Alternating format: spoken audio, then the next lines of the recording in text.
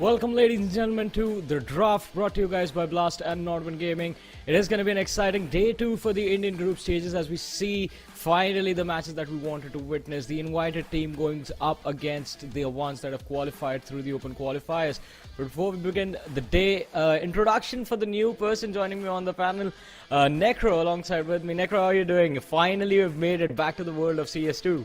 Yeah, I mean, it's been a while, I'm not gonna lie, and I'm super stoked to also cast this event as well. And you know how much of a big fan I am of this game in the first place. And yeah, I mean, I'm just really happy to be over here, especially casting beside you. It's of course a pleasure. Yeah, we have been waiting for this for a while. Finally, we have the opportunity to enjoy some Indian Counter-Strike in front of us, ladies and gentlemen, and it is going to be exciting. As we witnessed the start of things on day number 1, it was quite interesting, where we had True Rippers go up against Marcos Gaming, and heavy favorites in this tournament, True Rippers, to be honest. They did display that in action in game number 1, but then things took an interesting turn when we went to match number 2, which was Enigma versus God's Reign. Yeah, it was a 1-1 score too, and that's where God's Reign also gave quite a tough fight to Enigma Gaming. But then we saw Firedup versus Too Easy. That was a matchup which was quite an interesting calculation coming up, where Firedup just completely shut down the likes of Too Easy, which was of course a little bit of an astonishing effect for me, but still, hey, maybe Too Easy, they've got still a couple of more improvements to do. But speaking about today's schedule, even that's going to be really interesting. We're starting off with quite a fiery match. Exactly. I mean, it is going to be exciting to see what these two teams will bring to the table. But before that, I think we have to have a look at the leaderboard that is there in front of us after day number 1.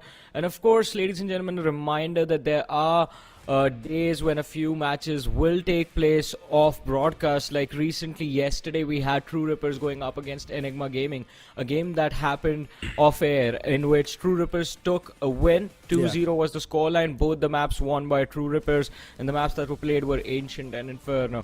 Even though Ancient is like it's played quite a lot in the Indian circuit, and we've noticed this in the teams from Pakistan as well. This is one map that all of the competitive teams love to play so much. Exactly. I mean, Ancient, I feel like it's a good mix of both. You can also play defense and passively quite nice, but if you do want to go aggressively as well, you've got a lot of angles to clear, but then once again, you've got the utilities as well to back yourself up, right? So Ancient is one of those maps that requires a lot of execution in the process, but if you're able to pull off that execution, there's a high chance you will be able to get the side in your hand as well. I'm talking about the terrorist side.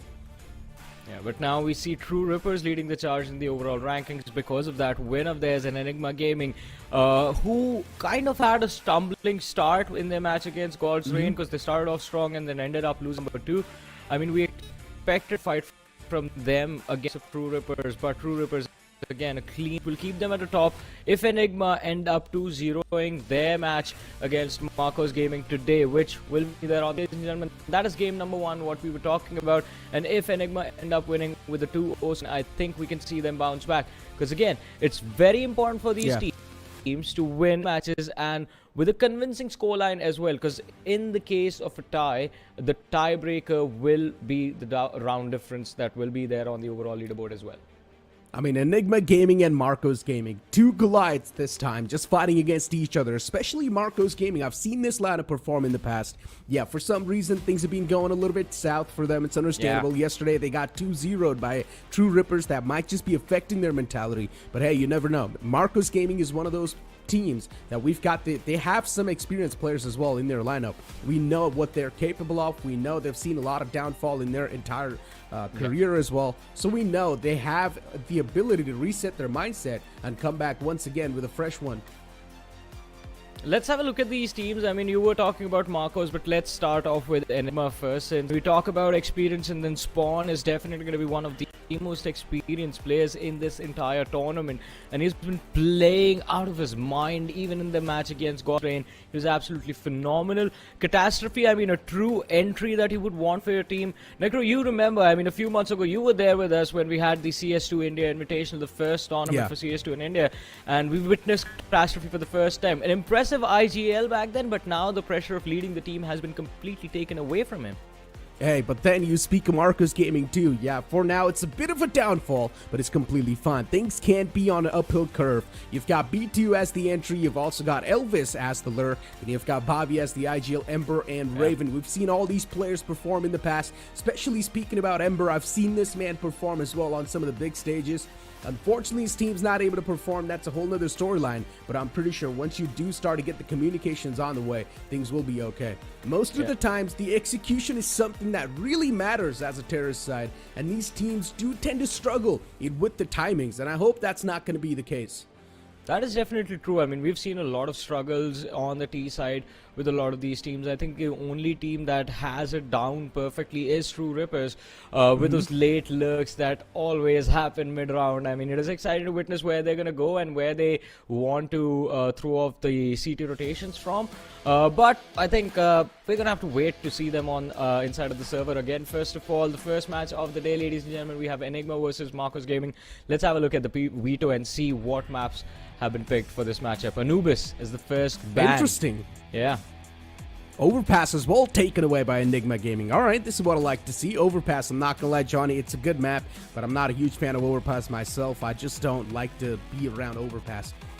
Though, I like Vertigo quite a lot, I'm not gonna lie. Vertigo is one of my favorite maps too, but unfortunately now that's been out of the way as well. I want to see what the picks are going to be like. Once again, Ancient, that's probably going to be there because it's one of the maps left over. Ancient and Mirage, both of them. The sequence mattered. Enigma going with Ancient this time, and Ancient is the map that Marcos Gaming definitely do not want to play, since it was a very, very one-sided scoreline the last time they faced True Rippers on this very same map.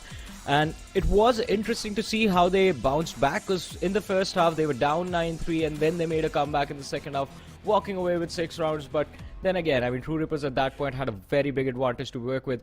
In terms of Enigma Gaming, I think a little bit more comfortable on this map. They also went up against True Rippers, since that is the common point we have for comparison for both these two teams.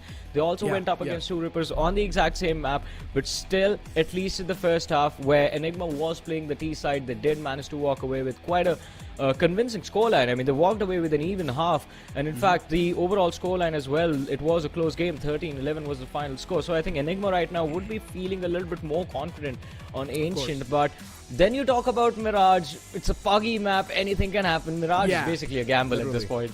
Now, I would just say Mirage is literally a classic map. Everyone's super comfortable. Even you and I will be really comfortable if you're facing someone on the map of Mirage. Let's be honest. So, Mirage is like the home ground for a lot of these teams. But once again, things do boil down to Ancient.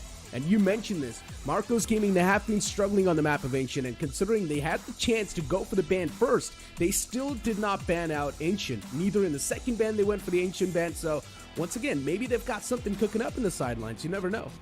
Maybe, or it might just be the fact, it might just be the mindset of, hey, we might be bad at this map, but they are worse. Oh, I mean, you never know. That might be the case as well. Or maybe it's a little bit of that male ego that's sort of hurting these players too. They're like, you know what? We've been taking down the map of Ancient. Now it's time to conquer the demons and slay the opponents on the same map and showcase the entire world what Marcos Gaming is capable of. And that's what I've been mentioning as well over and over again. We've seen these players perform in the past. We know how much experience they bring on the table as well. Ancient is a comparatively new map, but at this point it's been out for a really long time. So once again, everyone you can't say, especially if you're a professional player, you have to be really comfortable on this map as well. But in general, let's see how the adjustment's going to look like, because all the strategies, they're already out there. Teams know how Marcos Gaming's going to play. Teams know how Enigma Gaming's going to play. So once again, it's going to be easy read from both the sides, but it's all going to come down to those micro plays and those minute details. Exactly, it will be about all of those micro details, because I mean, as you mentioned, these teams, not just Ancient, but they play each other quite a lot in the Indian circuit, and I believe there are a lot of scrims happening as well, especially considering there are a lot of new tournaments that have already been announced for CS2 throughout the year. So all of these teams already have gotten down to work, and Ancient, as I mentioned, it is a map that is very prominent in the Indian Counter-Strike meta, so I believe it is being practiced a lot. So it will be about those details, and if we get down to business from the side of Marcos Gaming specifically, because if we talk about the matchup and without sugarcoating it, I mean, it is Enigma Gaming who will be the favorites in this matchup against Marcos Gaming. So Marcos Gaming from their side, what we've noticed in the last matchup was throughout the maps that they played, Ember and Revan very consistent with their performance. Bhavi also stepping up nicely. It is Elvis and R2B2 who the pressure will be on. If these two individuals step up, I think Enigma Gaming, they might have a much tougher fight today than they expected. Yeah. I mean, B2 sitting in the darkness, it just reminded me of Bane from The Dark Knight. And he's probably just saying that dialogue, you think darkness is your ally, but I was born in it. Let's see what B2 can pull off in the upcoming map of Ancient. I'm super excited for this map to begin, Johnny. What do you think? What the scoreline's going to look like? Oh, I want a tough match. I want a close game. So I wanted to go to that 13-11, just the way Enigma Gaming did against True Rippers yesterday. And if that happens, it is going to be exciting. But at least in the first half, one thing. Yesterday we were having the Pakistan group stages on broadcast.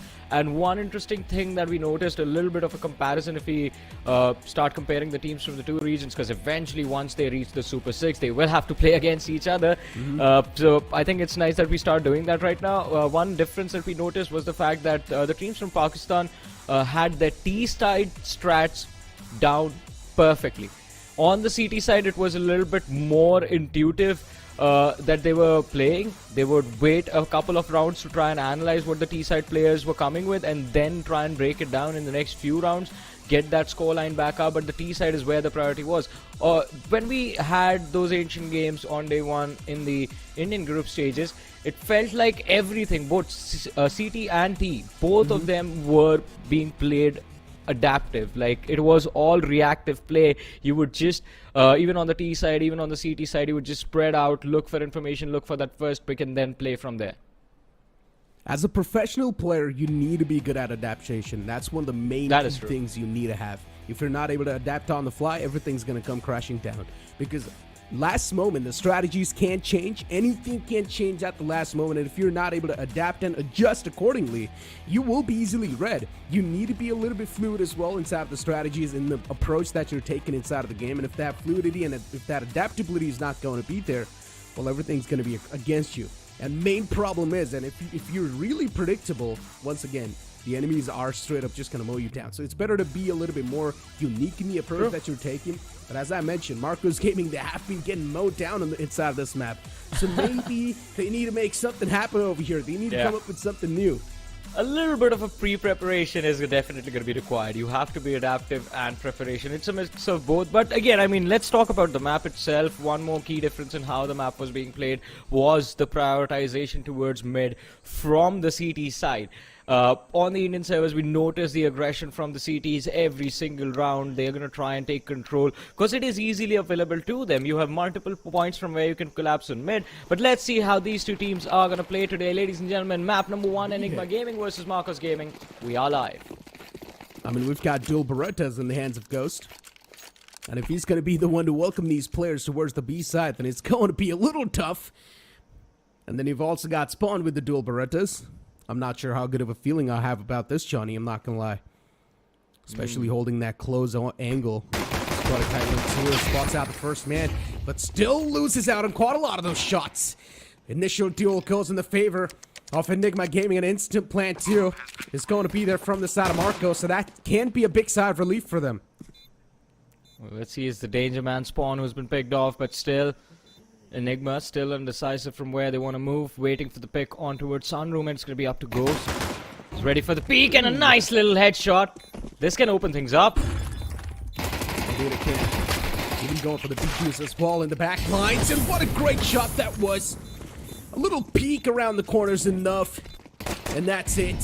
One more man to go in the name of Bobby, still in the back lines, just holding things together. The bomb's taken away as well. You do not have a lot of time. You just got to give up on the dreams now.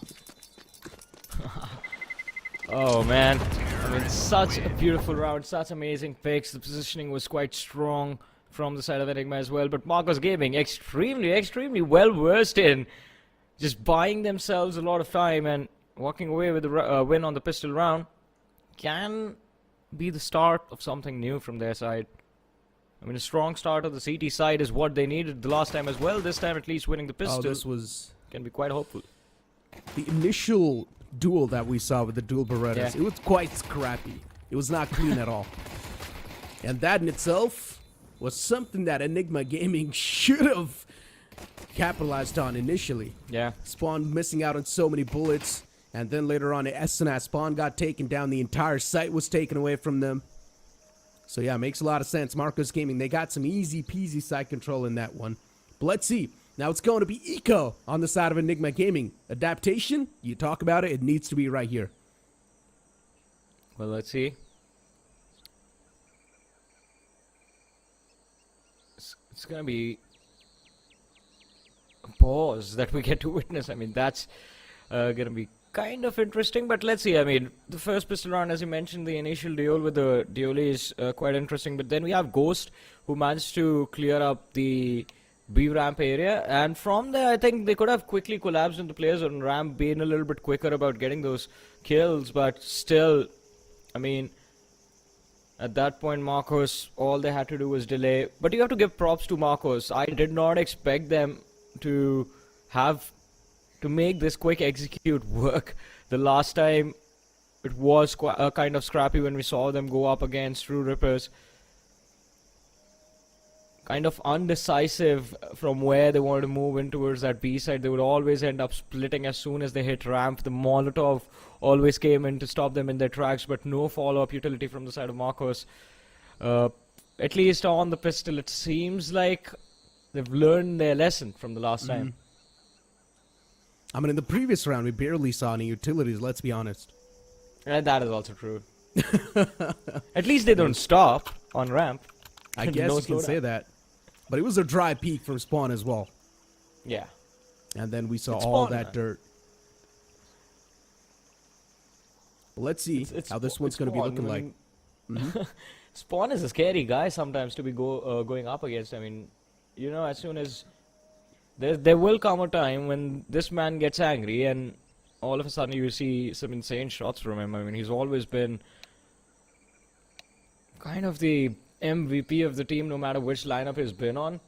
So I think he definitely will be the man to beat from the side of Enigma. But Catastrophe as well these days has been stepping up quite nicely. Benzene in the last match did a brilliant job keeping his team in check. Enigma, they look kind of scary, to be honest. Indeed they do.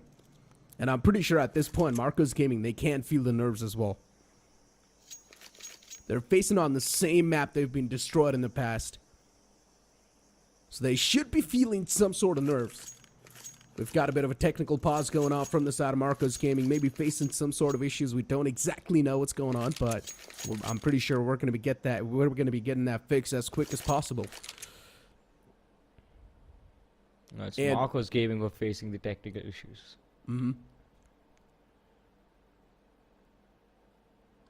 Well, I mean, at this point, alright. As we discussed, I mean, Enigma, they look like the favorites in this matchup. So, Necro, if you were on the side of Marcos, and you're the IGL, what's your call out to your team in this first half? Like, how do you take this first half? Oh, nothing. I would just be like, it's okay. It's just the pistol round we lost. That does not dictate anything. Let's just focus on the buy round. That's going to be there after this one. And inside of this round, just try to get as many picks as possible. So pretty much just play this eco round for picks. And Raven, already looking forward to go super aggressive. Paretas instantly shut down. Domes him down in that moment. And they should have the instant site control as well towards the B site. Enigma Gaming at this point, they will be pushed back a little bit. It was supposed to be an A stack, but unfortunately for Enigma, that trap did not work out. They moved in through B, through mid, and now they're going to collapse on that A site. And Enigma, they're not aware about this. Well, there's one man who's checking cave, but it's going to be enough. B2 is going to find CTs completely off guard in mid. Only good for one. Ember chimes in Oh for my the trade. God. He's going to be traded out. What are these shots? Hattie God turning into a god. But now he's all alone in a 1v3. They've lost out on 2 weapons already. And Hattie's got his hands on the AK, and he punishes Raven. At this point, he knows he does not even need to go for the C4, because he's got his hands on the big guns. Might as well just try to go for the save, and that's what Hattie's going to do. I like that decision. Enigma Gaming, Yeah. this is a successful eco round. Yeah, I mean, got 3 weapons off of the tees. Quite a nice conversion from Harry God, and definitely that debacle on mid was something Marcos Gaming did not expect. The read was nice, the play was commendable, but you had to convert from that, and B2 just whiffing those shots. Losing not 1 but 3 weapons. This can come back to bite them later on in the game.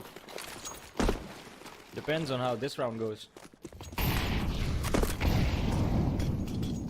It's all gonna boil down to this.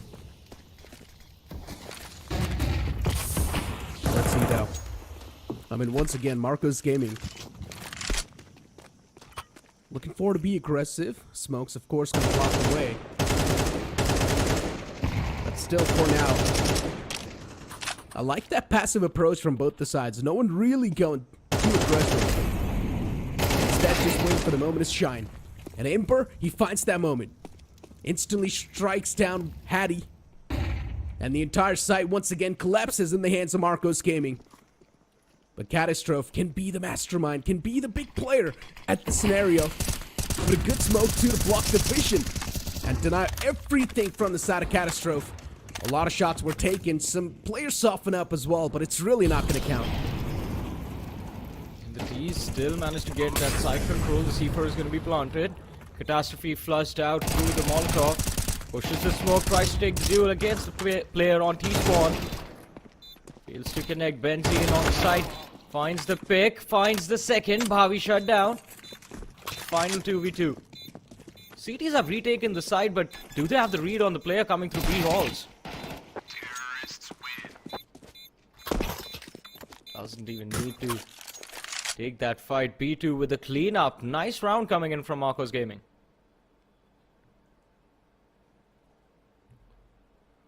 Marcos Gaming once again getting the buy round too. Nicely done. Johnny, I guess Marcos Gaming definitely did have something cooking up, huh? Yeah. Again, this is quite surprising, but I like this as well. I mean, you were speaking about adaptability, and I guess Marcos Gaming, they've done a great job doing the research on the opponents, knowing exactly what side to hit, what side not to hit. They're able to find those vulnerable spots.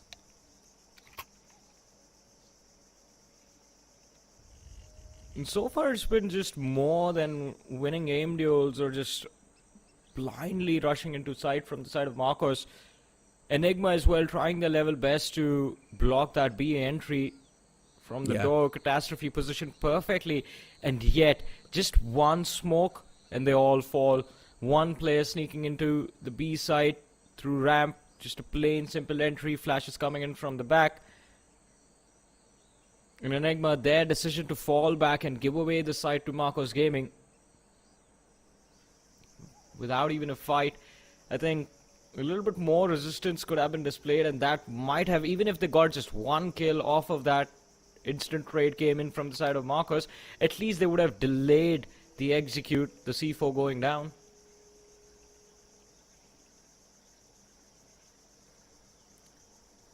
It's been more about the timings, Johnny. And I guess Marcos Gaming, they're able to get the timing right. They're able to catch these players in some good angles. They're finding those moments too. You saw Ember, he managed to squeeze himself so deep inside a B. The whole CT side just vanished. Wow. Now this is what you call facing a real technical issue. Yep. I mean, I guess all of them are in the boot camp. Yeah, all of them are together. Yeah, if something happens to one guy, it's going to happen to everyone. That's a real team right there, Necro. Yeah. You go out together. They took that a little bit too seriously, Johnny. Oh, man. And imagine if you're Marcos in this time, you have the momentum in your control in this game. What was supposed to be a tough match, you already have 3 rounds in the bag. And especially with how CS2, the FR13 that is there, every single round matters even more now. And a momentum like this being broken for the side of Marcos can definitely be brutal. They are the ones at this point who want this game to just go on.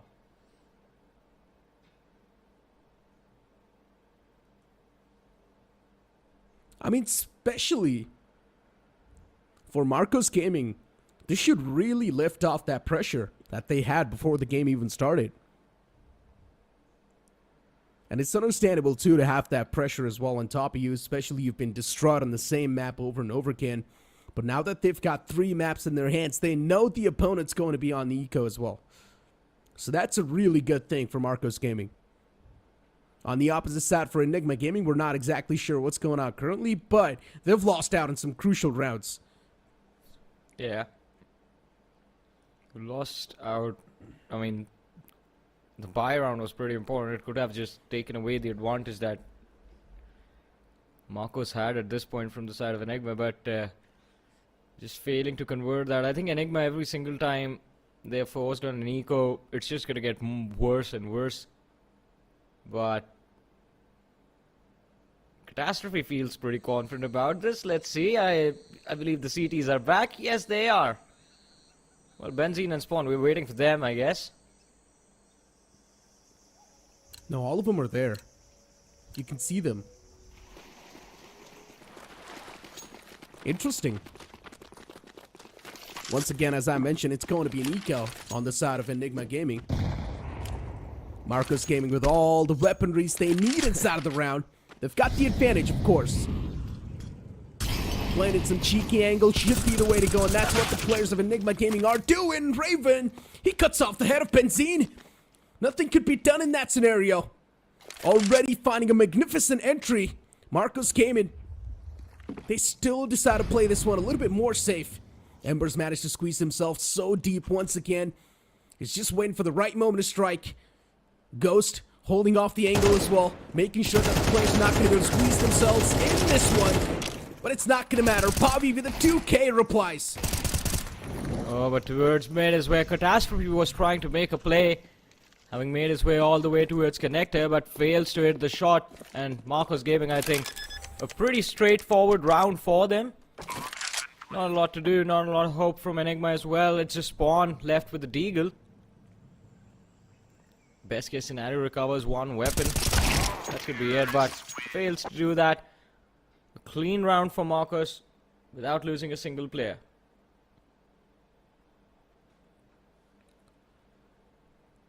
Marcos Gaming once again getting that round on the board. And now this has to be a desperation moment for the side of Enigma Gaming. They have to be desperate. They at least need one round on the board to sort of stop this momentum that Marcos Gaming has built inside of the game.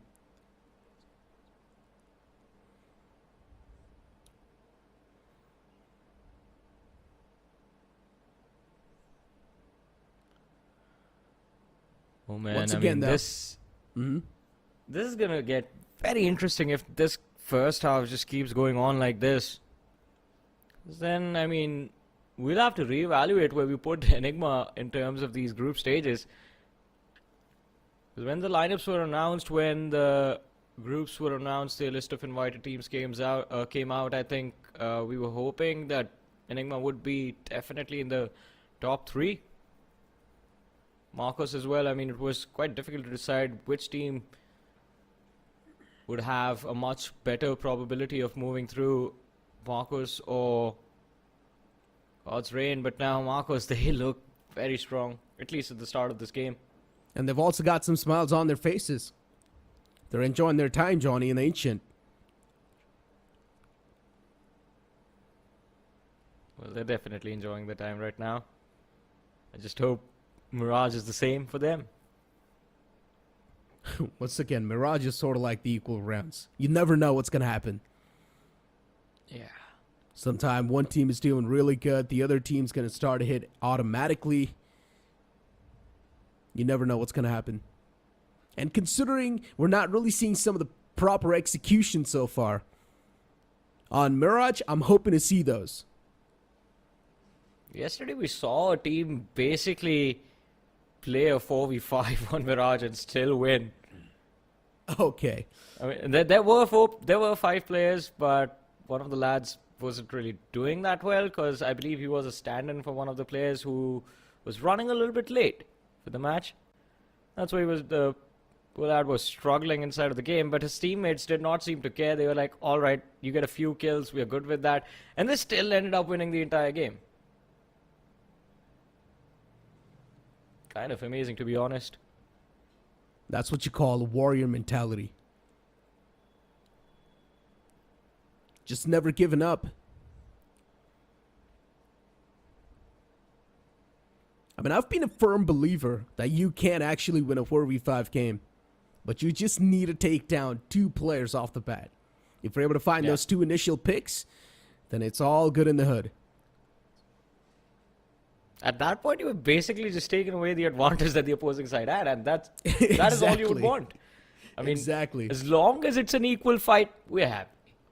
You just need to nullify that advantage. And to do so, you need to go for some dry peaks as well, because you've got no other option. Nah, man, that's just you. No, listen, I would go for some dry peaks. That's what I said, Necro. That's just you, man. You are way too confident inside of the game. I mean, let's be honest, so far we're seeing a lot of dry peaks from Marcos Gaming, but still Enigma Gaming isn't able to find the reply to that. Especially Benzine in the previous round. His head got cut off with a dry peak itself. Yeah, true. He tried his level best. I mean, he got 2 kills, I believe, on the B side, but I mean, there's only so much you can ask the man to do.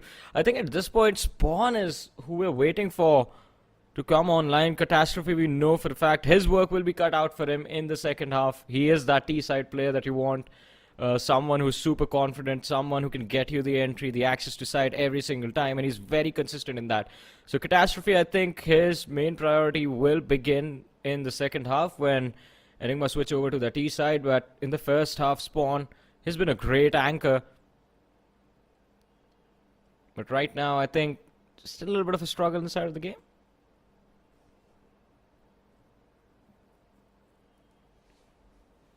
I mean, right now, I'm not exactly sure what type of struggles these guys are facing.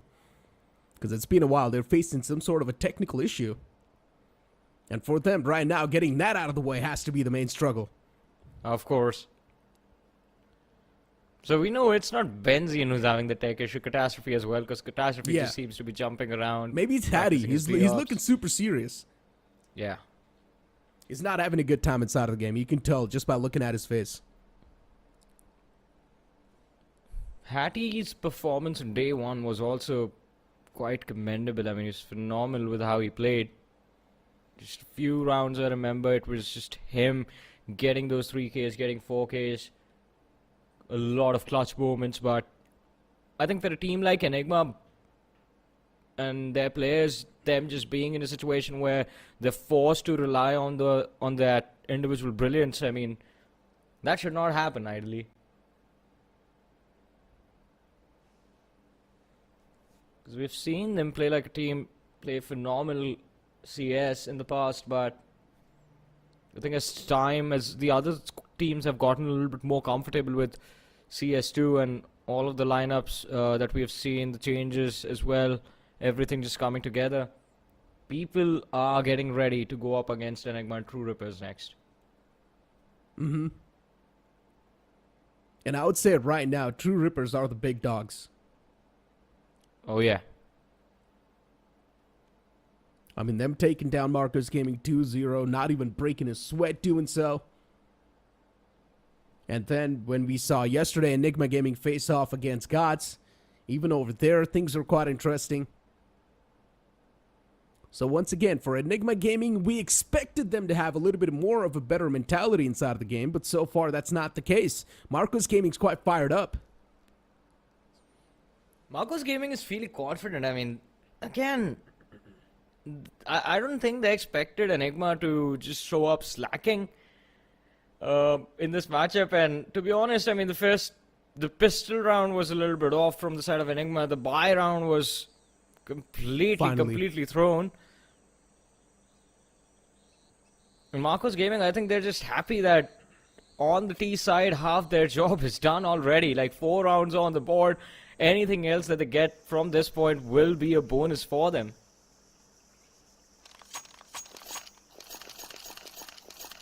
Here we go. Finally, I guess we've sorted out all the issues that Enigma Gaming was having. And now finally we're going to jump inside of the game. Ghost has pulled out the big guns. With an AWP in his hands. Let's see what he's going to be able to pull off this time. B-side's been the hot take so far for Marcos Gaming. So all this been B executes. The one round they tried to go A, they didn't even need to go all the way. I think they just pushed Donut, not towards Donut, they pushed the sniper's nest, made their way towards the CT spawn. And basically it was the players from Enigma who decided to counter push from Donut, and all of them just ended up getting more down towards mid. Ember getting a 3k that round. That was pretty much it. As far as the A executes go, every single round the C4 has been planted. It's been the B hit so far in the last 4 rounds that's been successful. But that's the problem for the side of Enigma to deal with as well. They can't just gamble everything away on this buy round, specifically where they have the op in hand as well. That it will for sure be B commit from the side of Marcos Gaming. I think a little bit more prioritization this time around mid, getting some early info would be beneficial, but let's see. Alright, 4 seconds on the clock. Finally the game commences again. Here we go. Ghost has got his hands on the AWP. He can be a big threat. But this time we see some mid pressure from the side of Enigma.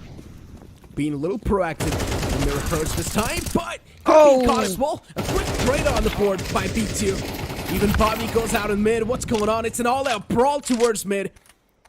And now the situation's taken down to a 2v3. Enigma Gaming in a mad disadvantage. The only thing that can be the good friend for Enigma is that AWP in the hands of Ghost. It needs to click in at the right time. Hattie's towards B.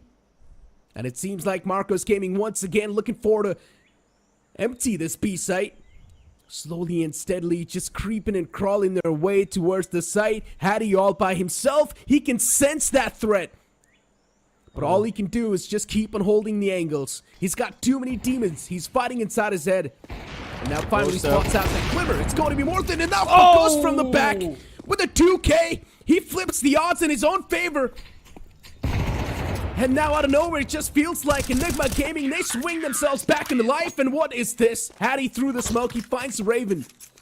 What a turnaround from Enigma, and especially that late lurk coming in from Ghost. Absolutely flawless. And as you mentioned, I mean, majority of the game is going to come down to timing. Well, his timing was just perfect this time around. Hattie being the major distraction on back of side was the one that the players from the side of Marcos Gaming were focused on, but it was the man lurking all the way from mid, walking up catwalk, entering sunroom, that ended up being a problem. And apart from that, the start of the round was quite chaotic, to be honest, from either sides. An all-out war, as you called it, in mid.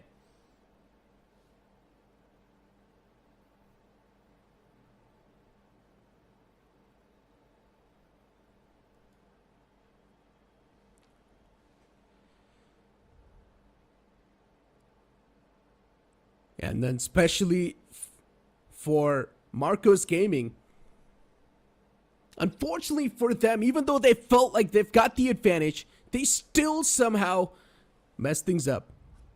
It's all about looking at the flank, and Ghost with a AWP, he managed to get a 2K. I'm not even exactly sure how he was able to get that deep. He pretty much ate him inside out. Yeah. I mean, the first shot was still fine. I mean, both the players were completely unaware of his position, but the second one was a nasty little flick. Perfect peek coming in from Ghost, and this is what Marcos Gaming need to be careful about. When you compare these two teams, 5v5, I think the matchup is still a little bit more even, but a lot more individual firepower on the side of Enigma. Extremely talented players, been in the circuit for a long time, all of them.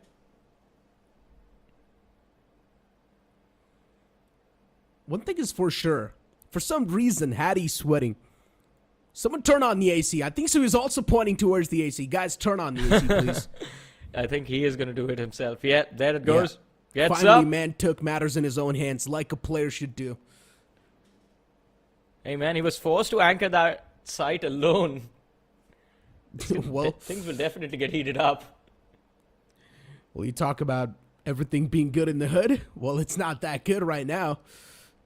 And I guess that's the main technical issue, Johnny, they're facing. It's all about the AC.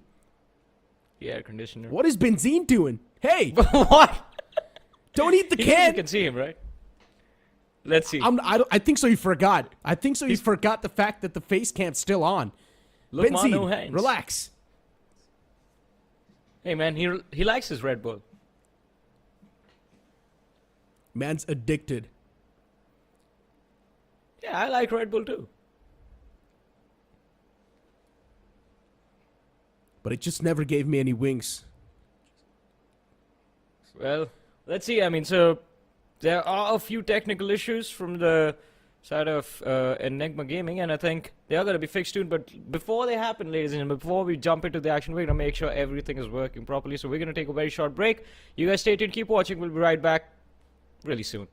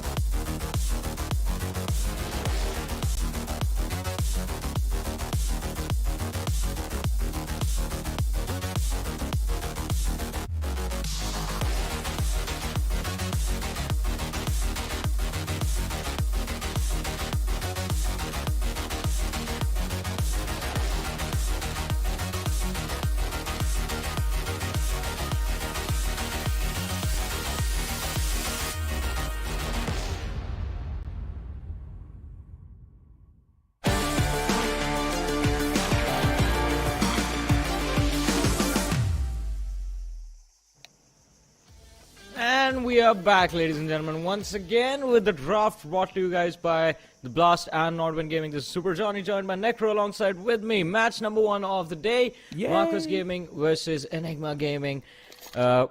We were almost, well, 1/3 of the way through map 1 when we had a little bit of a technical timeout, but now everything's been fixed and we jump right back into the action. Necro, are you ready? Absolutely I am. What do you think? I mean, look at these players.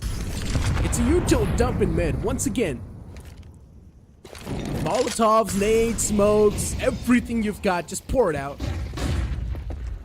And then flashes to top it off, even better. It's like seasoning on top of the pasta. Before now, you've got Benzine finding a kill through the smoke.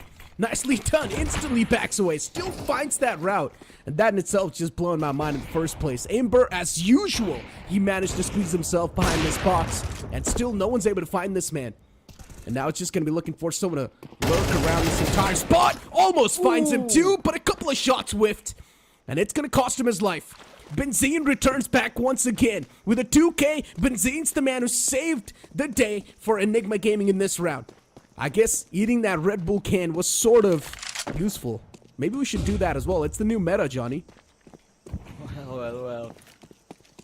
It's been working out for them so far, but Benzine has been so lucky so many times this round. First the play made on B ramp, and now this. Let's see.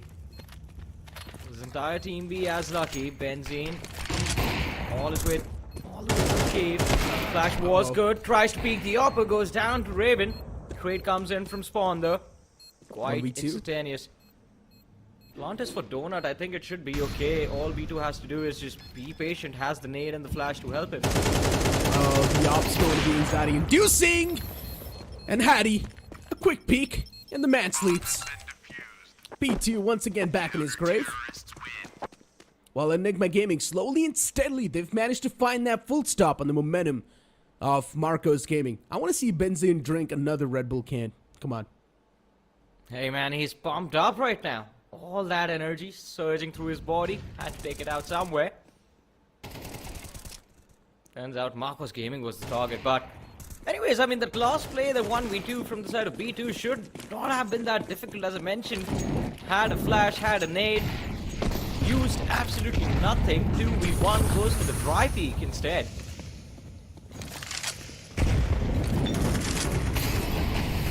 Once again, a fiery start of this round. As one of the men almost got burnt over. And look at spawn. That little pixel. And yeah, bye-bye. Raven once again taken down. I just feel really bad for Raven, John. He's been the most unlucky man in the game so far. He's not able to get his hands on anything. He's managed to get 4 kills, but is always the man who gets taken down in some of the most unfortunate circumstances. And now we've got Hattie all by himself. He still managed to return back with a 2K. And still goes for a couple of spams, but it's not going to matter. B2 and Ghost, they return back. Enigma Gaming, another round on the board. What a bait over there from Hattie. And Benzine, in fact. I think the sound of the reload might have just given a false sense of safety to that T-side player. He tried to go for the peak. And then instantly, as soon as he saw Hattie, he saw Benzine behind him. And Benzine was prepared to cover his teammate over there. Good comeback from Enigma. Initiated at least so far in the game. And this round should not be too difficult considering Marcos Gaming. All they have to work with are going to be Tech 9s. Enigma Gaming, they've managed to make sure that they're going to keep the economy of Marcos Gaming humble. Every single player's back on Tech 9, Johnny. A little bit of run and gun. I would like to see that. I mean, normally when you have Tech 9s on an entire T-side squad, you don't see them stop. Yeah, just keep on pressing that W, baby. Yeah.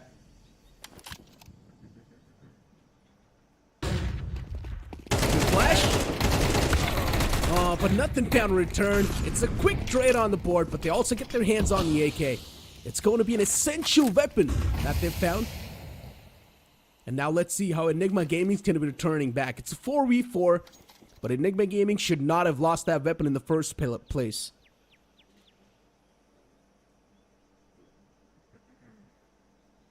Spawn. Important pick for him. He has his teammate alongside with him. Can't really afford to give even one kill for free. Both of them trying to move in. One of them, in fact, both get caught off guard. What a play from Revan. Tech9 2K on that B side, and it gets them the side control as well. Ghost, look at him. They ignore the threat from mid. He had the right Oh my idea, God, no. but Elvis comes to life. Oh no, it was Hattie who got his own teammate. My goodness, blunders from Enigma. No. Okay. Things could have been much more cleaner. Only if that man would have hit all his shots with the Tech9. I guess a little bit of panic set in at the last moment. But hey, as long as they get the round, I guess that's all that matters, right, Johnny? And they have gotten the round. And that too, it was an eco. So hey, I would say it's like an icing on top of the cake. Good conversion from Marcos Gaming, though. I really didn't think they were they would even be able to make it to site, let alone win the round. I mean, the way it started, Catastrophe finding that one kill on that B entry.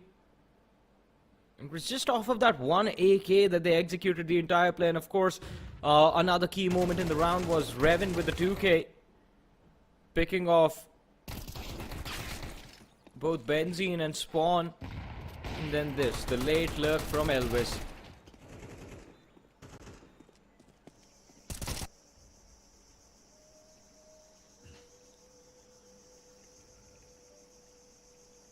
Another timeout. Oh, this time it's Marcos Gaming though. And thank God it's a tactical timeout. Oh yes. Because who wants to see a tech timeout at this point?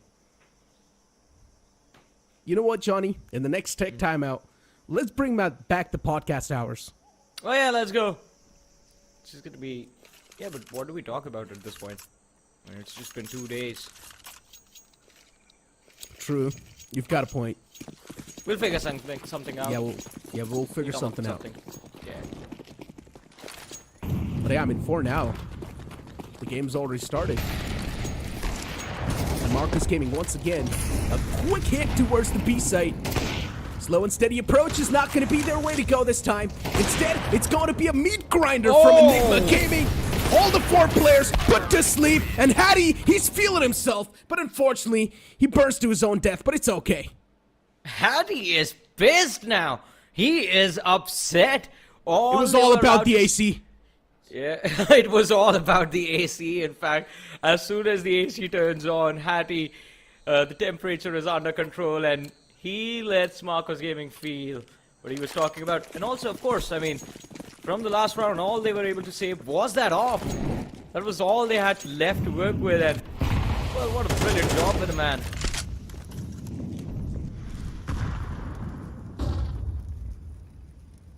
And once again, keep this thing in mind. Look at the guns. You've got 3 Tech9s and 2 AKs. Everything's gonna be gambled on those 2 AKs, but if Ghost is able to find picks like that, then it's really gonna make sure that the players of Marcos Gaming, they're not gonna get anything done on the map. 1 AK's dropped for now. It can't be recovered, but a second dry peek from Ember once again makes the same mistake, and he will need to pay the price for that. Already, Marcos Gaming's economy is in big shambles. And I guess if the same things keep on going on again and again, it's going to be even worse. 1 more man to go. For how long he's going to be able to pull off anything. Raven's got no HP, and that's it. Marcos Gaming once again put down in their own place. Oh man, Enigma, what a brilliant job bringing this game back. Started off with a 4-0 deficit, and now the scoreline all tied up. 5-5 to both these teams, but Marcos Gaming, look at that. Even after the fact that they were able to have a strong start, weren't really able to keep up the momentum. Economy again shattered in shambles. It's gonna be a tough ask for Marcos to win 2 eco rounds back to back.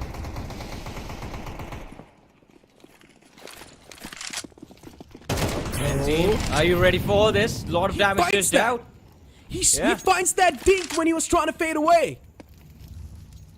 Okay, I just feel really bad for Ember. Look at Bhavi. Yeah, well, I mean, it's an absolute mowdown. You cannot step inside of the site. Once again, the meat grinder activates. And Enigma Gaming. I mean, for them, it's... Oh, wow. Raven. Something was written on the wall, which our eyes cannot see. Well, last round of the first half. Another timeout incoming, Johnny. Be ready for the podcast hours. Oh, man. Yeah, let's go, though. I mean, it's okay. This time it is one of the players from the side of Marcus Gaming, I guess. And we believe they should be back soon, hopefully. Anyways, I mean, this is turning out to be a very interesting game, Necro. I mean, we were expecting... I was expecting this sort of, but wasn't really expecting how it all came to start. It all came to begin. I mean, Enigma, very, very slow start into this match, but Marcos Gaming, I think in the second half, they will have to bring this game back, especially considering they are going to be on that CT side. As we mentioned, last round of the first half, so guess what? Double up from Enigma. The man's still not back, though. He's gonna be back. Someone bring him back. A 4v5 once again. What do you think, Johnny? I'm down for that. We did see a 4v5 yesterday. Yeah, well, once again, make the history repeat itself. Yes. But this time, by And the they hands made of it someone work. else. I mean, the best part is they made it work. Somehow. I mean, hey, so far we're seeing a lot of those dry peaks, especially against the op as well. Hattie's literally getting those kills feed to him. I like when Ember was peeking the sunroom ghost, his crosshair placement was there. He was hard scoped into the corner, but Ember just crouched peeked straight in the center. Exactly. And that too, his head was right in the crosshair. Yeah. Came to say hello. It was like, hey, you already got one. You might as well take me down. There's too much pressure with this AK on me. If I'm not able to do anything, my team's gonna probably curse me, I guess. So you might as well just take me down once again. But, jokes apart, the last man's back. So it's W's in the chat. And Ember and Elvis are not having a good day. Look at that. Just one kill so far. Elvis 9 deaths. Ember with 3. But honestly, Ember's been playing a big role in the execution so far. I mean, there haven't really been the proper executions, but in general, Ember's been playing a big role when it comes to those side executions, squeezing himself in inside of the site as quick as possible, gaining that information as well, and conveying that info to the teammates. As I mentioned, finding the time has been the key essence for Marcos Gaming, and they're able to find that just because of Ember. Yeah. But again, I mean, why dry peek an Opper? That's gonna be a question that I'm like, yeah, I mean, Well, Johnny, that sometimes did not make sense. Yeah. So it's all about the ego. Necro, that's your answer for everything, man. Well, I mean, that's the only thing you can think of. Because I would do the same thing as well, let's be honest. I would think that I can probably one-tap that guy by peeking him out. And that's the same thing that has to be running through Ember's head. I mean, hey, at least you gotta make it work once then. Well, I mean, he's only got one chance so far. Yeah. So let's see. Maybe in the upcoming rounds he can. I want to see one more mid-dump. Everyone just running out in mid. Just W-keying. Buy some I think that might P90s, happen. even better. I actually think that might happen this round, considering, I mean, there was that one play that Marcos Gaming haven't fully executed yet. It's just been the B-side hits that held them out at the start of the game. Then they started to choke them. And just mid-commitments, I think 2 rounds when Enigma was on eco. So maybe this time, when I push towards Dona to split execute from mid to B, take control of CT spawn. Oh. Well, Wait, yeah, what? definitely you need to take control of CT spawn with that.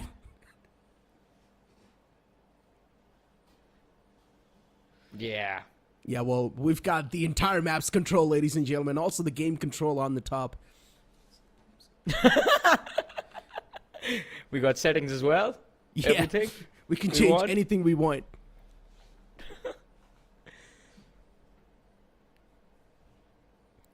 The players are still in the server. Is it just us?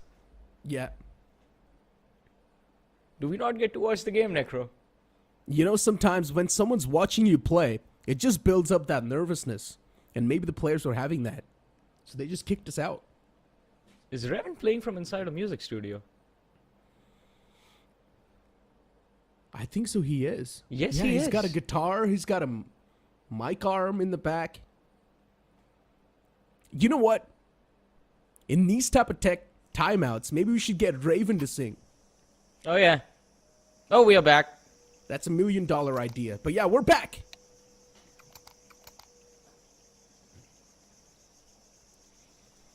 Now just the last round of the first half. After that, I mean, let's see.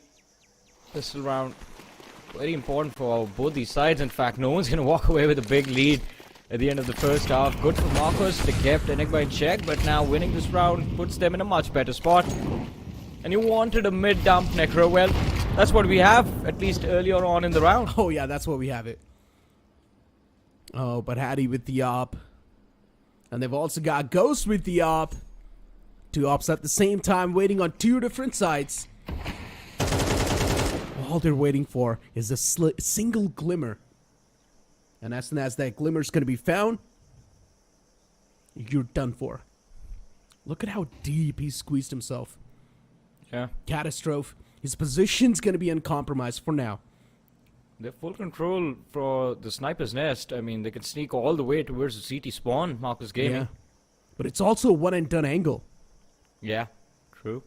So if Catastrophe's not able to mow down the players in the front, and if he's only able to get one, getting the second one's going to be even more difficult. But I guess one man's just going to straight up walk in his crosshairs. He finds that, but he still decides to stay in that same angle.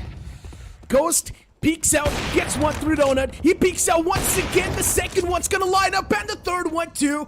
Ghost, for him, it's just a spree, and he's just waiting to collect all those kills.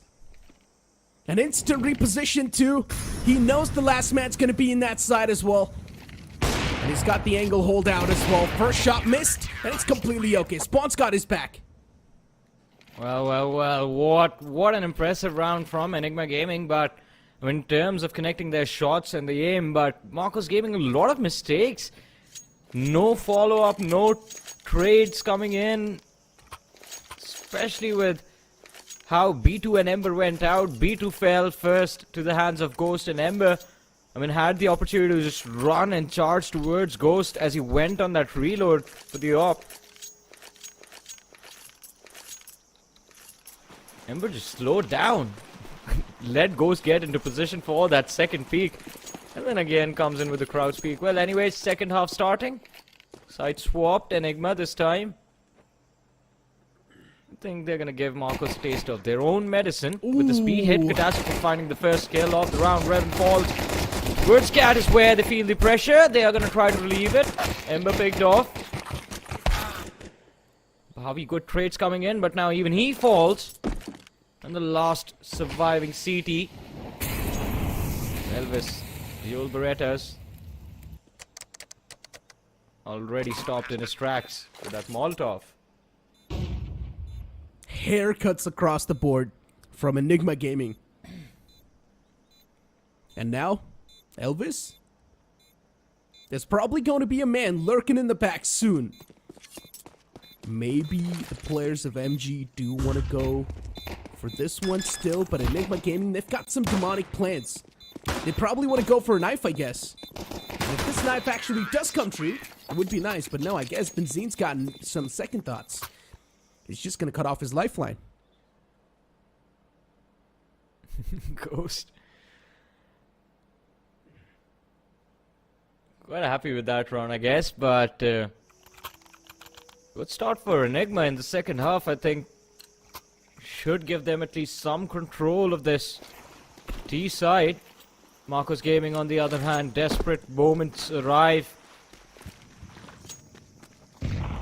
They are trying to force this. SMGs, one scout. Feels like too much of a risk, to be honest. Indeed does. Exploring an unknown territory is always gonna come with risk. And Hattie right now is the one leading the charge. But luckily enough for them, the opponents do not really have the economy to stop them. And even though it's just an eco round for the side of Marcos Gaming, you can still see how Enigma Gaming is playing. It's like a systematic dismantling. That's what I can see in front of me.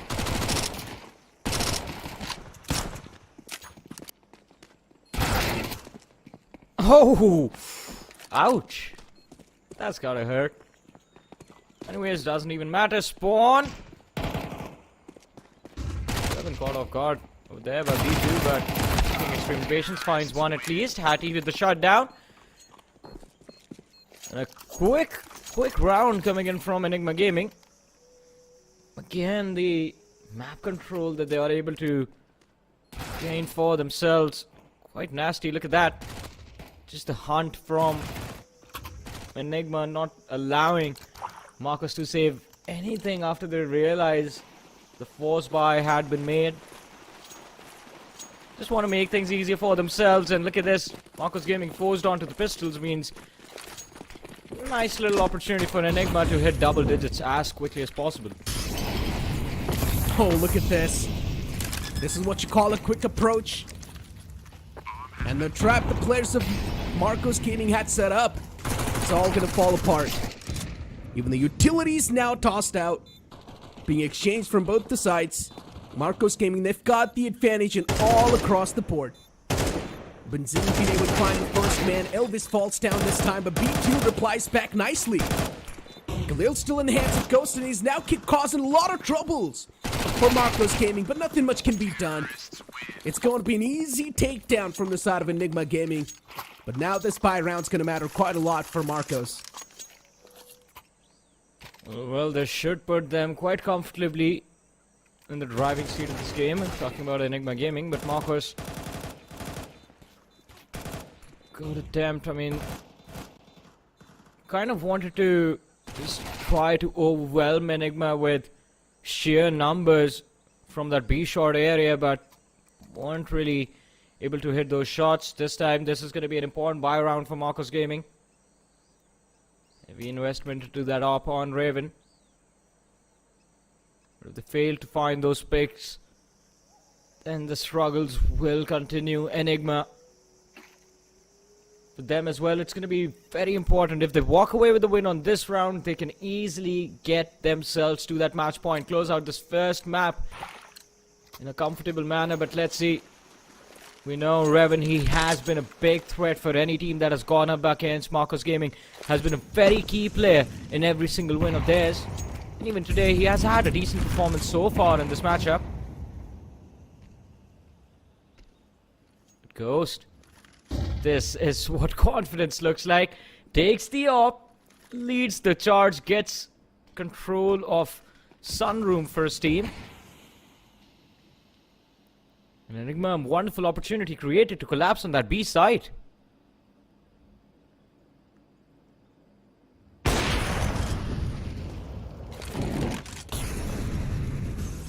Ghost. I mean, especially considering when we know Enigma Gaming, they sort of do have the momentum inside this entire match. Still, somehow, Marcos Gaming, hold on. They can't put things back in their court. Two players on the side. It's a 2v3. And Benzine, he replies back once again. This op's going to be nasty, but no, instead he's going to be Raven to reply back. Benzine now looking forward to squeeze himself deep in the back. He finds one. Elvis falls down. But Raven still, he's got some second thoughts. He doesn't exactly know where Benzine's going to be peeking out from. It's all going to come down to this timing. Raven, he can sense the peak coming through soon. But it's all the play of patience and time. Ooh. What was that? I mean, the amount of patience displayed by Benzine, just held on to his spot. Both the players just trying to bait the other person. Step in front. Raven, valiant effort, trying to go for that peak, but Benzene has been in a brilliant form in this entire game from the start till now, and even then, I'm surprised he had the flash, and again, a flash and a nade to work with. Could have set himself up quite nicely for that duel. It went for raw aim battle this time. Marcos in a massive full effort. Just the pistols, one AK has been recovered, one SMG, but still the trades, well, it looked like they were working out in the favor of Enigma Gaming, but no, Marcos Gaming have brought themselves back in. 3v1, just Ghost remaining with that op. Everyone just got picked off in mid. And Ghost? I mean, he's managed to squeeze himself quite deep. B-sides in his hands. And he's also got the C4 in the back. Oh, this approach is going to be filled with a lot of risk. Molotov out, going for the plant as well. Soon enough, he's going to hear the footsteps approach him. Still slow and steady approach. He finds one, but that's all he's going to get. But I think the play like that does deserve an NT from all of his teammates. Especially, I mean, kind of a chaotic round. Everyone just charging up mid. The players from Marcos pushing Donut. The T's pushing Cat and Connector. Just completely back and forth. I think it was B2 and Bhavi from mid who were able to find those initial frags for their team. And Ember, of course, picking up that AK, finding the instantaneous trade. Bhavi, the flank from Connector, quite important.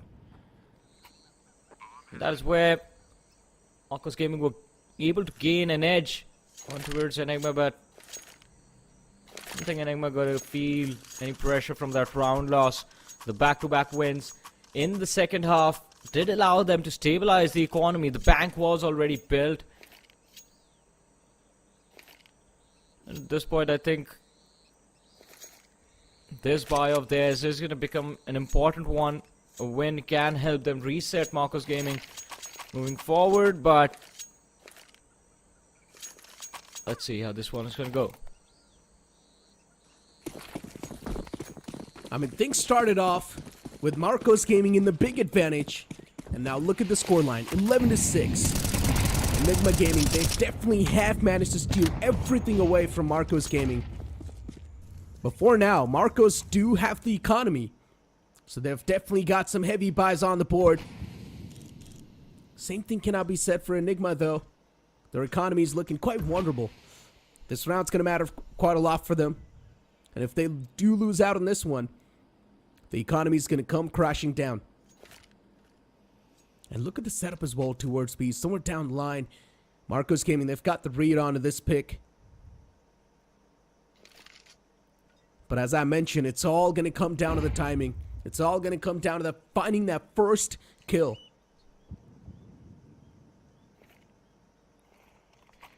And as you mentioned, I mean, Marcos Gaming, the read is actually pretty good.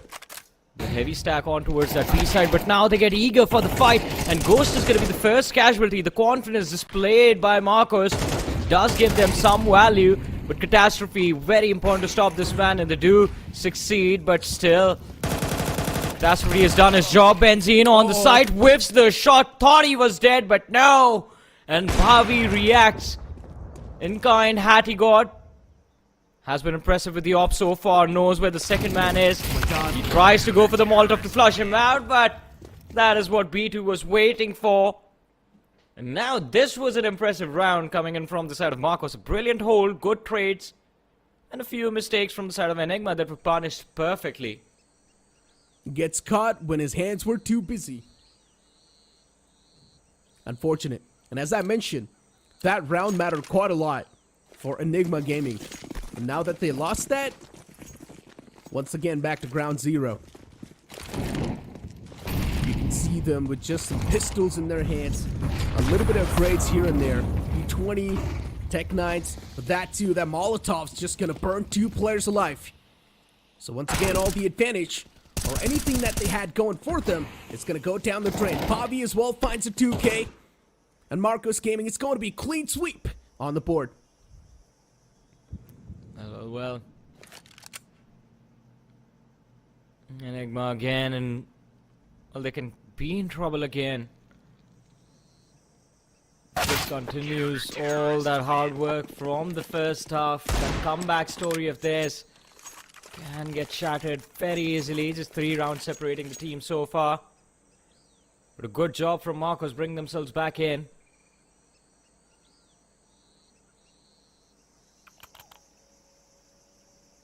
I think that this time, as soon as Ember finally starts to step up,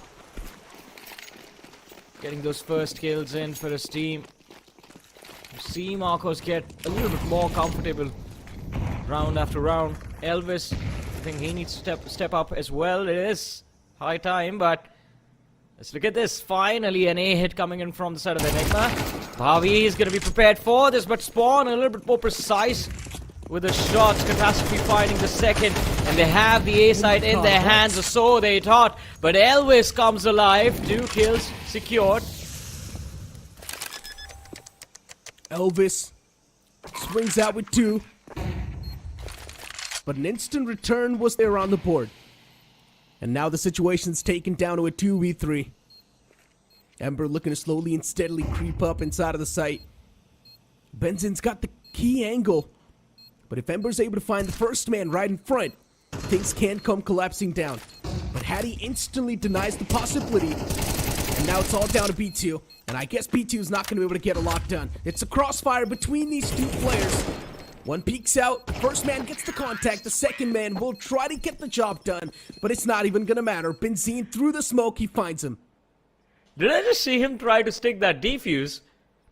Yes, you did. That was a ballsy play, man. That is that is commendable from B2. Just sticks there, knows there's a crossfire set up for him specifically, takes a few shots to his back as well, and still doesn't give up. I mean, luckily for the side of Enigma, they did end up spraying down that entire smoke and did find that kill, but oh, I thought he had it. Did he have a kit, Necro? He did.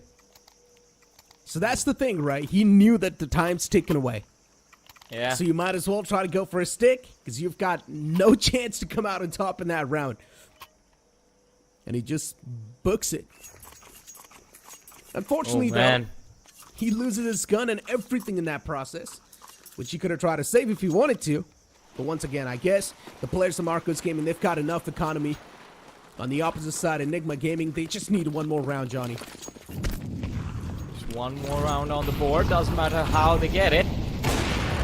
And this time they just run it towards the B side, where Revan is going to be the first man waiting for them. Ember with the flank has complete control of B door. The push on the smoke is going to be extremely important how he makes it happen. He has the perfect position and off angle in play, but Benzine repositions, tries to find the pig, but is going to be shut down by Ember. And Marcos Gaming, they have the numbers advantage, and the C4 yet to be planted. Finally, Ghost has the bomb down on that B side, and Spawn with the backside control. Ooh, Revan still alive, still a big threat. Oh, look at this. Both the players from Enigma Gaming, they're quite softened up. And they still need to hold off this site. What a quick shot that was. Nice flick on the head, and still these 2 players are doing a phenomenal job in holding this retake. But not for long, they cannot sustain it. Marcos Gaming, they still break free, and they get the defuse. Well, it was an important one as well. And I think huge props to Revan and Ember. I mean, the play that was made just between the 2 of them. In fact, the Opper holding the B slope, the information relayed perfectly, and the timing on Ember's push towards that B door, very impressive. Of course, did have a little bit of luck involved as well. Benzine, those shots whiffed are definitely going to come back to haunt him. If from here this game gets taken into overtime, but as we said, Enigma, all they need is 1. Doesn't matter how they get this round.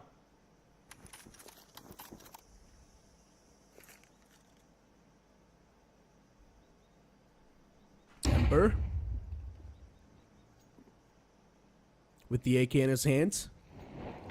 He's got a Storm approaching him. But luckily for him, it's only Tech 9s and a Deagle on the board.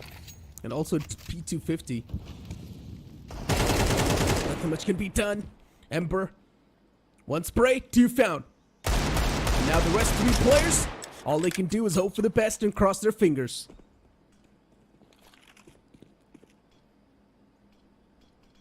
They've got some smokes and a flash. They can make something happen here, Johnny. Maybe not. I mean, I've stopped questioning what utility these lads have and what they don't. There have been multiple moments where they have had a lot of flashes, a lot of my smokes, God, a lot of hold on. plays to clear out position, but Oh! Ooh! 3K secured and finds the op. Oh, How? this is a big stinger. A big stinger for Enigma Gaming. And now let's see if they're going to be able to sting their opponents or not. He's got the AWP in his hands. 2 more players to go. It's the big green cannon. Ghost can definitely make it happen. He's also supposed to be the opper for the team, so he's got that suitable weaponry, but unfortunately, he gets caught with his hands busy. Almost brought it back over there. Oh, that was scary. If you were one of the players from the side of Marcos Gaming, that definitely would have been scary for them, but still. Let's see, Enigma Gaming, an important timeout from their side. And as I was mentioning, I mean, a lot of the times they just hold on to their utility and just ends up being unused. I mean, all the util dump we see is in that early round. Very seldom mid rounds, post plants. I don't think I've seen a lot of utility being used for the retakes as well. It's always just been dry peaks after dry peaks. It has me worried sometimes, but I mean, it's also why the game turns out to be so exciting, because you never know who's going to end up peeking in op.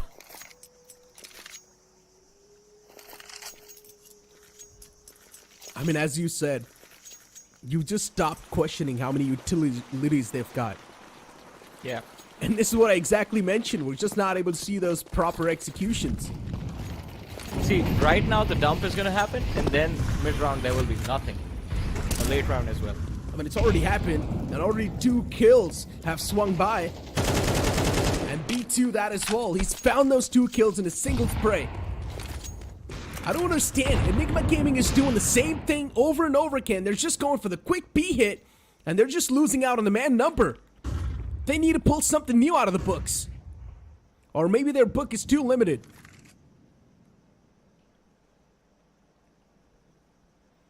But Benzine, he can definitely have that timing against one of these players. Let's see though. Finally pulls out a smoke. I like to see it. And what? It was run and gun. Smoke turned out to be a bait. He wanted the other lad to think it was going to be a flash. And then instantly goes to the peaks, finds the pick. Numbers equalized. 3v3 set up for Enigma Gaming. And look at that. Look at Catastrophe. He's all the way in CT spawn. If he gets this flank, there's no way Marcos Gaming will be able to bring themselves back. And Hattie and Benzine, all they have to do is be a distraction. Set Catastrophe up, but they fail. And Ember, along with his teammate, they go and check the B backside. They go and check alley. Find Catastrophe in there. 2v3 Enigma with a massive disadvantage. Smoke finally set up to cover back alley, and Benzine being a little aggressive is going to find one. Brings it down to a 2v2. If he gets the second, this could be the end. And yes, it is. Bhavi, a lot of pressure on the IGL himself. Can he bring it back? Can he keep the hopes and dreams of Marcos Gaming alive? 1v2. C4's down. Benzine and Hattie in the advantage. All they need to do is play together. And Bobby with the approach. Well, not anymore. Well, he tried, but I mean, was Enigma just toying with them up until that last moment. I thought they'd lost it all. Oh my god, Ghost. Everyone's just they want to say something to him, and I wonder if it's a friendly exchange of word, or did Ghost mess up in this game? I don't think Well, he I did. mean- I think he played pretty well. Yeah, I think so too. Maybe they're asking him to chew another Red Bull can. It can't be a lucky, maybe like a tradition they've got going on inside of the boot camp. I'm not exactly sure what's that, but hey, it actually worked out. As soon as we saw that webcam feed, right after that, we saw Enigma Gaming just starting to dominate. True. Eats metal, shoots bullets. Exactly. The simple conversion of shoots lead, yeah. Yeah. But anyways, I mean, from the side of Enigma, I think one thing that that might be the point of discussion between the players from Enigma Gaming and Ghost specifically is, brother, you got to stop pushing with that op. I mean, I understand in this game you were able to get a lot of frags because of those aggressive plays, but it might not work every single time, especially on the upcoming map. I mean, Ghost is one of those aggressive oppers. We saw him as well, even on the defensive side. He was just holding some of the aggressive corners, which was also paying off quite in a good way because the players from Marco's Gaming, they were giving him some dry peaks. And as long as that's happening on the board, you do not even need to think that much with your brain. Just go and hold the angle and play complete game on your mechanics. And that's what Ghost was doing. For him, he was just getting those free kills spit up to him. That is true. And of course, I mean, Marco's giving props to them. The strong start that they had in this game, I mean, to be honest, was a little bit of a surprise because Enigma Gaming, I mean, a little too strong on Ancient for a lot of these teams to deal with. And this matchup, again, just showcasing how much they have practiced. Scoreline, I believe, from the last time Ancient was played, True Rippers versus Enigma. Yeah, this is a score from the previous map. And yes, Enigma did take a loss in that game against True Rippers. But today, I think, you know how the saying goes, you either win or you learn. You don't actually lose a game. And that match against True Rippers was a learning experience for Enigma Gaming. They went back to the drawing board, fixed their mistakes, and specifically Ghost, who was underperforming a little bit in that particular matchup, showed up extremely strong today. I mean, makes sense too, right? It's all about the learning curve, as we mentioned too. You don't lose, you learn. And I guess somewhere down the line, Enigma Gaming, they sort of learned as well. And for Marco's Gaming, once again, maybe it's time to ban Ancient now, guys. You guys have been banning Anubis off the bat. Maybe now it's time to ban Ancient and just get that bad luck out of the way and maybe try and face your opponents on some new grounds because you guys have played the same map in the past. You guys are getting demolished. The same thing happened right now as well. Not exactly demolished, but still, you guys lost. You guys were in the lead at the start, and then later on, the lead just started to fade away, so you might as well just give up on this map because nothing's really working out for you. Yeah, but I mean, I would say ignore the new grounds, as you said. I mean, I would say ignore the new grounds, ignore maps like Ancient or Anubis where things can get extremely complicated. Go back to where you know, even if one player starts playing well, you can turn everything around. Go back to maps like Mirage or Inferno. I think it would be much easier over there. Yeah, but then once again, you need to sit down and wonder why. This shouldn't be the case in the first place because you're a professional team. You should be comfortable on no matter what map you're playing. But still, for some reason, these guys are getting absolutely demolished on the map of Ancient. And they haven't even banned that. That's the main problem, in my opinion. Because, of course, they were playing quite better. Don't get me wrong. They were playing better comparatively what happened yesterday. But still, they lost. I mean, see, with how the format has been decided, I mean, in normal tournaments, it is going to be a BO3 series that you go up in. And in that sort of a situation, you know for a fact one of you is going to get one map's priority, right? You get one map. If the other team takes it out and veto, of course, teams are going to practice 2 or 3 maps at a time, make sure they have a good map pool going. But for teams that are just forming and are quite new to the scene, a team like Enigma Gaming, of course, that has a mix of those new players, it has a mix of 1 or 2 veterans into that scene, are going to have a much easier time. But then for Marco's Gaming, I mean, it's just Ember, who's been in the scene for years and years. Everyone else is comparatively fresh, and they are still trying to understand how the entire circuit is going to function against them, how their maps are going to be targeted, and they're going to be put in the ditch in the veto itself. So as long as that map pool doesn't grow, I think they are going to face a lot of these troubles. But then again, I mean, as you said, I mean, everything needs to be practiced. You in a BO2 format, as I was talking about it, you at least get that decider pick. And I think Mirage is definitely a perfect map to make a comeback, and maybe we see Marco's Gaming step back in. Exactly, ladies and gentlemen, for now it's time for us to push to a short break. Don't go anywhere, we'll be right back.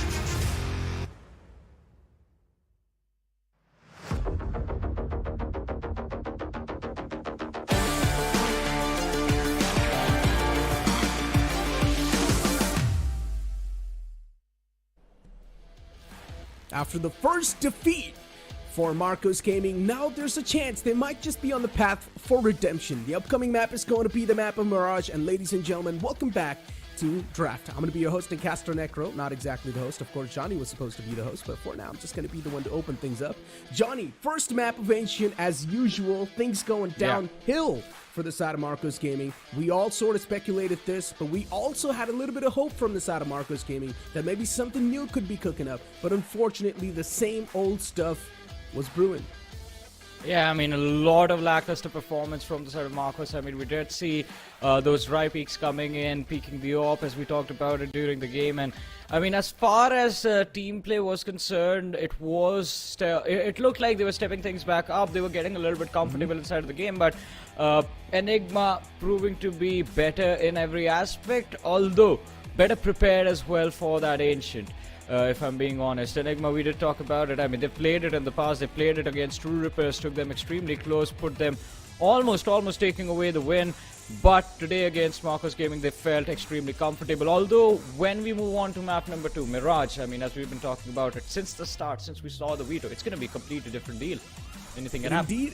It indeed is supposed to be the completely different deal. Now, especially we mentioned this as well, Mirage is sort of like the classic grounds for every single team. So maybe Marcos Gaming is going to feel a little bit more comfortable on the map of Mirage, and we might just see the utilities being utilized a bit more. But what do you think?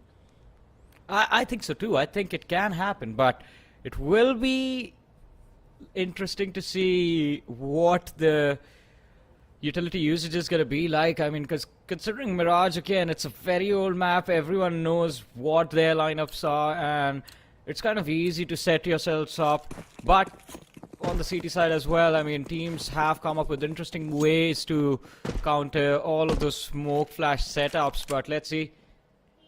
Are we going to see some basics again? I mean, defaults work on Mirage quite nicely, so why complicate things when there's no need? Spawn though. Look at him.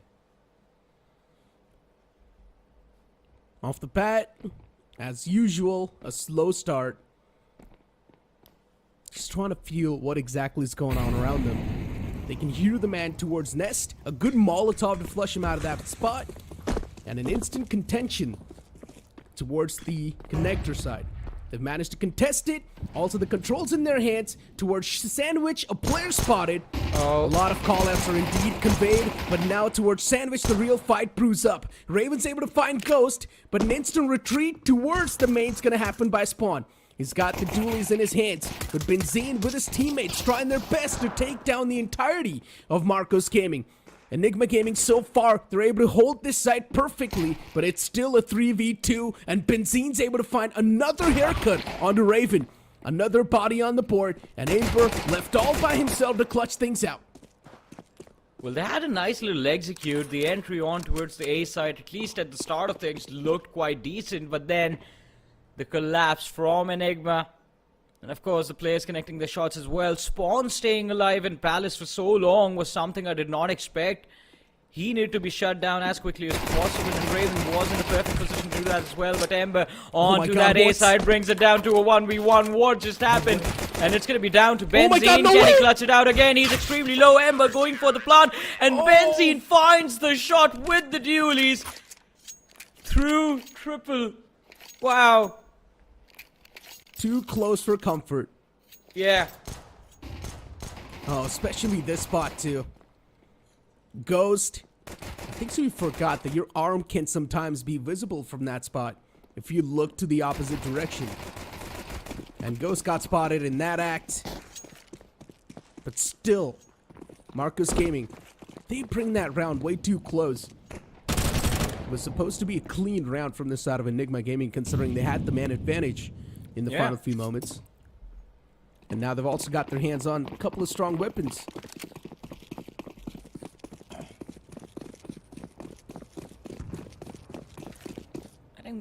I mean, Marcos, sorry. Feels like a little bit undecisive on what they want to do in this eco. Went to the TV room. Now finally the call has been made that they're gonna execute A. No utility as well. So not a lot of options, I think. At this point, we're just gonna see them rush towards that A side. Harvey pushing through main. Oh my God. Everyone else falling in through Palace. They want to take the fight on towards CT Spawn, but it's not even gonna matter. Benzene and Spawn, the crossfire too precise, but at least they have the C4 down, so that extra bit of cash will be helpful to them in the next round. They melt down in the hot Cinema Mirage. Unfortunate. Quick round on the board. Off the bat, Enigma Gaming looking really comfortable. But now big guns will be in the hands of Marcos Gaming as well.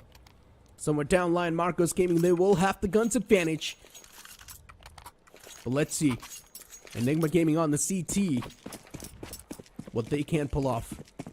Op is going to be there too in the hands of Ghost, so that can definitely be a win condition for them.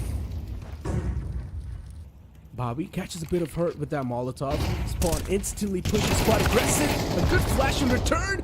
Managed to scratch up the players a little bit. They're softened up. The Spawn up close and personal. He's dealing a lot of damage. Utility's on point as well. The Nate's gonna find a 2K from Hattie, and the entire push from Marcos Gaming, it just comes crashing down. What a conversion from the side of Enigma. I mean, as you mentioned, the initial peak from Benzene, just softening up the players.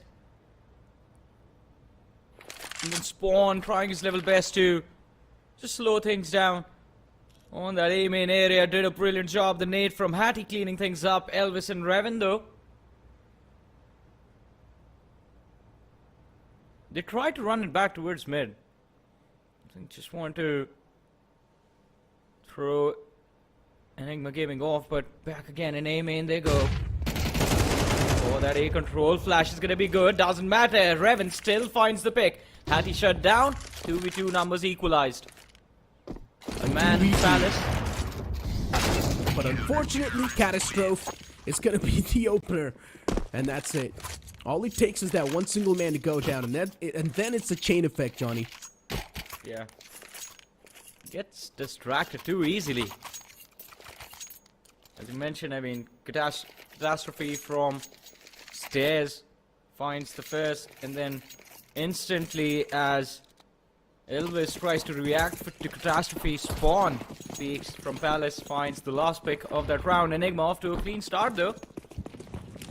3-0. And Marcos, I mean, we did see them convert a lot of brilliant rounds, a lot of brilliant eco rounds on Ancient, but on Mirage it's going to be extremely tough.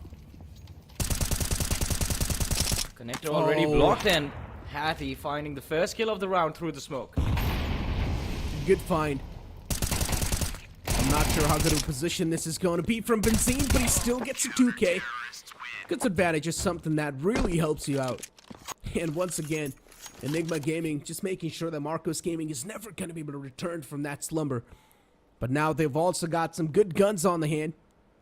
Another chance for Marcos Gaming to stop this momentum, to stop this domination from Enigma Gaming, and make sure that their economy is going to be humbled.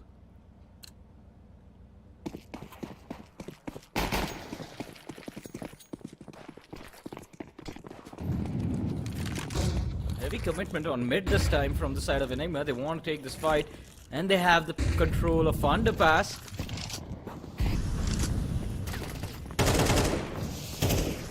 Oh, if Marcos end up collapsing B this round, they will have played themselves. They will have a better positioning late round, but Bhavi finding the opening. Danger Man Hattie out of the picture. Although look at the CDs, they already have control of the amps. Oh, so many kills just flown by. And once again, the advantage now in the hands of Marcos Gaming. Oh no! Things can be switched back though. Ghost lifeline cut off. The last man's looking for to save the op. And Spawn's on a run. Finally, something being found by the players of Marcos Gaming. But Spawn's getting chased down. He's getting hunted. They really want to take him down. There's another man waiting on the entrance of A. Towards A main. And Spawn somewhere down line. He's got the clue what exactly is going on around him. But I highly doubt hunting him down is going to be that easy.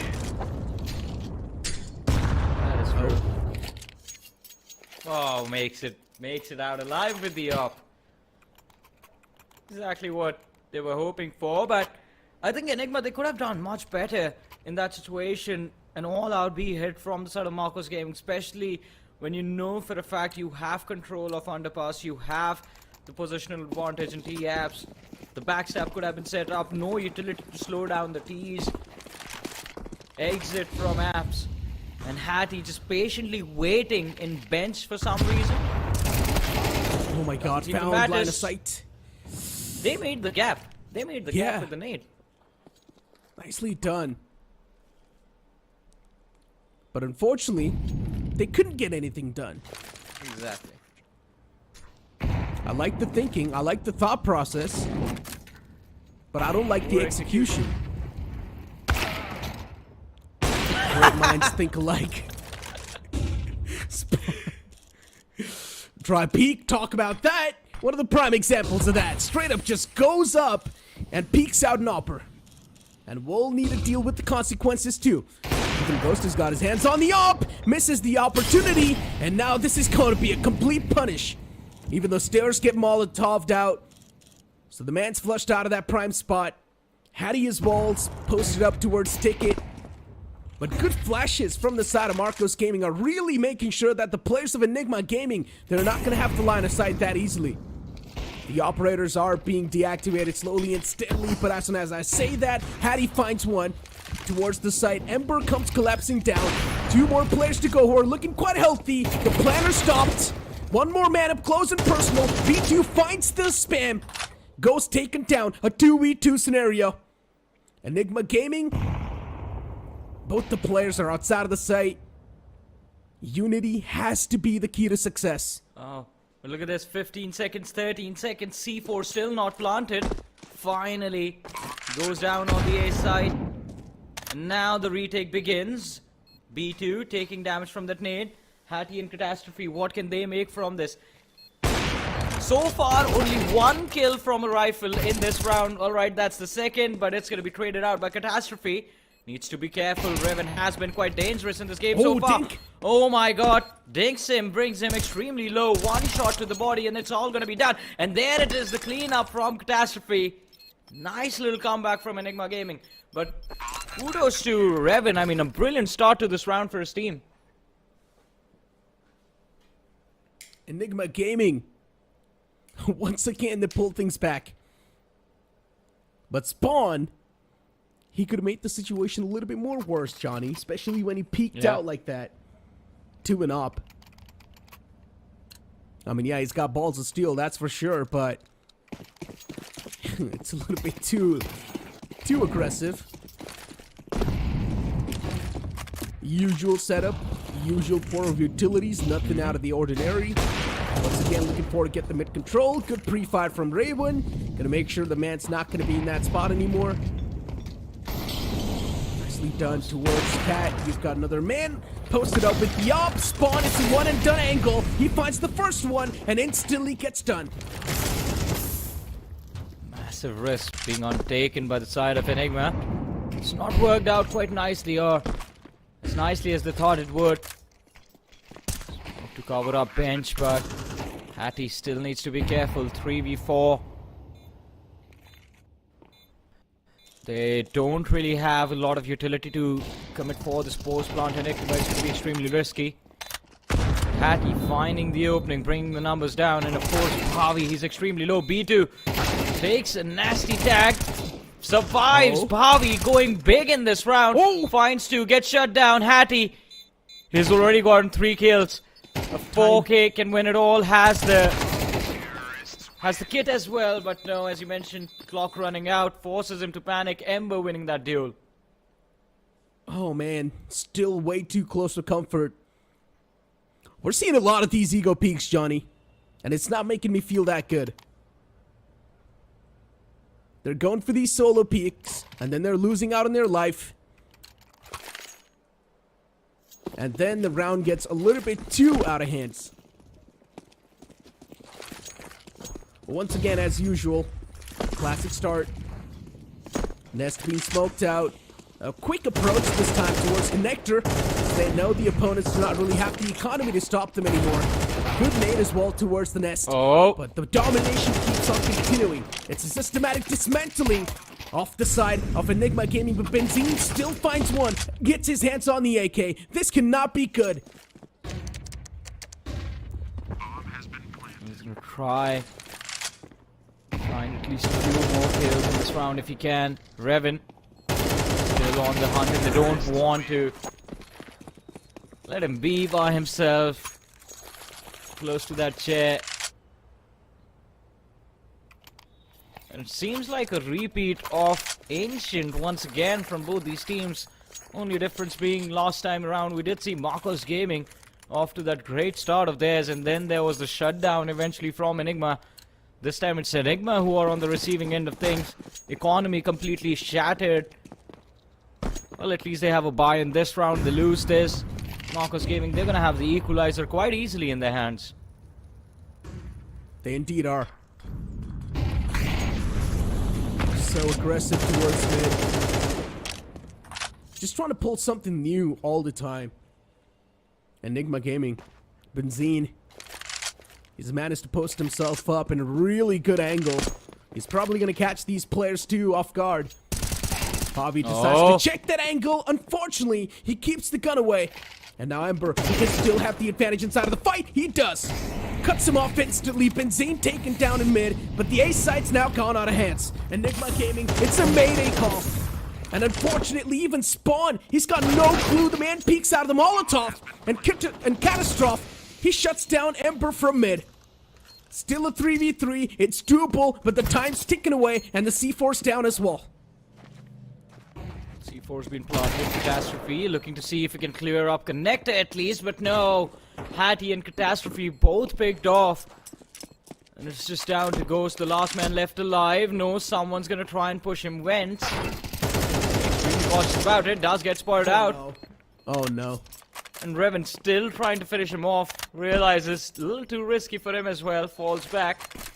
The Ghost survived this. What am I It's watching? gonna be a miracle if he does. Oh, the man just straight up double keyed. Took down the first one. Well, Marcos Gaming, slowly and steadily. They're returning back inside of the game quite swiftly.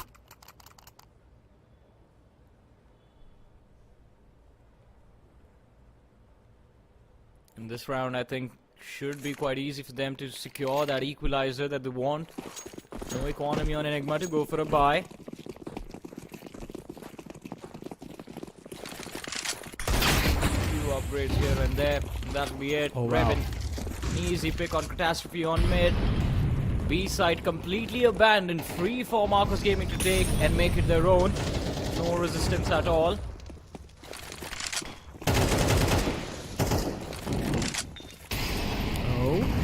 Easy post plant as well, considering no utility on Enigma. Indeed.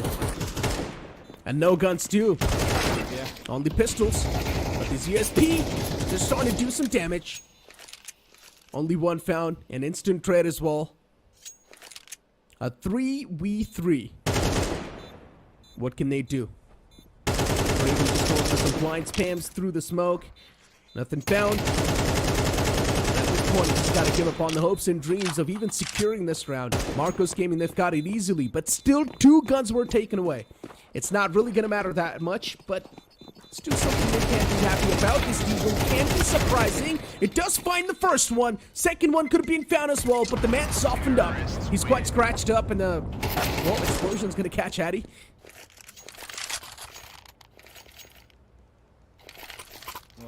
Well. We're nearing the end of the first half. And I mean, this is the beauty of Mirage. This is how you expect this map to go. Back and forth, a nice little back and forth between both the sides. But Enigma, as I said, I mean, Catastrophe, we start seeing his impact in that second half, and that is when he turns into a monster. Will it be enough to bring Enigma back in this game? All depends on how these last 2 rounds go for them. A slow peek for Revan. An easy shot. Okay, now those type of plays just make me wonder, what was he thinking? Well, maybe he's just trying to clear out that angle slowly and steadily, but he should have still assumed. Mike is teeing up, waiting for him. And Benzine, he was able to at least find the first opener towards Connector, but the return's going to be next to impossible. Hattie is well taken down, and now the situation's also boiled down to a 3v2. Enigma Gaming in a bit disadvantage, while Catastrophe and his teammate, both of them, they've got their hands on the AWP. Things can be swung back, but the first shot missed, and so does the opportunity to clutch out this round. Molotov's dealing a lot of damage onto Pavi. He's got no other option than to evacuate that angle, and that's what he does. Catastrophe needs to look out the window, finds a quick flick on a Raven. One more man waiting towards Connector to make him a single mistake. Oh, he doesn't and that's check. what exactly happened. But he doesn't check Connector properly, and he's gonna have to pay for that. Catastrophe shut down. Spawn, the last man left alive, and can't really do much. He's gonna have to escape and save the orb. What a brilliant show from Marcos Gaming. Enigma almost having brought it back, just one small little error in judgment. And before that, the shot whiffed on the player hiding under Palace as well. Last round of the first half. Marcos Gaming have a brilliant opportunity to go into the second half with a nice little advantage in their hands and winning the pistol over there, winning the pistol once they are on that CT side. Could mean a win against Enigma on this map today. Good utilities, but Catastrophe, this single man, he's been a big pain in the foot for the side of Marcos Gaming. Towards Cat as well now, looking for the pressure up. What a big mistake that was. How can they not check this angle? And the 2K Benzine once again activates himself and also gets his hands on the C4. A big blunder from the side of Marcos Gaming. They're collapsing. They're getting dismantled slowly and steadily. And it's more kind of like they're giving the authority to Enigma Gaming to dismantle them. Falling like flies all over the place. What an easy cleanup coming in from Enigma, and as you mentioned, I mean, in the last round itself, it felt like they just gave it away. So many footsteps for Benzine to work from. Absolutely no read or no expectation from Marcos Gaming that someone, even one player from the side of Enigma could be pushed up, be short. Just one miscalculation. Such a nasty loss because of that. Have to win the pistol in the second half to recover from that, but Enigma Gaming, D side. Let's see what they bring to the table. Seems like we're gonna start off with a very simple A rush. A quick air hit. Ooh, nice shot. Catastrophe once again Hattie able to get the opening. Hattie as well follows it up. What a flick that was. B2 sent back to their dreams once again. And Benzine towards Connector. He can hear a lot of footsteps. Spawns as well towards the nest side. He's going to hold down that angle. Make sure no one's going to be able to squeeze himself in. Pavi's the man of the front lines. And what's going on? Enigma Gaming. They're just proving the players of Marcos Gaming unparalleled in this pistol round. Make it look easy as well. Catastrophe with that first kill of his. And then Hattie, that lurk towards underpass. And the timing of it all is just quite brilliant. Catastrophe, he got spotted with one more teammate behind him, but instantly the kill came in. Enigma, I think after Hattie found the 2 kills in underpass, Marcos Gaming, they started to panic, thinking it could be a B collapse as well. Pahavi tried to rotate to check that B side, but Spawn was prepared towards Wentz. And from there it was all done and dusted, but as soon as the buy comes in for Enigma, they switch things up, slow everything down. Look at them waiting patiently outside of A main.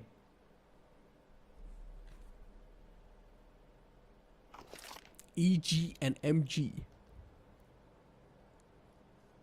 Sounds nice. Yeah, but it Before is now. ENGM for some reason. Yeah. Should be EG.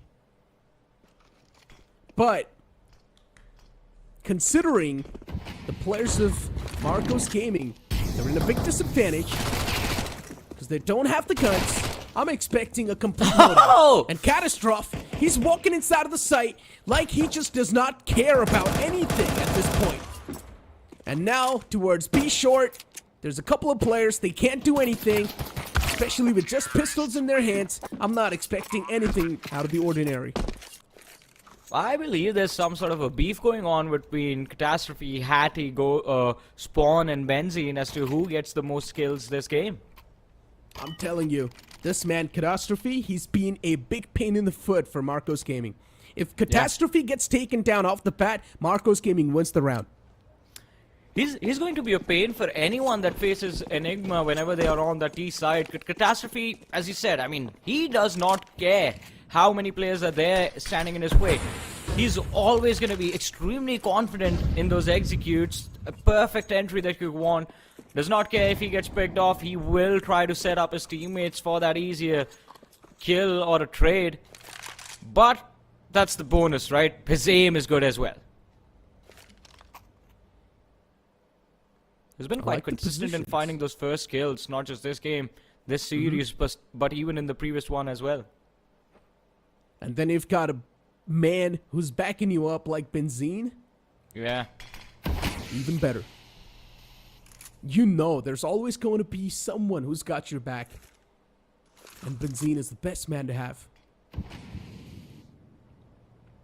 Catastrophe once again looking forward to pull off some shenanigans. Some sneaky moves. Elvis pushing up close and personal. Flashes out. The first peek's going to be in the front. A lot of shots missed, but at least the trade's going to be there on the board. And Raven as well, he managed to find one towards the short side, but Catastrophe, he finds the opening as well, and he keeps it moving up. B-side control for now, not taken away just yet. All they need to do is take down this man Raven, but that's not gonna happen. My goodness, at least something recovered from the side of Marcos Gaming in the second half. Could have been a extremely difficult position to be in, but at this point I think they're gonna try to settle for the smaller wins. And this one is gonna be a little bit easier considering Enigma don't really have a lot to invest. Especially on Benzene and Spawn. We see that AK on Catastrophe, but is that going to be enough? Nice little tactical timeout being taken as well.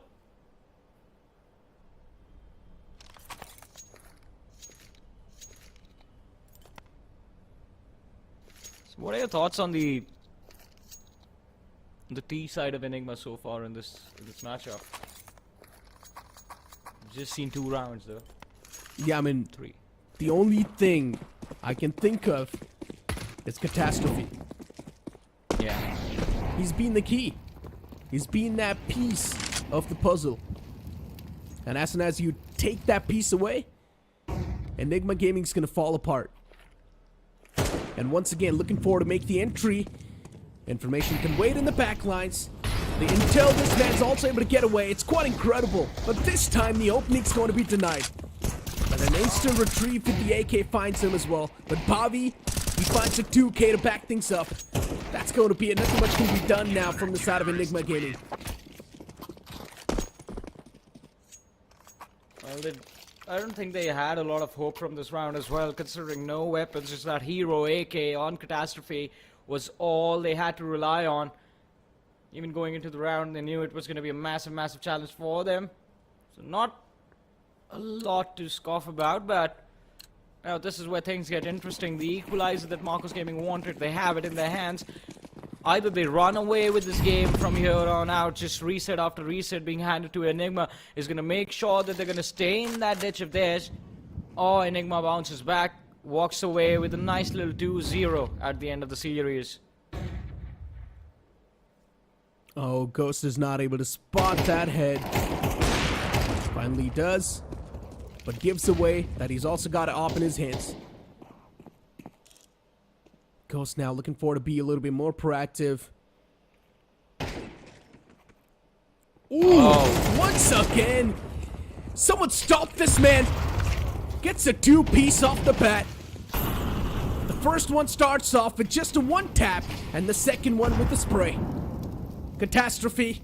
This man's now single-handedly just carrying his team in the back when it comes to finding the openings, and considering 2 kills are already being found, Marcos Gaming's defense gonna come crashing down. Look at this. Ghost, he was traded out. Does not matter. Spawn chimes in. And Marcos Gaming down to the last 2 players. Both of them spotted out mid. Elvis tries his level best, but Catastrophe with an important shutdown.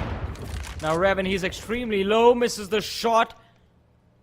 And now he knows that he's going to be choked in market. Players collapsing on him from every single direction. There's one man waiting for him on that B site. One more ready for when Revan tries to rotate for that CT spawn. But Hattie, what was he up to? Well, I think just want to confirm where the opper was. Catastrophe and Benzene. C4 planted on that A site. If they get this op out of play for the next round, that's just going to be an added bonus for them. Nothing Marcos can do to recover this round. This one's already gone.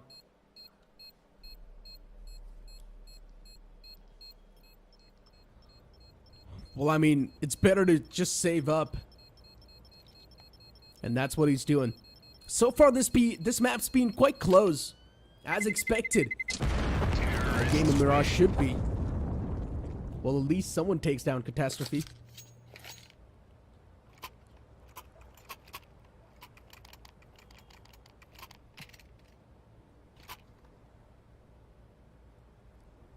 That's the only way I think you can get him out of the picture, but let's see. I mean, still a lot of opportunity, still a lot of hope left alive for Marcos Gaming. The game is still very close. This was, I think, not a lot you can do when a man like Catastrophe is there on the opposing side, and he's also doing a brilliant job finding those picks for his team. As we saw the nasty little one tap to kick things off, and then the turn and the spray from the man pushing connector. Good cleanup, and the follow-up from Spawn as well. Complete control of that mid side. As soon as Revan was forced back into the sniper's nest, they lost vision. Benzene just ran through A spawn for the day side. This time around though, seems like it's going to be a simple A hit coming from the side of Enigma. Marcos Gaming, they do have full buy committed to this round, but also need to convert a lot of value from this. But look at what the CTs are doing. A lot of investment towards mid. 3 players watching mid, 2 of them falling back through connector. Prepared for the A execute, prepared to stop Enigma in their tracks. But will they succeed? Time to find out. Oh, flashes out. A quick burst onto the site. And once again, this man and his demonic plants, the execution begins. Underpass is completely clear, so no one's going to be spotted over that side, but there is still one more man lurking on the side itself. He gets caught, it's completely fine, and still the situation's taken down to a 4v3. Man advantage in the hands of Enigma Gaming, and what a quick tap that was. Catastrophe. This man, for now, is just on an unstoppable form. But B2 gets a 2K. They line up for him. This still puts him in a much favorable position than before, but no read on where the 2 T-side players are gonna be, and B2 tries to clear up the side, fails to execute. Enigma Gaming double digits on the board, 10-8. They have the upper hand now, and Marcos Gaming, as we were talking about them, economy, it started to fade away slowly and steadily. Not a lot of hope left alive unless they win the next round and bring this game back. And even in the previous one, Raven, I think the idea was there to take control of the sniper's nest. You had 1 player in sniper's nest, you had 1 player in connector, the third lad trying to fight from the CT spawn area. But then in a split second, as soon as that first shot from Raven whiffed, It was all done. Catastrophe finding the pick, clearing up the nest. CT spawn cleaned up. Last man B2 tried his level best, but position compromised. The T's knows where they knew where he was coming from. And a lot of time for Enigma Gaming to get themselves in post plan, but this time around it's a little bit different. Oh. Just pistols on the side of Marcus Gaming. Catastrophe tries his level best to find the entry, but gets caught off guard by Revan. Quick switch up from Enigma. They go for that B side. I just want to know one thing. What fuels Catastrophe's confidence? Because he's got a lot. He just does not care. Peeks out with a MAC-10, even though he knows on the opposite side are going to be Deeks waiting for him. But he still does the same thing. Well, I mean, it's a different thing that they're also losing out on this round, but it's a 2v5. But even the players from the side of Marcos Gaming, they're softened up. There's a chance things can be pulled back, but it has to be cautious moves from now on. Yeah. Ooh! No matter how much cautious you try to be after that, nothing can be done. Hattie catches a man. And he's not going to expect the second to be there as well. Raven out of the game. Second man's position compromised. Hattie needs to back away. It's not a good fight to take, but he still somehow wins that duel.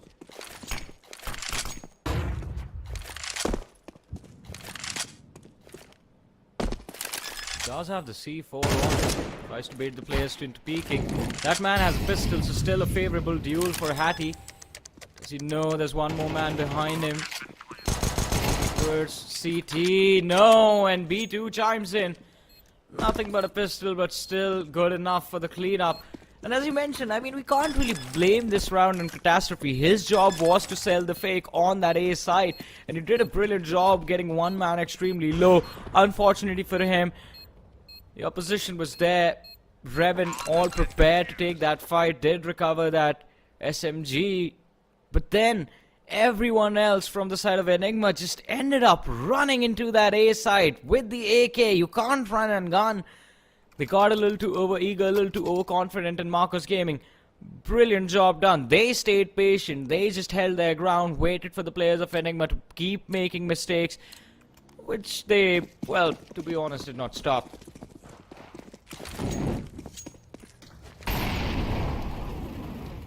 Well, rounds are pretty much being traded. Yeah. Once Enigma wins one, the second one will probably be won by Marcos Gaming. And this time, Enigma's economy isn't looking good. So the chances of Marcos Gaming tying the scoreline out are quite a lot. Catastrophe this time. The aggression has to be punished. And he's softened up. What a shot that was. Benzine not being able to fade away. And now after that, it's going to be a domino effect.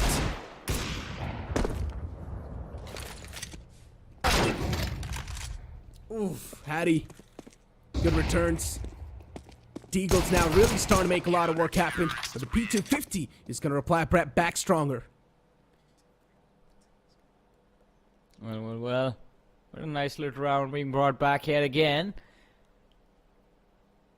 Worrisome situation for Enigma to be in, and to be honest, I mean, I don't think they walked into this game expecting this to be the result or to be how things were going to turn out. Look at them feeling the pressure. Someone turned the AC back on.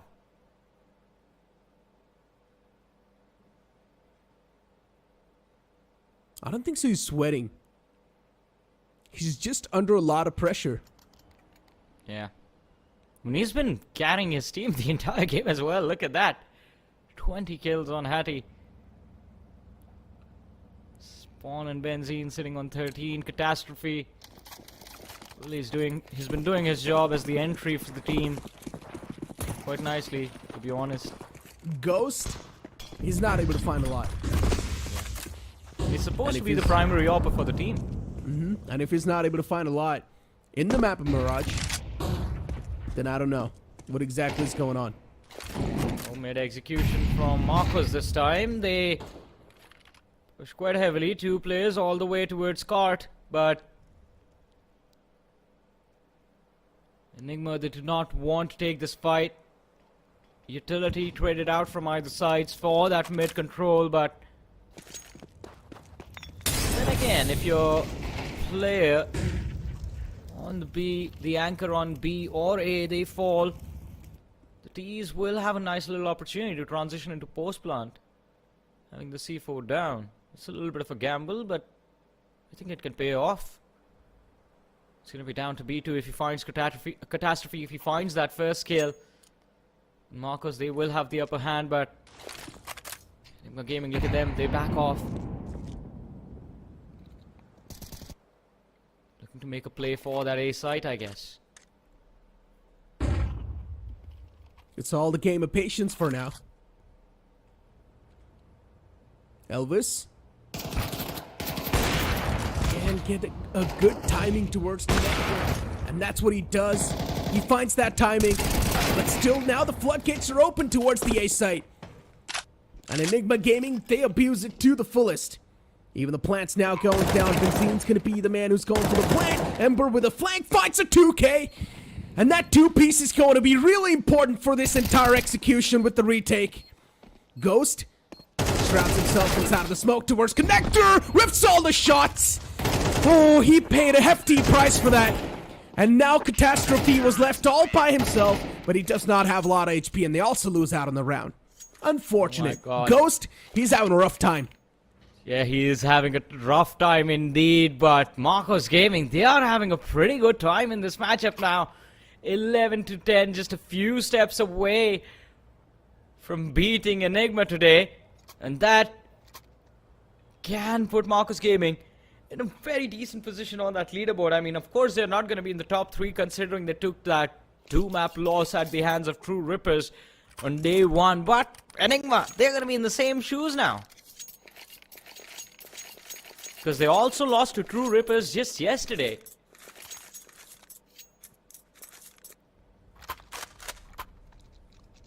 Things are going to get very interesting as far as the leaderboard is considered if Marcos end up winning this match now. Pretty much. Enigma Gaming, for them, they just need one more round to equalize things. They do not really have that good of a weaponry. They've got 3 Galils and 2 AKs. And the op in the hands of Raven's definitely going to be a big problem. But it can be overcome. Catastrophe from the underpass. He needs to pull off some insane play. But Bavi's holding that angle. Considering one of the men from the side of Enigma Gaming is already pushed quite deep. And now Catastrophe unfortunately does not really get that trade instantly. Bavi being able to instantly escape with that 1 kill. Spawn getting the second man to do the same thing as well, and a really good flash to suppress Spawn. And Spawn gets taken down easily. A 3v4 scenario. A little bit of a TK happening.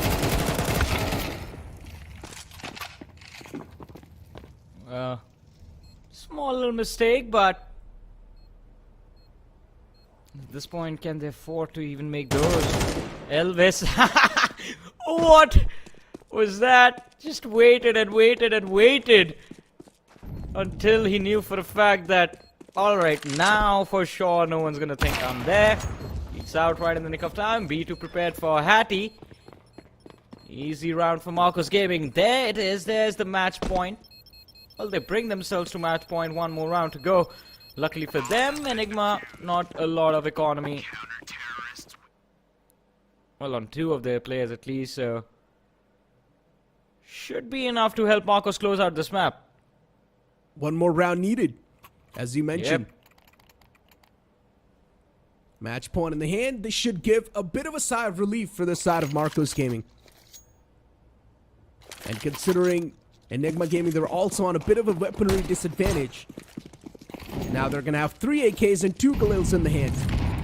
Catastrophe is their win condition. He needs to stay alive and get at least a couple of openings. And then only Enigma Gaming is able to do something on the board.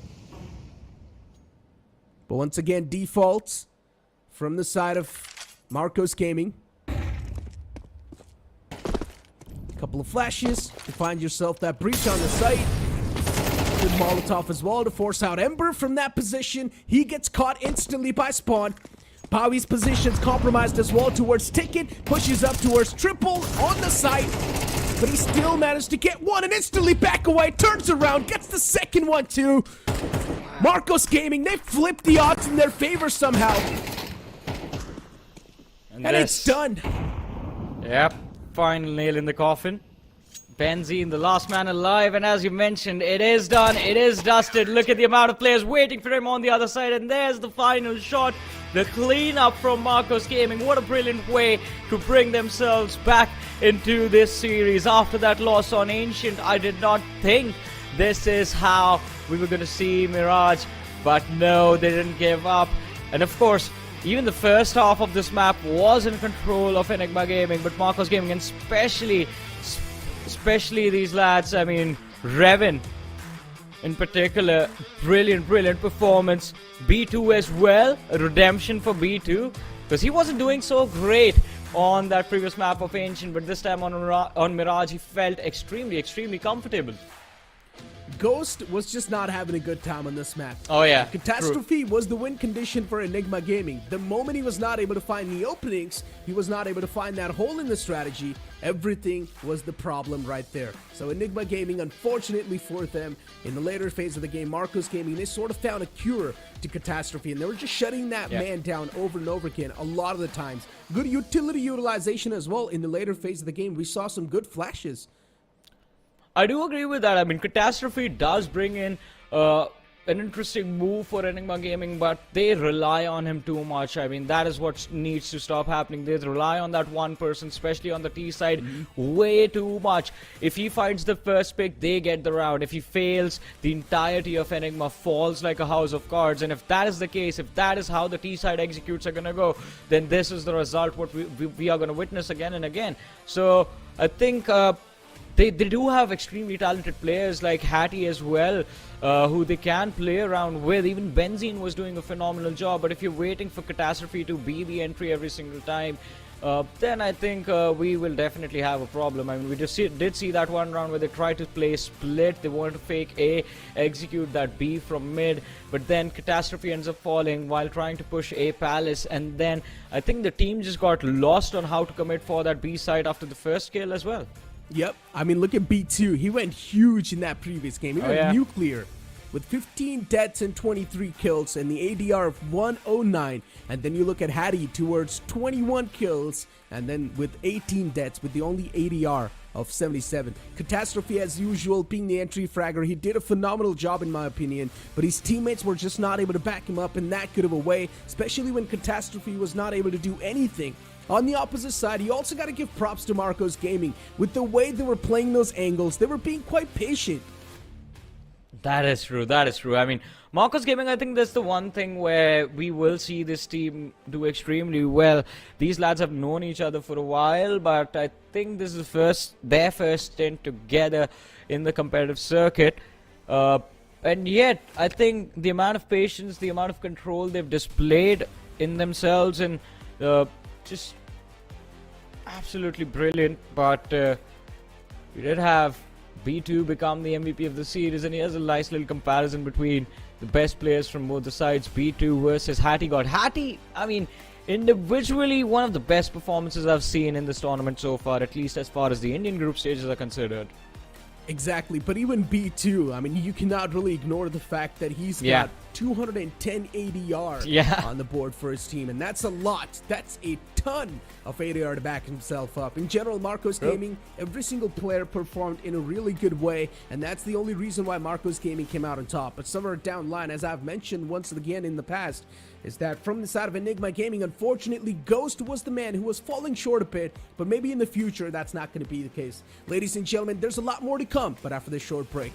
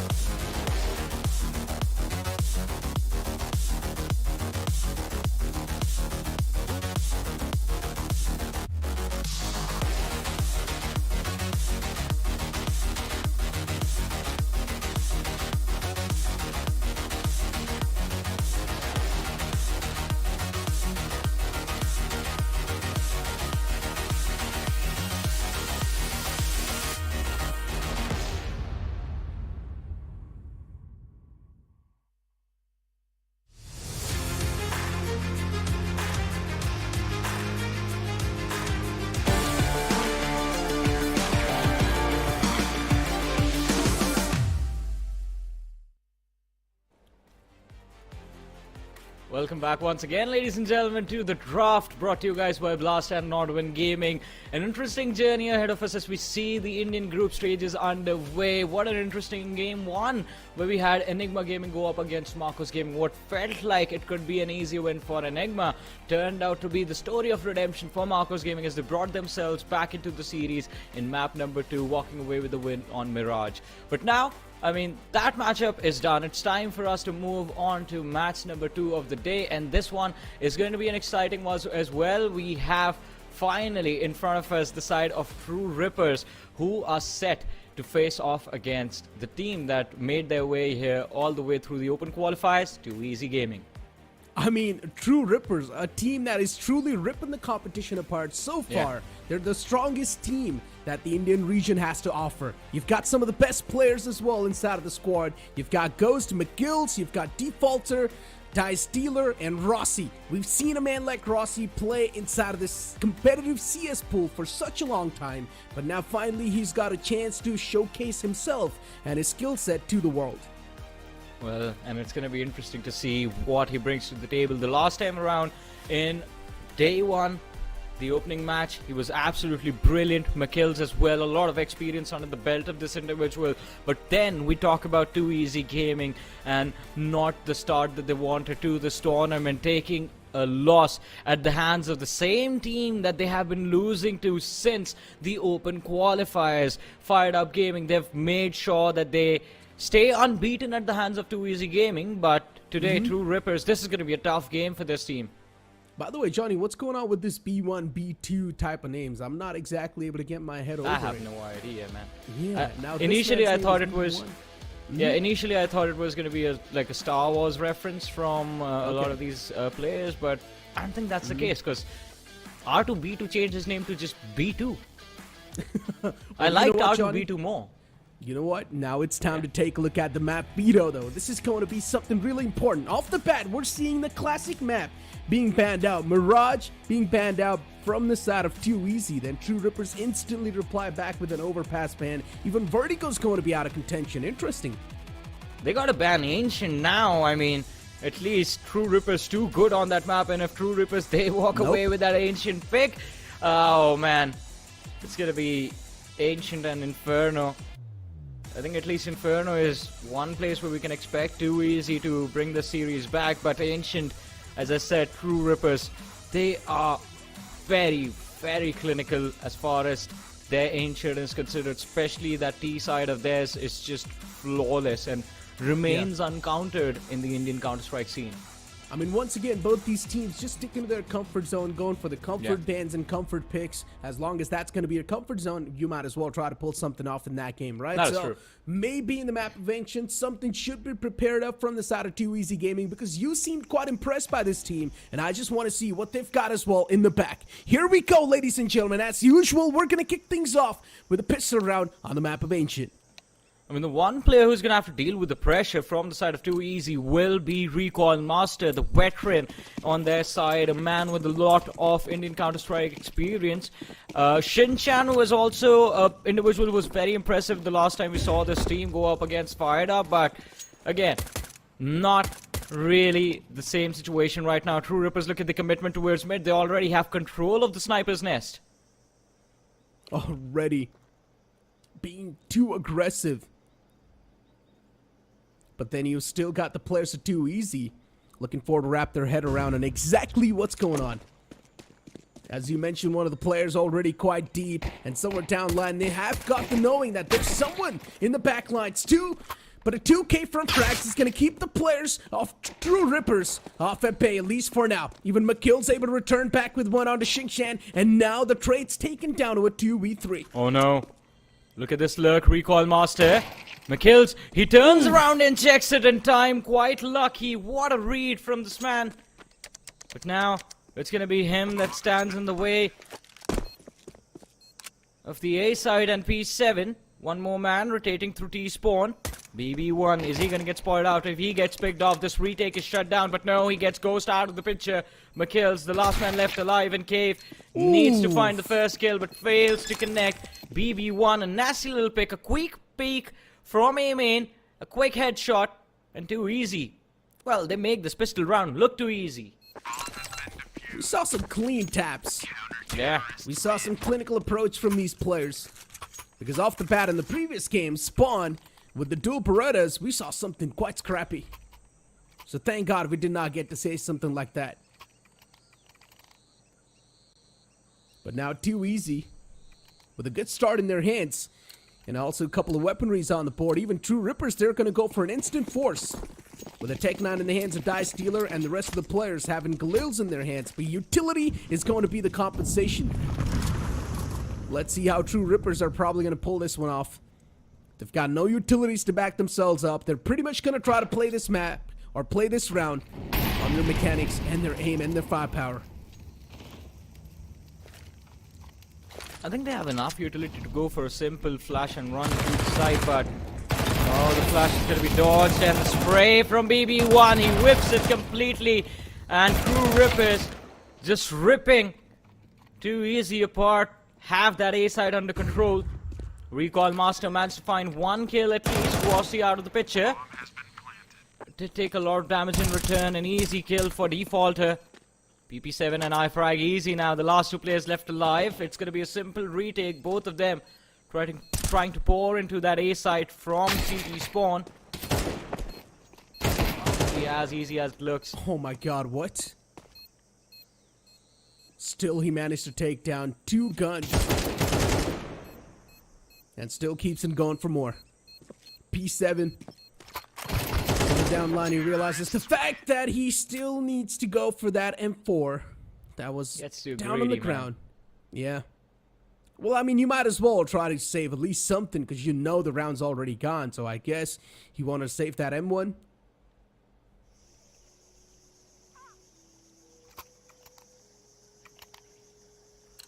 From us, even could have been okay considering now they have nothing, no rifle at all. True Rippers, they took a risk, made it work one way or the other, but now Too Easy, that B stack of theirs. Just one player playing Sniper's Nest. Even he's going to be blocked off with the smoke. McKills. Wrapping wide, trying to see if he can check and clear donuts before moving into Nest. And this Nest push is what worries me. Does he have info? He's given away the footsteps, it's going to be picked off, and an SMG is going to be recovered. Good stuff. Definitely not enough to bring back the entire round, though. Maybe not. Oh, checks that corner. I, for a moment, thought he's not going to be able to check that. He's going to forget to check that, but no, at the last moment he does. And yeah, an easy side take in the hands of True Rippers. For them, it's going to be an easy entry. And True Rippers, once again, they rip through and shred through the competition to breach inside of the site. Muckles, look at his reaction. He was like, what is this? Why is this man just standing there, waiting for me, so patient? But props to Sinchan, I mean, that was a brilliant off angle. He was able to position himself in McKills. A little too over-eager to take control of that nest. I think that will be the set game plan for True Rippers for a while now, at least in this game. They have the advantage this round. McKills with the entry, finds the opening. Dice Dealer finds the second.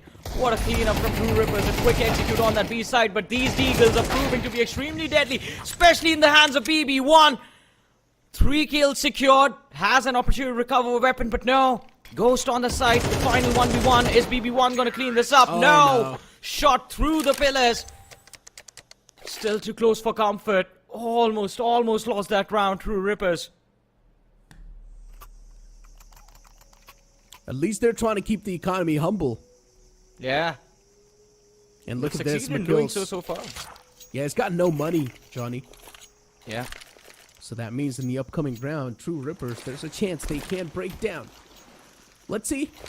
Too easy considering they managed to win the previous round, or almost win the previous round. They definitely did quite a lot of damage, economically, to the players of True Rippers. And now McKills once again looking forward to go really aggressive out mid. But the aggression can be seen even from the side of Too Easy. Both the players pushing out from both the pressure points. And McKills found Frags as usual. This man's able to find a couple of openings. That's really keeping the players of True Rippers off at bay. But then Rossi returns back with one. AK in the hands of Rossi can be quite punishing, and Frags this time gets caught from the back, and Dice Dealer turns around and shuts down P7-2. True Rippers out of nowhere, once again, they swing themselves back into life inside of this round. Oh, but Recoil Master, that shot whiffed. He's gonna have nightmares about it. Shin-chan now all alone on the B side. Nothing, well, not a lot he can do. Picks off Defaulter, but the instant trade is gonna be there from Dice Dealer, who's there in the alley, right behind the site. Interesting start to this game. And especially Frag Easy, he was spotted out on Cat so early on. So Defaulter going down over there was an unfortunate incident for True Rippers, but then Rossi putting up pressure on Frag Easy, forcing him to stay Cat, while the rest of his team, the rest of True Rippers, pour in through that B door. The sandwich was created, and Dice Dealer finding 2 more kills for his team. Extremely important. 4-1 too easy. Now their economy has also taken a hit. They can't really commit full buy in this round, but I think BB1, he's been very impressive with that Desert Eagle, especially 2 rounds ago. Getting that 3k in. This time, if they can get that kill early, recover a weapon, maybe they can turn things around too easy. I mean, he's got the most amount of kills so far. So let's see if inside of this Eco round there's going to be any type of conversion. But no, I guess it's going to be from the side of McGill's instead. Through the smoke, cuts off his lifeline and head.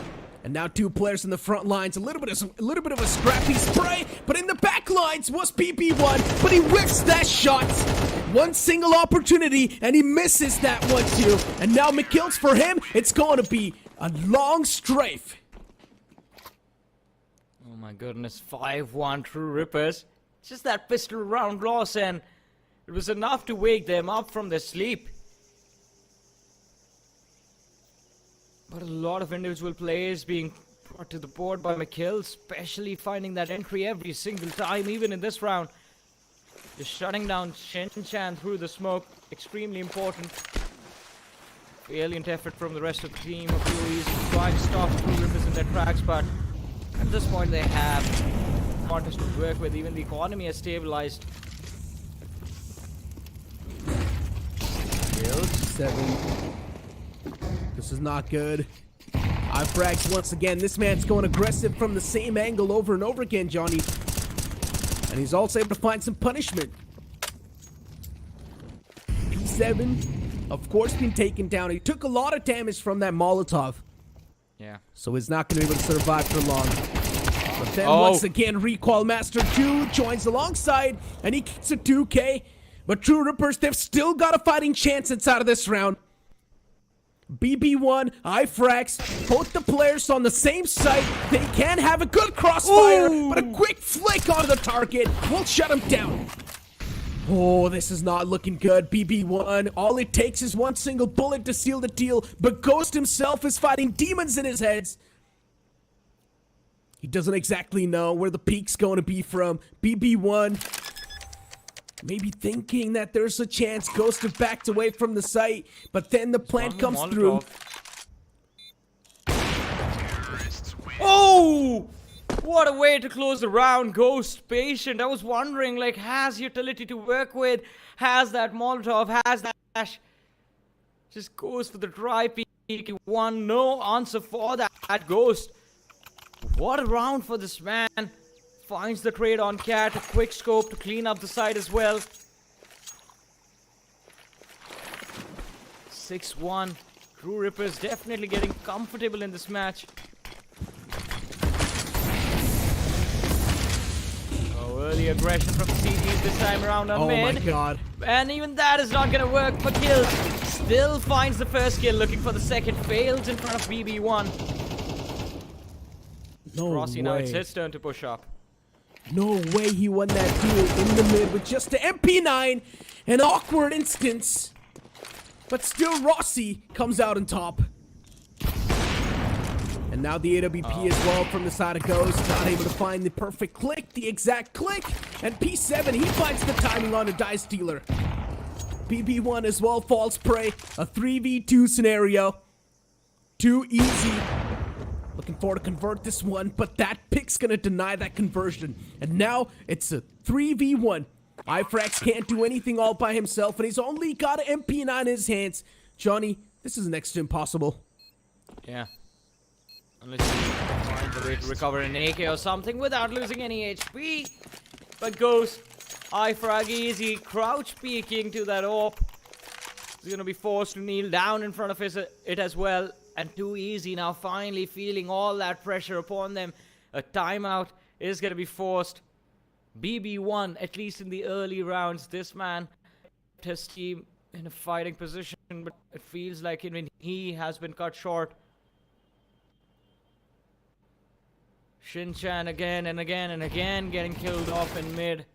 No answer to that this time around. They did have BB1 commit to that fight for kill shut down, but then Rossi chimes in and Rossi takes control, takes heavy control of the map all the way towards CT spawn. And as soon as you have a T posted there, a T side player that deep into the CT's area, especially on Ancient, you know it's going to be that A side that they're going to be eyeing for. Donut was cleared up, site was cleared up. Two remaining counter-terrorists positioned towards B. Now McKills, his eyes are set on that CT side, gets the first kill like every time. Very consistent McKills. Looking for the second, but find it while being slashed as well. But the third time it's not going to work out. Jin-chan finally converts. And yet, the advantage still in the hands of True Rippers. What's even going on at this point, Johnny? They're able to find those quick strolls on the site without any issue. And now they've got the site completely on a lockdown. Ghost! Oh, he scopes out at the wrong time. That could have been an easy kill. Speak of timing, man, that was one of the perfect ones. I'm pretty sure BB1's going to be really happy to be alive. And even Recall Master. They can't really do much. Either they lose their life or they go down to the C4, but no, before they go down, Rossi and Defaulter are going to be shut off. Ghost, the last man surviving. But True Rippers really care about losing their lives anymore. They have a lot of money in the bank. So, nearing the end of this stuff and too easy, they've taken a very, very nasty hit already in this matchup. But you know what's the interesting thing about this game next, especially from the perspective of True Rippers? That we see them being extremely good on the T side, but they make a lot of mistakes on the CT side as well. Well, I mean, let's see. Because for now, I can't see anything. Are you kidding or? No, I mean, by that I mean because they're not playing CT side, so I can't say about CT side. But I mean, look at this. What's going on? Is this a joke? Oh, everyone was flashed. No one could see anyone. Casual stroll on a summer's day. This is what's going on from the side of True Rippers on the sites. Yeah.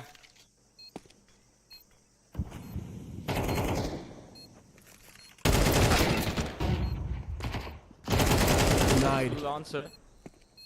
And even At McKill's. least B7 is fine.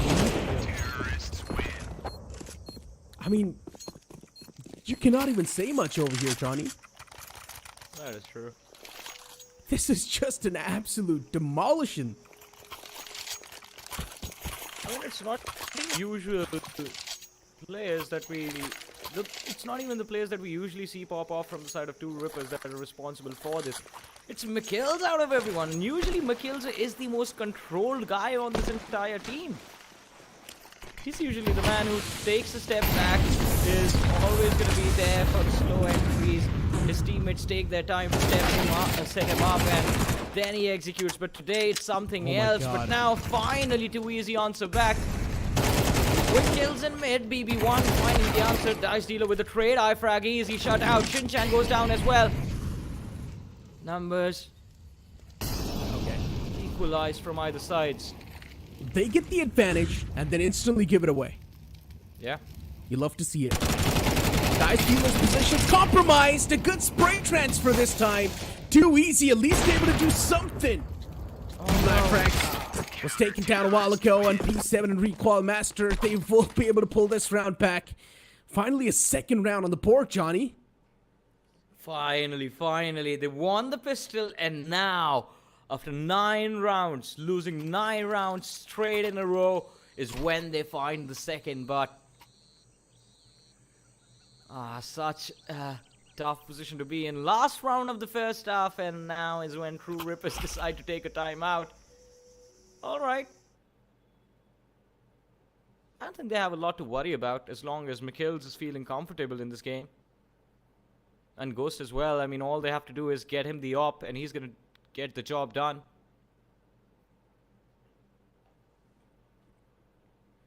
I mean, you don't really see a lot of expressions on the faces of True Rippers. They're just chilling.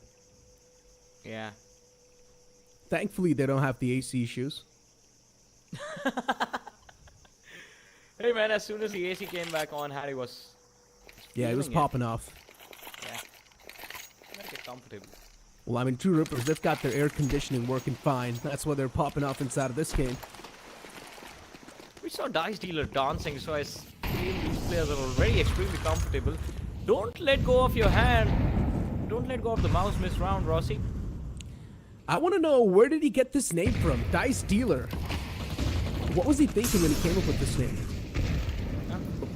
For now, I'm though, gonna ask him maybe. once again, a bit of a proactive approach. Too easy, doing the same thing over and over again. But they're not being punished for that.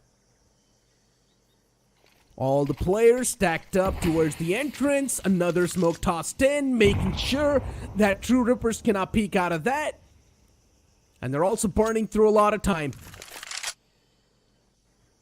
Interesting switch up from the side of True Rippers. This is the first time they've not gone mid, by the way.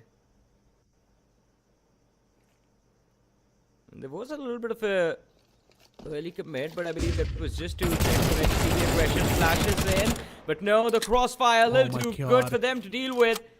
Dice Dealer only able to find P7. That was somewhere else on the map. Johnny. Now Recoil Master waiting with the op on that. Alright, are we going to see the 9-3 swap? Johnny, 3 players were holding that same door. Yep. And that's how they took down 3 players of the opponents. That's how confident they were, that there's probably going to be a lot of players on that side. And Ghost, once again, well, gets caught. Nothing much can be done in that scenario. But what I'm trying to say over here is that True Rippers are now starting to be a little bit predictable.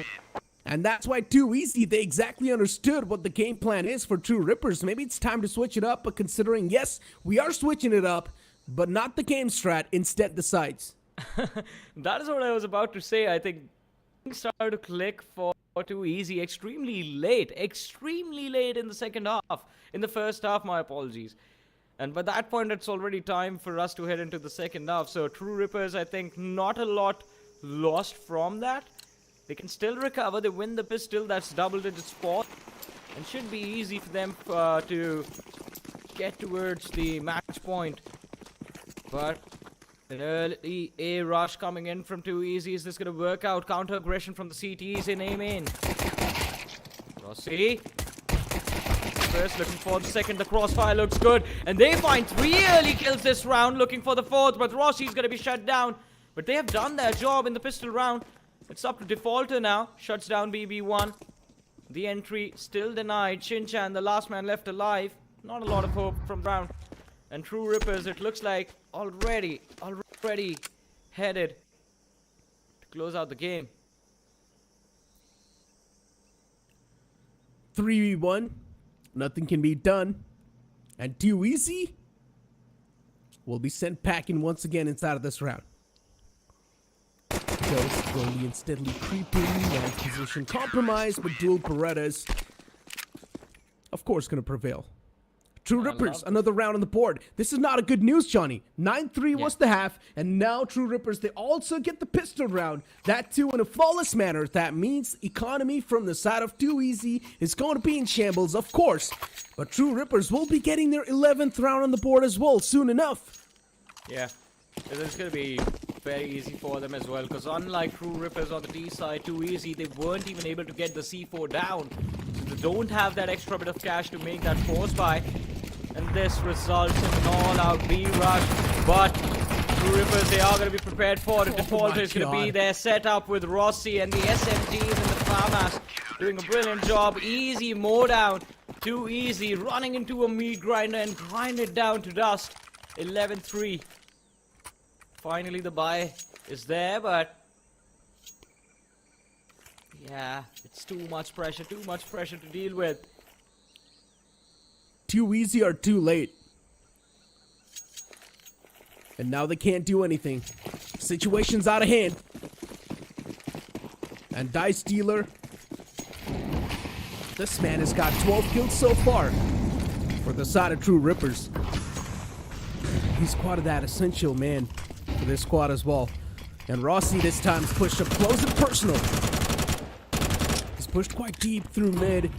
He's probably got a lot of information as well. And the site's been taken away. A site's already executed. The site's out of hands. Now the players of True Rippers, they need to push themselves back and wait for the plan and probably go for the post-plan plays.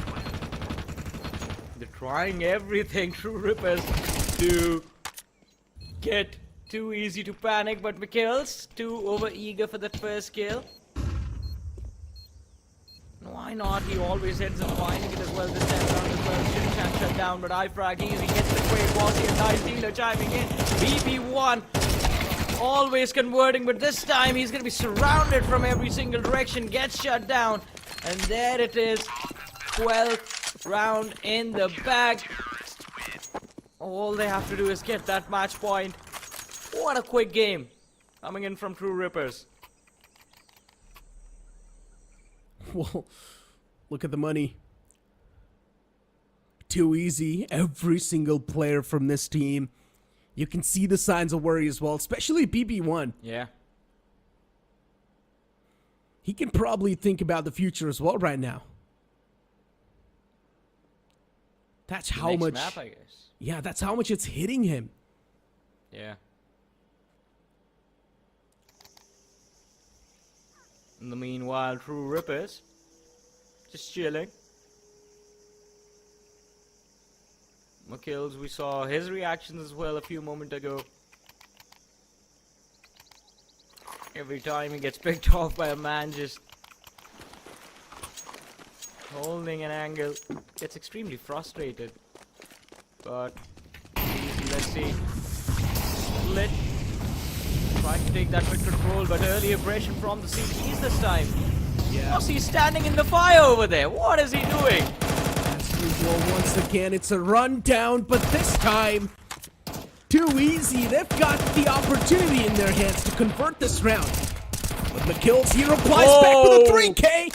Could have went for the fourth one as well, but Dice Dealer now is left all by himself to deal with this situation. And BB1, a man whose mental was almost not that good. Now he needs to pull his thoughts together and make this clutch happen, and he does so. Well, Dice Dealer, a little too overeager to end the game, decides to peek connector towards T-Spawn. But a good read from BB1 as well, as you mentioned. The C4 drop had me extremely worried, Necro, I'm not gonna lie. Fell in a very awkward spot as well. Lots of positions for Dice Dealer to take. You just hold that C4 and make a play, but decides to go for a fight, take the duel, and why not? I mean, they have a pretty big advantage against the opposition, but an all-out B hit from Too Easy, it seems like, is underway. Kills, can you find the first kill again of this round? That's the right idea. Wants to take the fight. Ram sees the player, goes for the spray down, and it should be good. Already the opener. And then Defaulter in the back, just defaulting around. He catches Ifrax. This cannot keep on happening. Too Easy. This time they've been easily taken down and out of the competition. And at this point in time, you might as well just conclude that, yes, the winners of the first map are going to be True Rippers. Mac 10 in his hands. Ooh, he managed to find McKills. That's going to be a big pick. And one in the hands as well, but yeah, the hope's now starting to fade away. Look at that smile on Dice Dealer. He's feeling very happy about this. Was a brutal game for the lads of 2ET's Rippers. Always in control. And the only rounds they lost were because of their own errors in judgment, especially McKill's. I mean, a phenomenal performance in McKill's, but there were moments where he got too confident as well. But we can't really say anything about it because at the end of the day, he's also the reason that his team dominated in that first half. What a brilliant game coming in from this entire team. And the scores that individual McKills. And also Ghost, by the way. I mean, look at the faces. Every single person smiling. I mean, of course, True Rippers, them being one of the best teams inside of the competition so far, makes a lot of sense that they're just storming through the opposition like they do not mean anything. Well, as you mentioned, Too Easy is one of those teams that has came through from the open qualifiers, and they've seen a lot of downfall as well in the past. But I'm pretty sure, considering the upcoming map is going to be something that they're much more comfortable playing in, there's a chance we might see that being stolen away by the players of Too Easy. Maybe. I mean, it's going to be interesting considering it is Inferno and everyone, just like Mirage, we spoke about, is also enough of the strategies, and especially amongst these teams are going to be extremely well read. But True Rippers, I mean, as I said before the game even began, the side on Ancient is very strong.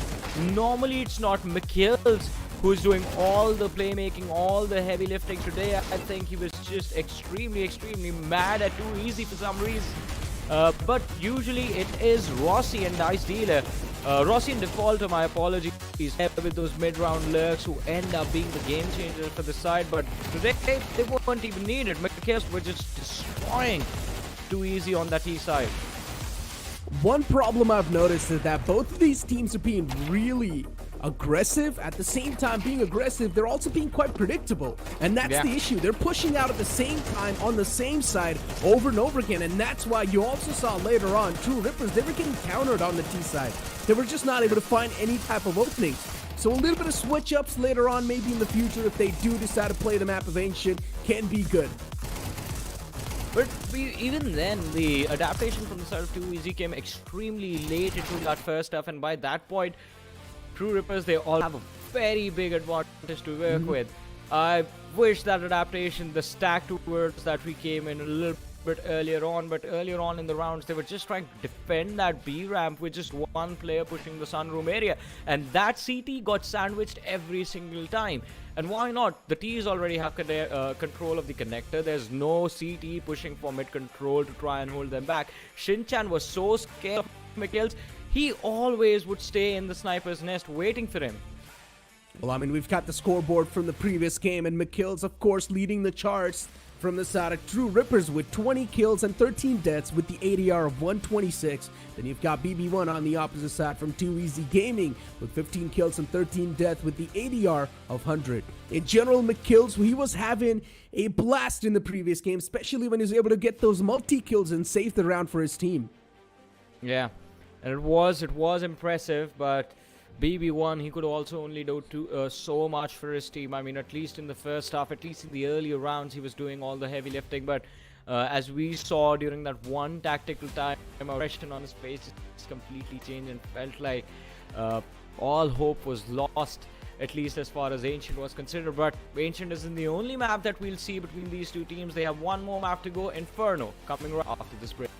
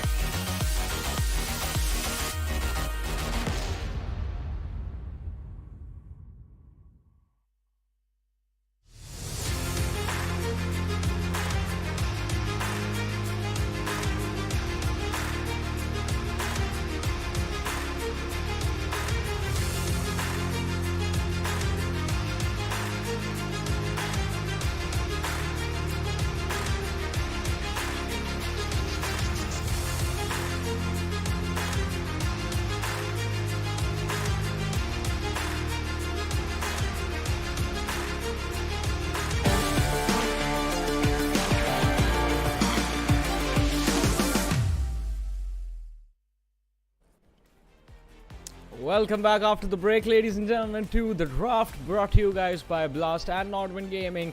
And it's an exciting journey, an exciting matchup that we just got to witness on that map of Ancient, especially with how True Rippers have been performing, and Mikhail's an individual who is just having a phenomenal time today. But Necro, it's time to head towards Inferno, and do you think Easy Gaming can bring it back on this map?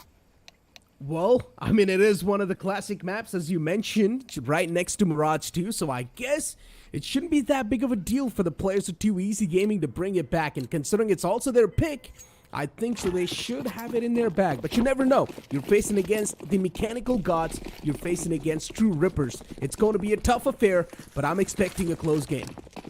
I'm expecting a close game as well, but I think the pistol round will give us an idea of how things are gonna go. A nice little smoke to push Defaulter back from CT, and Shinchan this time is not gonna pick kills. He is flash, does not care, just spams through towards the T players with the dual Berettas, finds one. Rossi picked off by P7. Now this can spell trouble for the side of True Rippers, at least in this pistol round, but nice little quick B execute coming in from Too Easy. They have complete control of this round, and I think they might already have. Yeah, the Glocks are finding heads. While on the opposite side, the USPs, they're missing a lot of shots. Even Dice Stealer, he needs to back away. You can hear the footsteps approach him. Good shot in the back. It was an intentional one, but still. And now the approach is going to keep on happening. But unfortunately, Dice Stealer can't get anything done. And also, the main objective is completed by the players of Too Easy. They have managed to get the first round on board for themselves. It's a great start. It is a great start indeed, but this is how Ancient started off as well. The pistol round, they made it look easy, but then everything just fell apart from there on out. This time though, one key difference, Shinchan is off to a brilliant start, getting that 2k in the pistol round. Let's see the rest of the game is going to turn out. Nice little flash to prep anyone trying to get cheeky towards mid, but look at this Defaulter. Nothing but pistol, but does not care. An aggressive push down Banana. And they instantly fall back.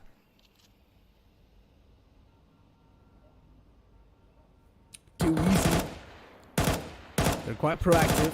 They've got a lot of control as well. But they're still taking their time and hitting the site. Even though the opponents do not have the suitable weaponry. Too Easy Gaming, this in itself just showcases how much confidence they have going up against True Rippers. While if you speak of True Rippers, and if True Rippers were the one to have the better weaponry in their hands, they would already shred through. But I respect the patience. Even the utility tossing. And now moving up towards the archway, giving away a lot of foot cues too. While doing so, Frags finds the first one. But the timing might just be found by Dice Stealer and Defaulter, and they do. Even Rossi on the site shuts down the approach, and now it's a 2v4. Somehow True Rippers, they still come out on top, even though they have the weaponry disadvantage. Even McKills finds another one, and that's it. My goodness, what was that? Look at McKills, even he is wondering what just happened. It's the early hit and run on Banana, and then forcing the T's to head towards that A side. I think Too Easy just assumed that True Rippers might have gained deep control of Banana. It was going to be too risky for them to move in. It was that A side that was completely stacked, and McKill still firing on all cylinders. This time though, armed with nothing but Tech 9s. Quick rundown, Banana, and they want to take that B side. Shinchan finding the opening. Defaulter, nice little trade. Flashes a little too early. The T's still pushing sandbags. Defaulter, but Ghost is there. The backup is there. The C4 is going to be planted, so that extra bit of cash is going to be helpful. But P7 with the Tech 9 finds the second kill of the round. Doesn't even matter though. A quick cleanup from the CTs. They barely managed to secure this round. Easy scoots. Once again, True Rippers. Oh, I highly doubt this domination is going to be stopping now, Johnny. They won the eco round. Now, they also won the buy round. It's not going to be stopping anytime soon. And look at the economy of Too Easy. It's completely down bad. I think at 3-1 is when we will have an important buy for Too Easy, at least as far as the first half is going to be considered.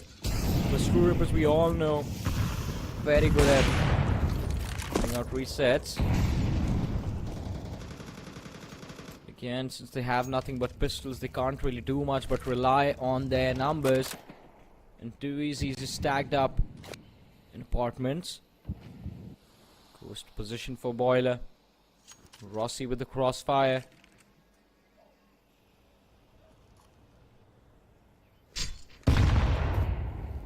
High frags.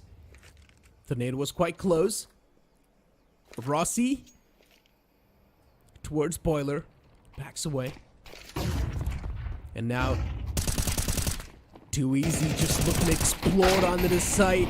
But Dice Dealer single-handedly is stopping that entire flood. Gets dealt with, but it's still okay. The teammates have got his back. And it's going to be a complete mow-down. How did Rossi survive? He was holding on towards Shed, and yet he managed to escape. Dice Dealer is the man who goes down. But also nice little move from Dice Dealer, that early flash towards balcony, and then the peek from Pit, finding 2 important kills for his team this round. Defaulter and Rossi on that A site. Cleanup game extremely strong, but now this is where things get interesting. Too Easy win this, and at least you can keep True Rippers in check during the first half. A loss is going to give the economical advantage to True Rippers that they were hoping for, and the more opportunity they have to take the risk, the more aggressive they're going to be. McKills this time pushing Banana, fails to get the opening like always, but utility spam from his teammates just to slow down any expected aggression from the T's.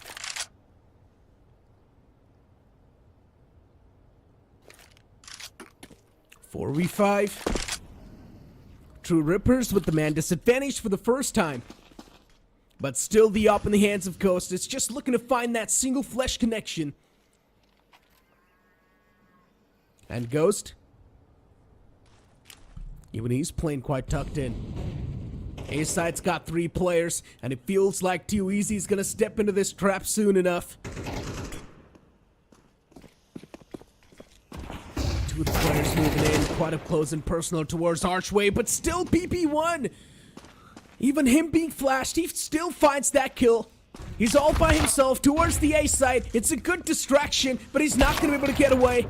B site almost was free, that's what he thought.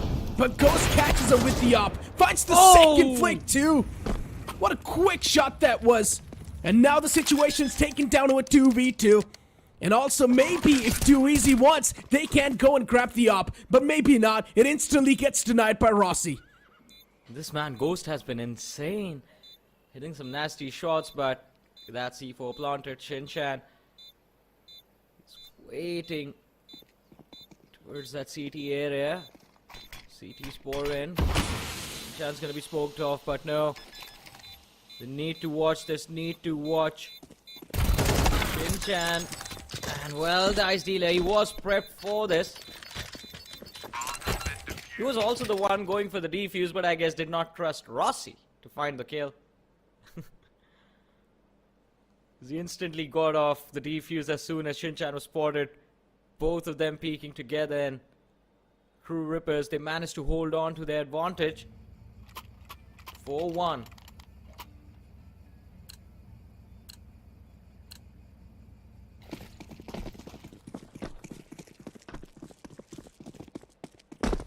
True Rippers,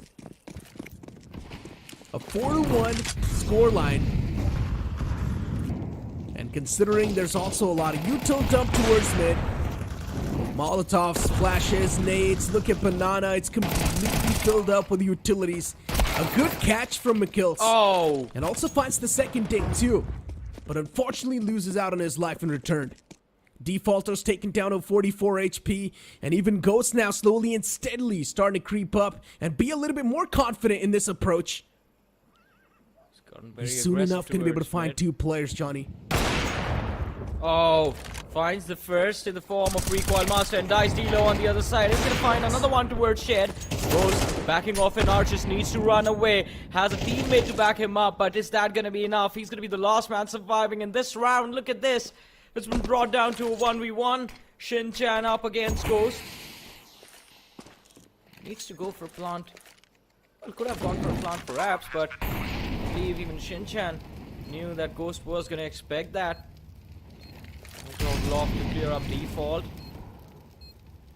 Oh, that volley gave away his position. Yeah. Ghost prepared to line up the shot. An easy frag for this man and an easier defuse as well. One of the best Molotov lineups I've ever seen. He was on the site, and he threw it on the site itself, right next to it. Yeah. Yeah. That maybe wanted to try some 200 IQ move. I think he was trying to use the fire as a distraction. Look, fire! Or maybe he was trying to tell the opponent that, okay, you know what? I'm going to clear out this angle for you with the Molotov myself, so I'm not over there. Oh, man. Anyways, I mean, it was a mistake. But still, they did get one thing that Too Easy constantly does manage to do is at least get a few kills every round, 2 to 3 every single round. Because of which players like Dice Dealer McKills, the aggressors from the side of True Rippers, they haven't really gotten the opportunity to get that bank set up already. Why does it even matter? I mean, Ghost and Rossi already have a lot of cash on them. Pretty much. Oh, Aggressive kill. approach. This time, just pressing W's through Banana. And Dice Dealer still somehow gets away with murder. How does he even find a kill with MP9 that far away with that much of a pixel angle? It really just makes me want to wonder. Quite unlucky. McKill's getting picked off through the smoke. P7 just spamming blindly. Still finds one though. Numbers equalized. Look at the setup towards that A site. I mean, Too Easy. They're looking to move in from A. Archer smoked off. Nice little call. Ghost is going to be in trouble. Good lob for the gap. Is going to find the first kill. On towards A, and Rossi hiding in a corner behind truck. Now repositions for balcony. Ghost chimes in for that kill. Last man remaining. Recoil Master is going to be flashed and peeked. Rossi is getting too eager. He's going to be punished for that. Recoil Master needs to be careful. Tries to take duel against Ghost. Ooh! The man dinks him with the op. Brings him down low. The headshot from the Deagle ends it all. Just nails him in the head. And True Rippers. Another one on the board. At this point, they're just straight up running through. And the opponents are not able to do anything. Look at that cheeky angle. And he was still able to get the dink onto the second player too. And just like that, they get another one. 6-1. They're completely in control of this game, True Rippers. And Too Easy forced on yet another eco round. Things aren't even looking good. Well, it's not even bad, it's worse than you could have imagined.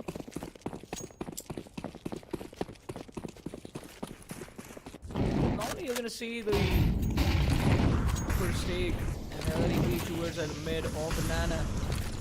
This time Banana dominated by the man McKills himself. And he has defaulted to help him out. The first kill on that B side secured. The T side execute slowed down. And defaulted survives nice way shot. longer than he should have. Rossi chimes in for the crate from CT. And well, that was a quick cleanup on that B side. McKills, look at he's very upset, McKills. He was the only casualty from the side of True Rippers in that round. I don't actually think he's upset. I just think that his face is like that. No, I think he is upset because this game he's only gotten 4 kills and 6 deaths. He's been He's been that one man that dies majority of the times from the side of True Yeah. Rippers. I mean, we all have those games, right? Yeah. But it's okay. At least his teammates have got his back. True. As long as you're still on the winning side, it's okay. If you're on the losing side, then you need to do something, let's be honest. Oh. And right now, on the losing side, we've got Too Easy. And a lot of players are not able to do anything, including Pequal Master! What is this, Rossi? Oh, what a sneaky angle he was holding. An It's an absolute ace! ninja! And Rossi, within a matter of seconds, he gets an ace too. An ace in a buy round. Look at that dice dealer. He has the idea. What are you looking at? A nice little off angle in mid. And guess what? The smoke that was there to stop the T's did, well, two jobs. It didn't just block the CTs. It also gave Rossi that angle to work with. Starts off with an M4, picks off the 3 players, well, who were nice enough to line up for him, and then jumps through with the AK, finds that last kill. What an amazing move. Too easy now. Rounds like that is where you lose all hope. And Rossi now has all the confidence he needs. Pushes up mid, gets 2 kills on the second mid, backs off like it's nothing. Rossi's taken down only 46 HP, but it's completely fine. Once again, it could have been a big lineup, but the second man's bruised up quite a lot. Rossi, he just does not even care about his HP. The only thing he cares about is getting all those kills wrapped up, and he does too. Defaulter in the end to close it off. McKill's explaining how he died. Breaking it down for Dice Dealer. He's like, yeah, I thought they were gonna line up towards the right, but then one man peeks from the left. What am I supposed to do?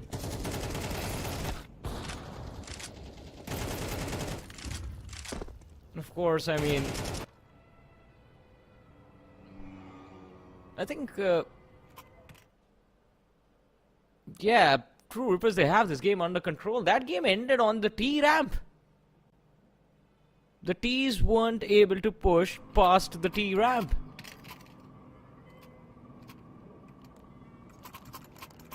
Well, I mean, And he has there's a an shotgun invisible now. wall there, Johnny.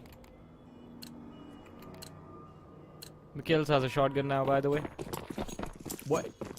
Yeah. Oh no! I hate that gun. I've been killed so many times with that same weapon. And now look at Rossi. Once again, as usual, the aggressive approach hits, and Rossi does not even back away! Are you kidding me? He stays in that same spot, gets away with the 2K, and now is looking for to reposition himself somewhere else. I think Towards he also Banana got is team McKill's. flash. Oh no, this auto shotgun's going to be an absolute menace. It's going to be the destructive force that True Rippers needed. And McKill's, he's just toying with his food at this point. Does not even realize Defaulter in the back did clean up way. that second kill on Banana. The last kill going in the hands of Ghost and Rossi, as we were talking about him. The man got team flashed as well, does not care, stays in bedroom, finds the 2 kills. And McKill's, I think he's just upset, he wants those frags. Hence, the shotgun being used. He's like, I'm gonna push Banana anywhere, all you do is just flash for me, I'm gonna take care of the rest.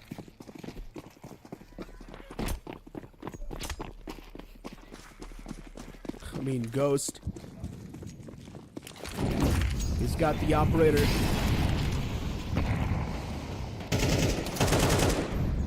And now still looking forward to find a couple of more through the smoke. AWP as well hasn't really found the chance to click in just yet. Now finally might just find some picks. AWP in his hands. And Ghost at this point doesn't even exactly know what to do. Spots up that little head though. Spots up that head. He knows there's someone there.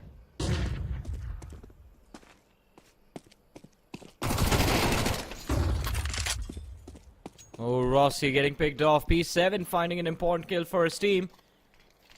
It will be down to Defaulter to hold on to this B site, but it's not going to be easy at all. Spam shots through the smoke, and they back off completely from B, heading towards the A. Shinchan holding on from Cubby will find Ghost. This is going to be an important kill now. 2 players remain, Defaulter and Dice Dealer. This is the last round of the first half. They won the pistol and they won the last round of the first half too easy. Haven't won it yet. I mean, it's still a 3v2.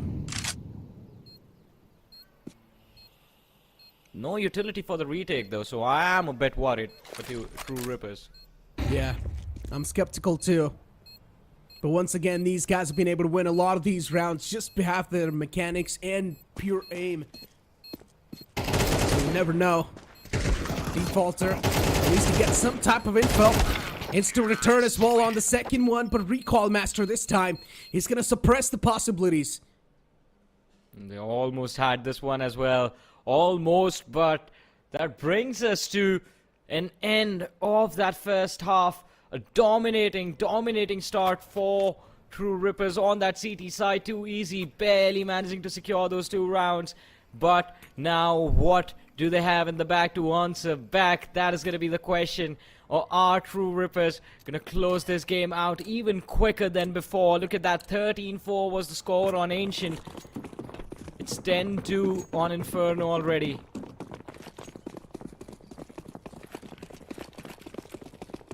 And a quick rundown towards second mid.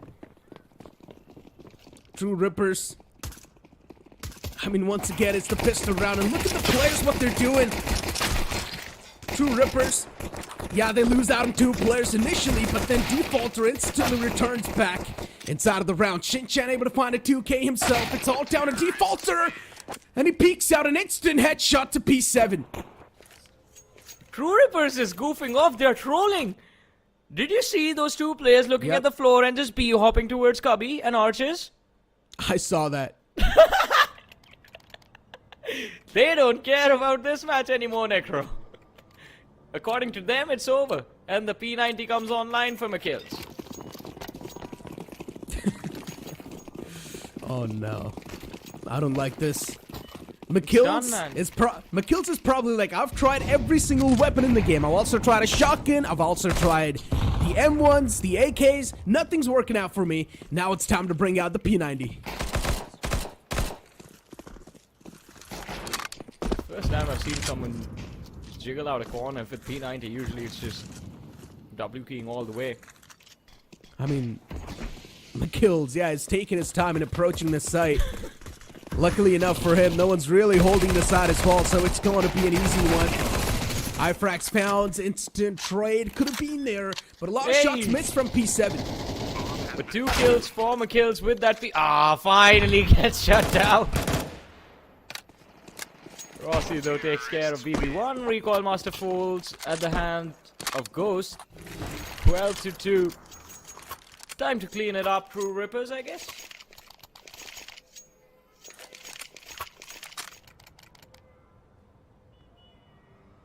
But what is this game, Necro? What happened? It's the game of Inferno in CS2. Nah, man, what happened to Too Easy? Oh, who's that? I don't even know. The CT side? Oh. Converters will be killed, Johnny. I mean, look at this. Okay, well. What are we watching now? Is this CS2, Necro? Oh, feels like I'm watching something else, but a 2v4? And considering these 4 players from Too Easy, Frags is taken down way too low as well. Not exactly way too low, but he's still got half of the HP to work with. A 2v4, especially if it's True Rippers, it's doable. Shinchan's towards the pit side. Still just holding that off angle. I highly doubt the players of True Rippers are going to be expecting Shinchan in this angle. But he should have the advantage, and he does so as well. A good flash to return back. And Defaulter falls prey. Falling midair while being flashed. I think there's no easier kill for you to secure than that. 12-3, another opportunity for Too Easy to shut down True Rippers, bring a few more rounds on the board. This time though, I have to say, I mean, True Rippers, they are getting way too overconfident. I don't think so they're being overconfident, Johnny. It's just that they've tried everything on their books, and most of the stuff is not working out. I mean, for True Rippers, everything has worked out, basically. I think they're trying to figure out where do we draw the line, what stops working. Finally, Molotov and iFrags. iFrags with a 2K. Able to at least do something, suppress the players of True Rippers for now. Situation's taken down to a 3v4. And Rossi just looking to find that pixel angle. He does take a couple of shots. Shin-chan once again in the off angle. This man in the same spot has been a big menace for True Rippers. And now Ghost towards Library. He could have found the pick, but unfortunately doesn't. Oh. And now towards Boiler as well. Recoil Master with the op. Misses the first shot. The second one will find the connection. McGill's the only man left alive, but even he's being held at. Now we're gonna see True Rippers in some trouble since they don't have any money to work with in the next round. But too easy, nice little hold from them, especially on that B side. iFrag easy stepping up and getting those 2 early kills, putting a little bit pressure. Rossi had the opportunity from balcony when he was trying to push, but seeing that player on that A side got a little too distracted. Forgot about the fact that one more player could be holding balcony and he did not have any information. Goes with the dry peak. Nice little shot from Recoil Master. Damage dished out. McKill's extremely low. He's got his hands on the deagle though. Oh no, that chicken just burned to his death. Sad life. Roasted. Now it's cooked. Ooh, good shot from Shin-chan. He just keeps on getting a lot of kills from that same angle. But then, the players of Too Easy, they just got open arms on the A side, and they welcome every single person. McGill's being the only man, not anymore. Did we see him in the same spot at the start of the round as well? He just stayed. We did, yeah. He just stayed there the whole time.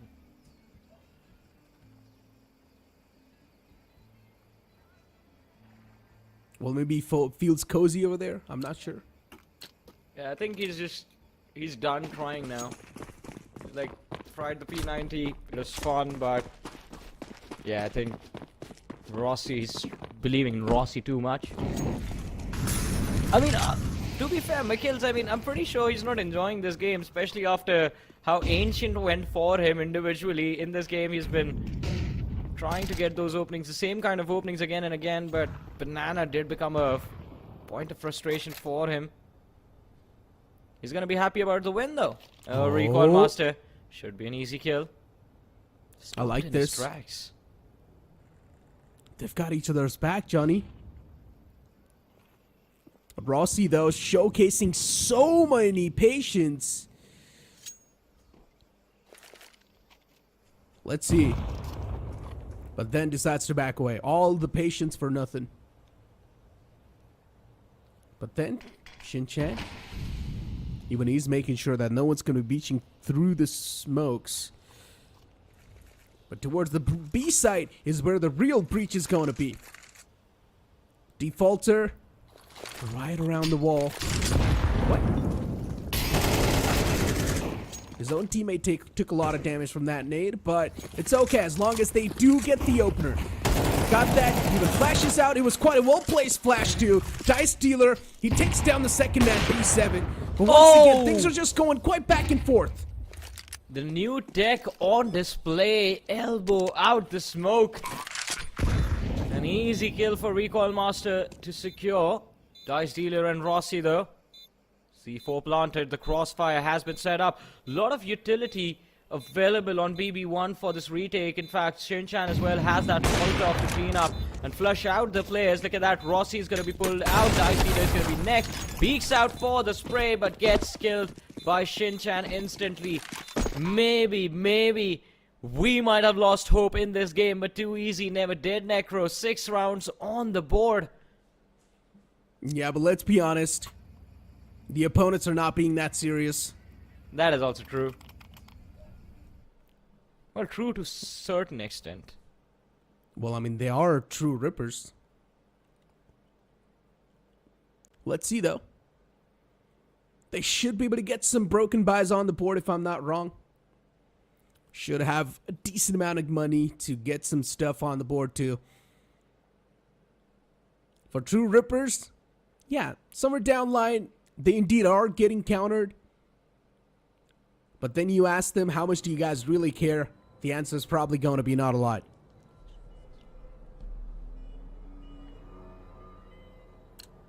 Well,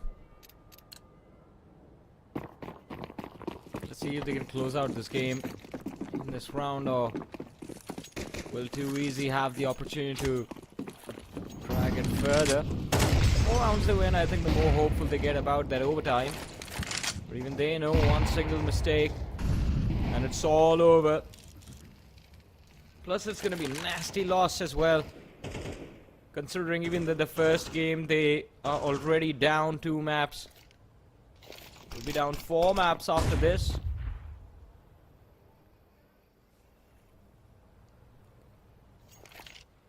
Defaulter. Oh, just 1 pixel away from actually showing his body. And Recall Master finally loses his patience and now falls back. Such a slow approach from True Rippers, a big change in the pace. It's something the players of Too Easy did not expect. And now Too Easy as well, starting to lose out on the patience. Let's see how the upcoming plays are going to look like. Ghost gets caught with the op. So over there, that's quite an unfortunate stuff. But then Defaulter finds the instant trade. And now the press-up's going to be there as well towards the arch side. Utilities are quite on point from the side of Too Easy. Instant smoke to block the vision as well. But the only thing the players of True Rippers really needed to do was take the arch control and move all the way towards the B side from the CT spawn. But there's an op waiting to greet them with open arms. And Recall Master, with already a 2-piece on the board, is now looking to get the 4th one as well. And it's going to be an ace! It's an ace for Recoil Master. 2 aces in the same game. One was Rossi with that switch from M4 to the AK, and Recoil Master, that op ace of his, the first kill on Banana, and then everyone else pours in. This wasn't very well thought, to be honest. I mean, True Rippers, what was this? Everyone just came pouring in from that CT area. You have control of archers, but you can't really collapse on B without having Banana. And no utility as well for the late round. What was that? Well, you ask him. I'm very upset, bro. Tech 9s. And I'm pretty sure True Rippers are probably going to win this round. I have a feeling too. Yeah. They're pretty much going to win this round and just get done with the opponents. Oh, maybe not. If the same stuff keeps on happening. Recoil Master once again just being a big menace, being a big problem. And he gets the second one too. Well, this eco round for the players off the side of True Rippers is not really going to be that happening. Ghost, tucked in the corner, is all by himself. 3 players in the front. And to pull off this clutch, it sounds too much. Well, we're down to 1v2, but then Heartpeak's library, P7 already waiting for him, and he felt the pressure of the player inside library as well. So wasn't really able to set himself up for that fight. 12-8. What started as a 10 round, well, an 8 round difference at the start of the game, and soon became a 10 round difference between the two teams, has been cut down to just 4. And again, True Rippers at this point are stuck in that vicious cycle. Every buy round loss, and the next one is going to be an eco. The op spotted out, but Ghost takes care of BB1. Head ripped right off. What was he even thinking, peeking down with an M4 that far away? I'm not sure what was going through his head, but yeah, he lost that later on. A 4v4. P7 softened up with only 36 HP. While on the opposite side, True Rippers, everyone is fresh. Rossi gonna be is going to be the one to take the first contact. And Recall Master still just busy with the operator. Instantly gets taken down. Now the AWP is out of the way. Sights open as well. And it's up for grabs. iFrags and P7 are the only two players left. P7 moving through balcony, I7 moving to library. Rossi with the op. Is he going to be prepared? Very important to shut down one of these positions as early on as possible. P7 needs to be extremely careful. The player in pit, Defaulter, can be a big threat to him as well. But still, Rossi, iFrag, easy shut down. And now they know where the last man is. He's going to be picked off by a Dice Dealer. And True Rippers finally wrap things up on Inferno. It got tough in the end.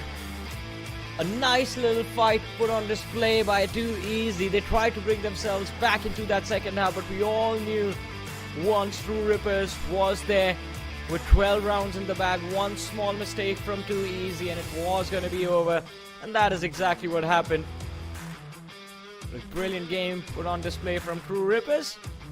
And towards the end, I believe, yes, as you said, Necro, they were just having a lot of fun. Indeed they were. I mean, True Rippers, for a moment it felt like they lost their groove, but then later on, once again, they got it back. It all started with all that troll that they did in the pistol round initially. True. They lost that one, and then later on, it was a spree of round. It was a chain of round that they just began to lose right after. But once again, it's completely fine. It's True Rippers, we know. Somewhere down the line, we knew that they were also going to win the game anyway, so it's completely fine. While on the opposite side, speaking of Too Easy, it's not going to be that good for their mental. Yeah, I mean, it's definitely going to be tough. Because, as I said earlier, I mean, this is going to be their fourth map loss of the group stages. And this puts them in a very tough position to qualify for the Super 6. And that is what everyone is aiming for right now. But True Rippers, they still remain the team to be beaten, Necro. I mean, for a moment, True Rippers, once again, just look at this position from Rossi. Just in an off angle, it's not an angle that you would actually expect someone to be in. And then Rossi, just with a quick ace, shuts down the entire opponent team. And I think so that round itself just gave the overconfidence to the players of True Rippers. And then they started losing a lot of rounds in return. Man, this was an interesting game. The first half extremely dominating, and I think Rossi after that ace just he just thought he was Superman, doing absolutely anything, hitting crazy shots.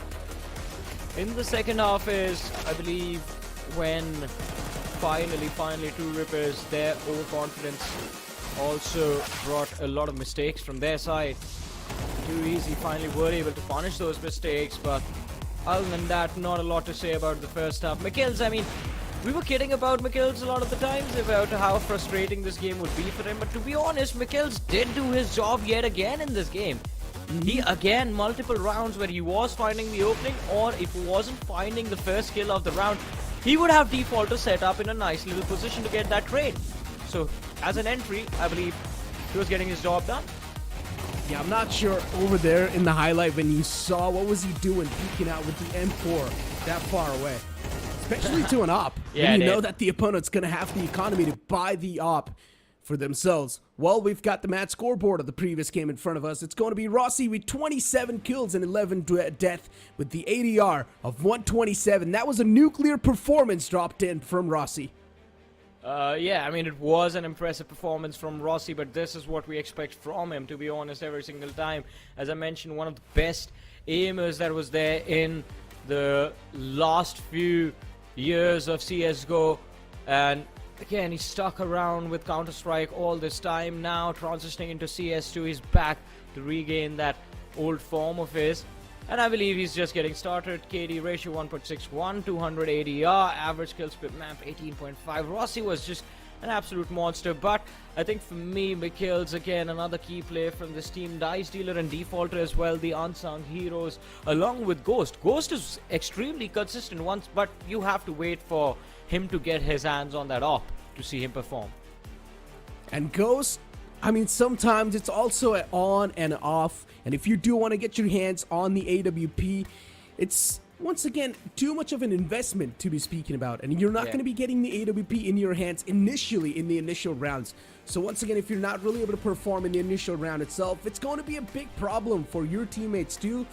And considering if you're not going to be able to perform, it's going to be a big problem for your mental as well in the upcoming rounds. But McKills, as you mentioned, at the start he was not really able to get those kills flown up, but then later on he started to get that momentum, he started to feel himself, and he was sort of getting back inside of the groove once again.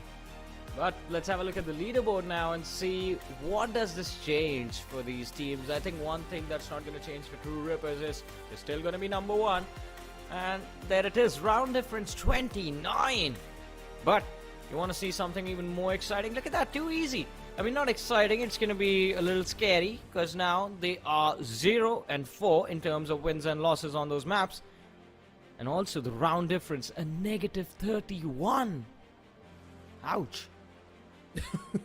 The second team, then you see Firedup with 2-0 so far. They haven't even lost a single matchup, Johnny. So Yeah. that's a really good thing for Firedup. The upcoming matchup is going to be a crucial one as well. If they do want to continue that flawless streak in the overall standings in the leaderboards, then of course it's going to help them out quite a lot, Yeah. especially when they will be facing against True Rippers in the future to keep their mental even in a better state. While you speak about True Rippers, they've of course got some of the best players without a doubt inside of the region. So their confidence is all-time high no matter what matchup they step in against. And most of the times we're not even seeing those proper executes on the board, so nothing much can be said when it comes to the tactical standpoint. Yeah, I mean, nothing much can be said, but as you were talking about Firedup Gaming, they are going to be performing next and going up against God's Reign. What is going to happen? Well, we'll find all of that out, ladies and gentlemen, but after this very short break.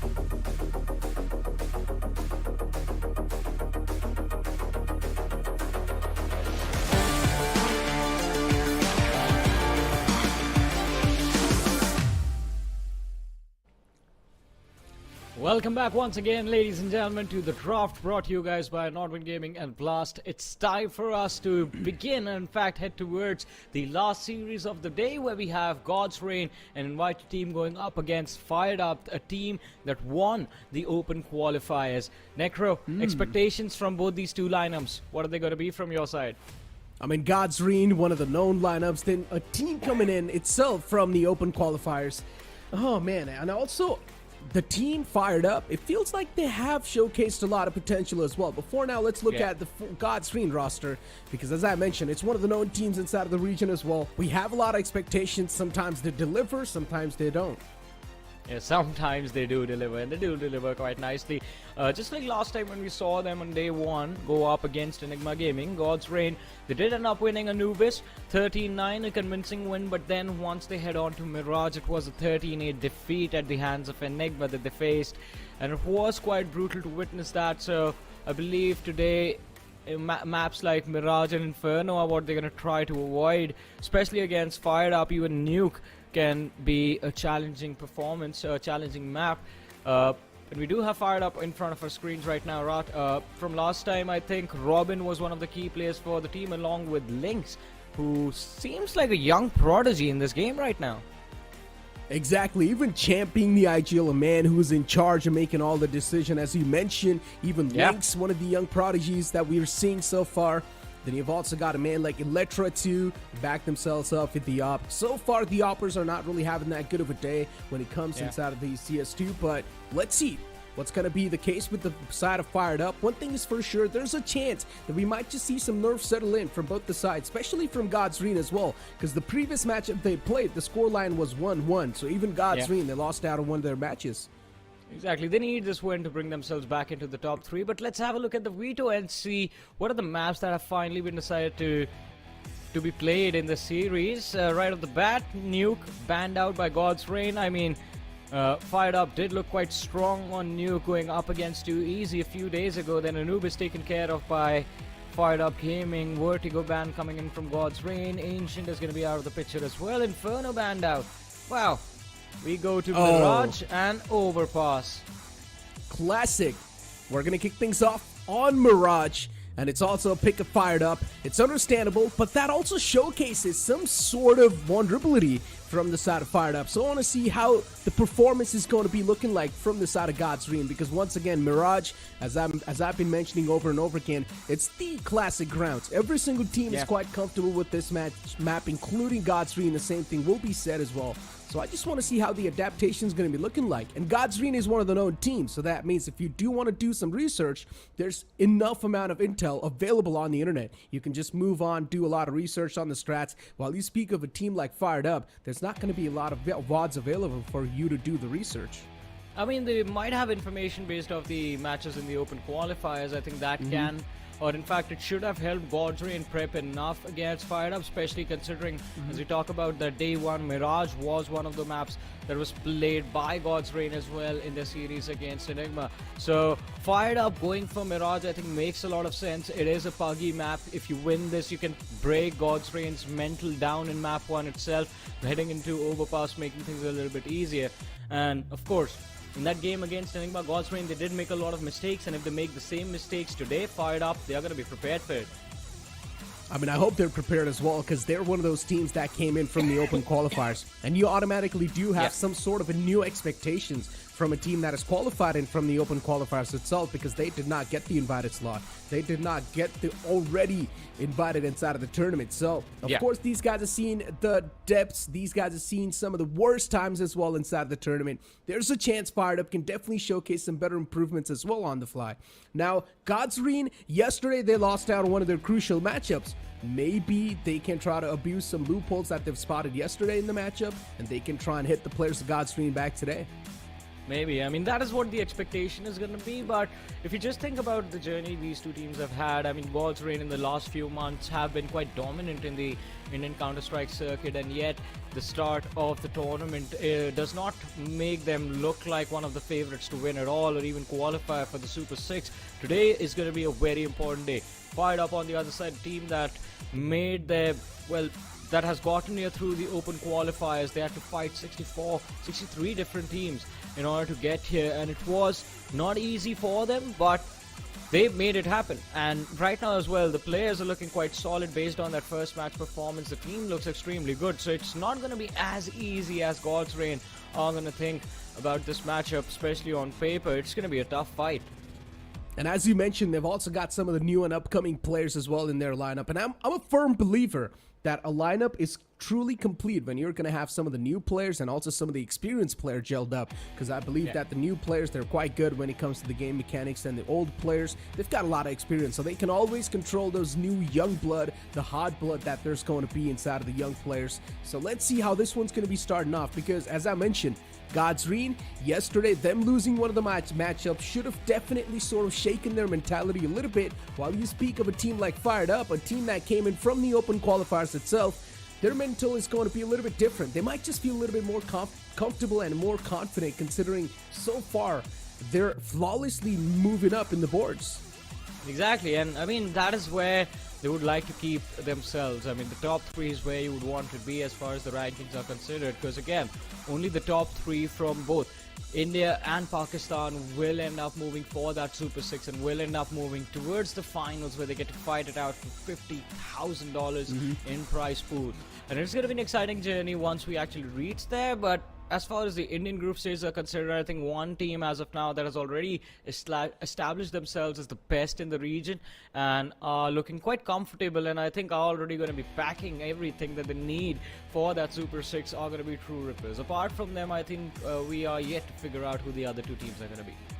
Without a doubt. I mean, True Rippers, already I can imagine them getting a slot in the front, them getting a slot in the future, while on the other side, if a team's actually going to be facing against a team like True Rippers, it's going to be a tough competition for them, I'm not going to lie. True Rippers so far, with the way they're moving confidently inside, no matter what matchup you put them in, they've been able to take down opponents without even any issues, without even breaking any type of sweat. They've taken down some of the big names as well.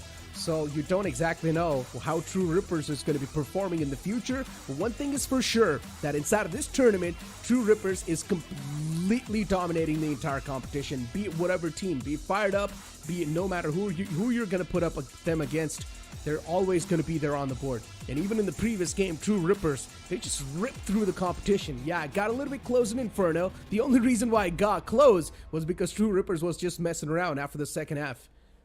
But apart from them, which other teams do you think stand the chance of moving into the Super 6 as far as the Indian region is considered? I would say God's Reign as well can definitely stand a chance, and so far with how the run for Firedup is looking like, I think so even they can stand a chance. Marcos Gaming, in the upcoming matches, they need to be really flawless, and it just sounds a bit too much for me considering the stats aren't really showcasing anything like that.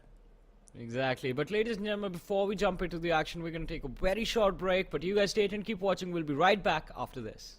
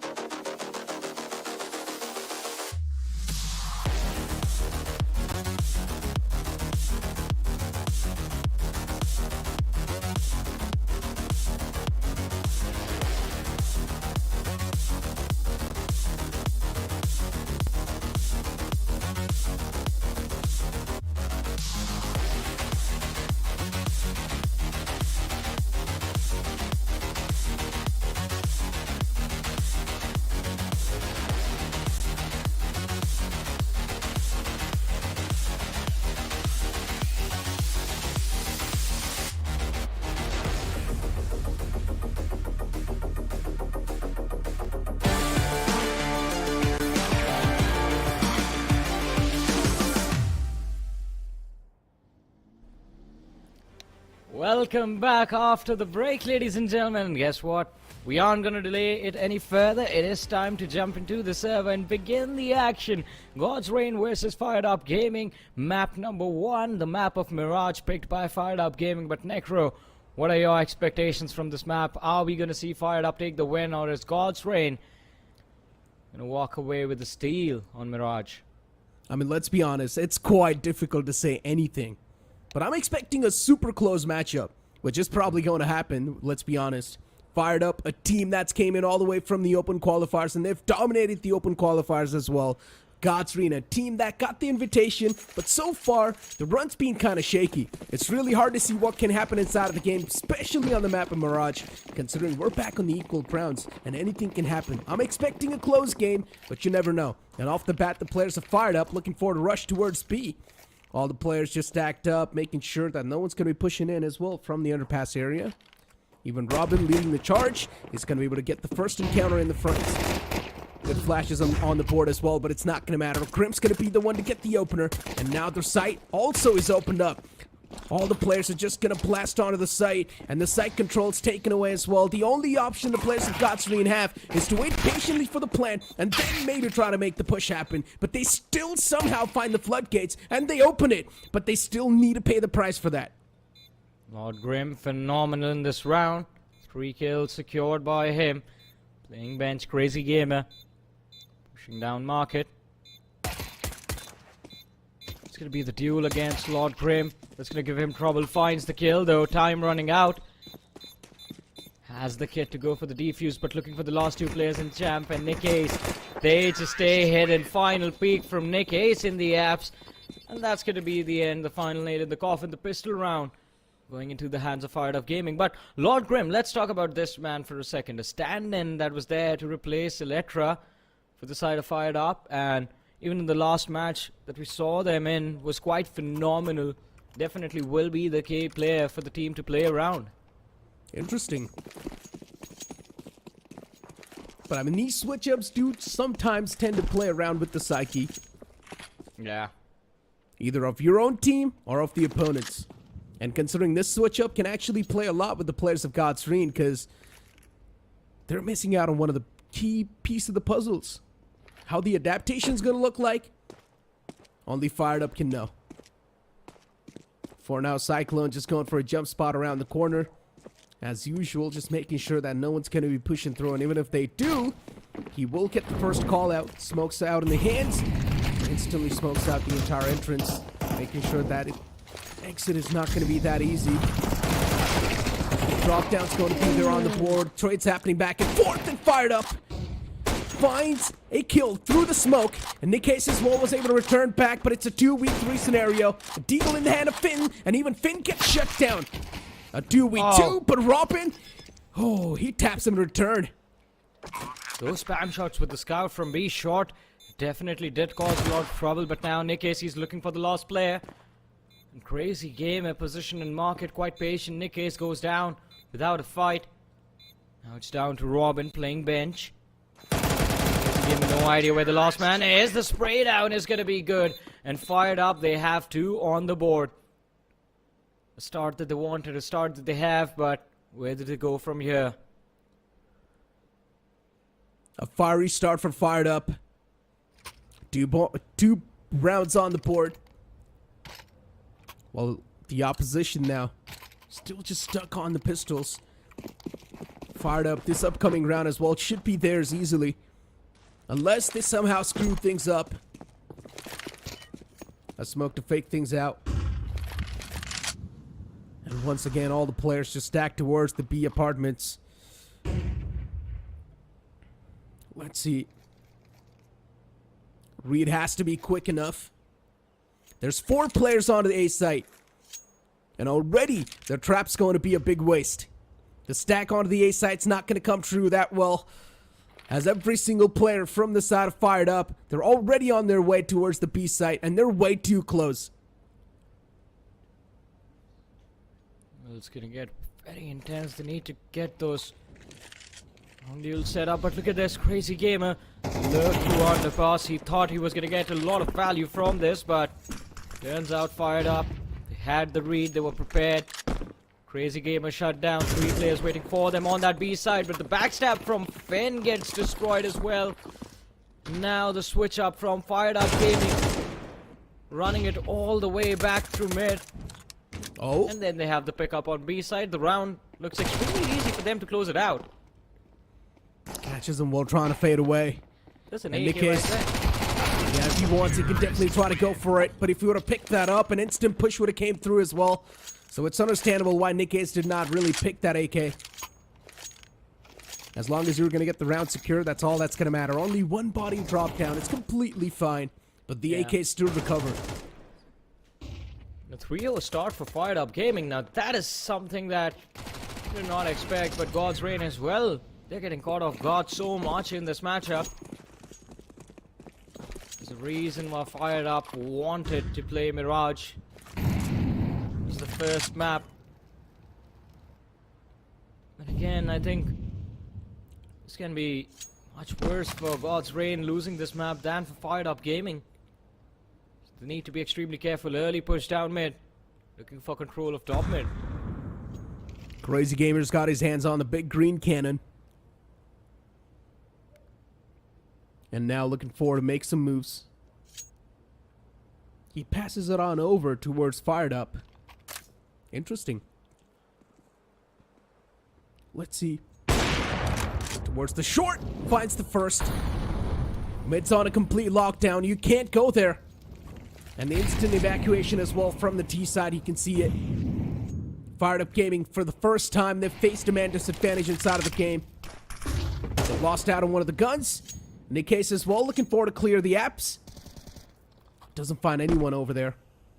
A 4v5. Indeed's gonna play with the mental of the players of Firedup. Second shot missed. It might just cost him their life as well, but a good flash and a peek as well to back it up. They wanted to slowly move up, take map control away from the side of God's Reign, but turns out the slow execute also builds up a lot of pressure for them. Panic sets in as they move for the C4 plant on that A side. Shots whiffed, then Crazy Gamer finds the pick on Lord Grim. Linux still on side though. 1v3 has to face the op. Yielded by Firedup. Louder from CT. Spawn chimes in, but Firedup cleans it up. Link shut down. The first round on the board for the CTs. Solid stuff. Godsreen finally getting something done inside of the game. As you mentioned, first round on the board for the CTs. It's a new ray of hope. Economy isn't looking that great from both the sides, but Firedup looking forward to execute an AK hero strat. I'm not sure how well this is going to be out. But Lynx. We need a few flashes. And the main issue is the economy and the utilities itself. Looking fired up, so aggressive with the op. Just looking to find that single peak. And the AK is already gone. It's down and dusted. Needs to be recovered though. It definitely is possible to do so. Cyclone towards shorts once again. Is not going to let anyone pass through onto mid. And considering there's only pistols in the front, even the CTs, they're going to have a bit more confidence. And they know that the T's just gonna have nothing to fight back. The AK recovered by Nick Ace. No flashes to make a play, resulting in Firedup Gaming getting stuck. Nick Ace falling back from T-Apps. 2 players set up to hit that A site. But so is Firedup. Position himself towards the tool booth area, watching A main. Now is when they pay the price for lack of utility. There's the first kill. The second one will follow up soon, but no, he misses the shot. And Nick Ace, he makes him pay. But stuck in a 1v4, what can you do? Not a lot. There's the final kill. Crazy Gamer with the cleanup. Oh, and they failed to recover the op. Sad life.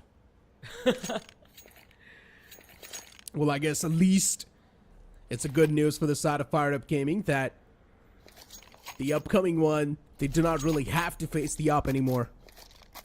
Godsreen, they instantly go for a tactical timeout. I'm not exactly sure what this tactical timeout is for, considering even the opponent's economy is in shambles. They're doing quite good as well. They've got the momentum, but they still decide to take a timeout. Maybe Firedup's pissed because his op's not there.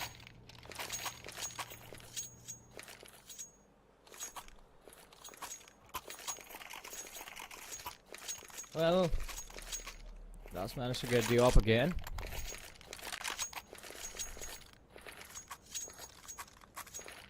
Fired Up Gaming, I mean,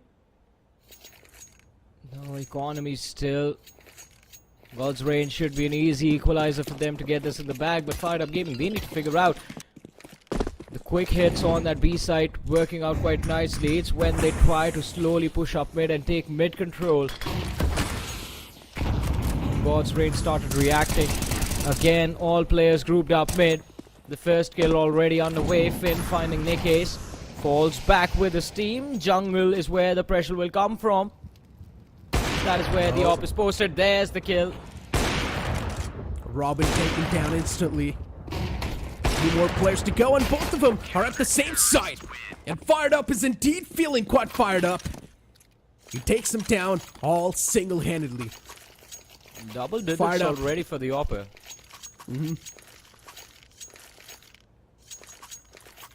Impressive start.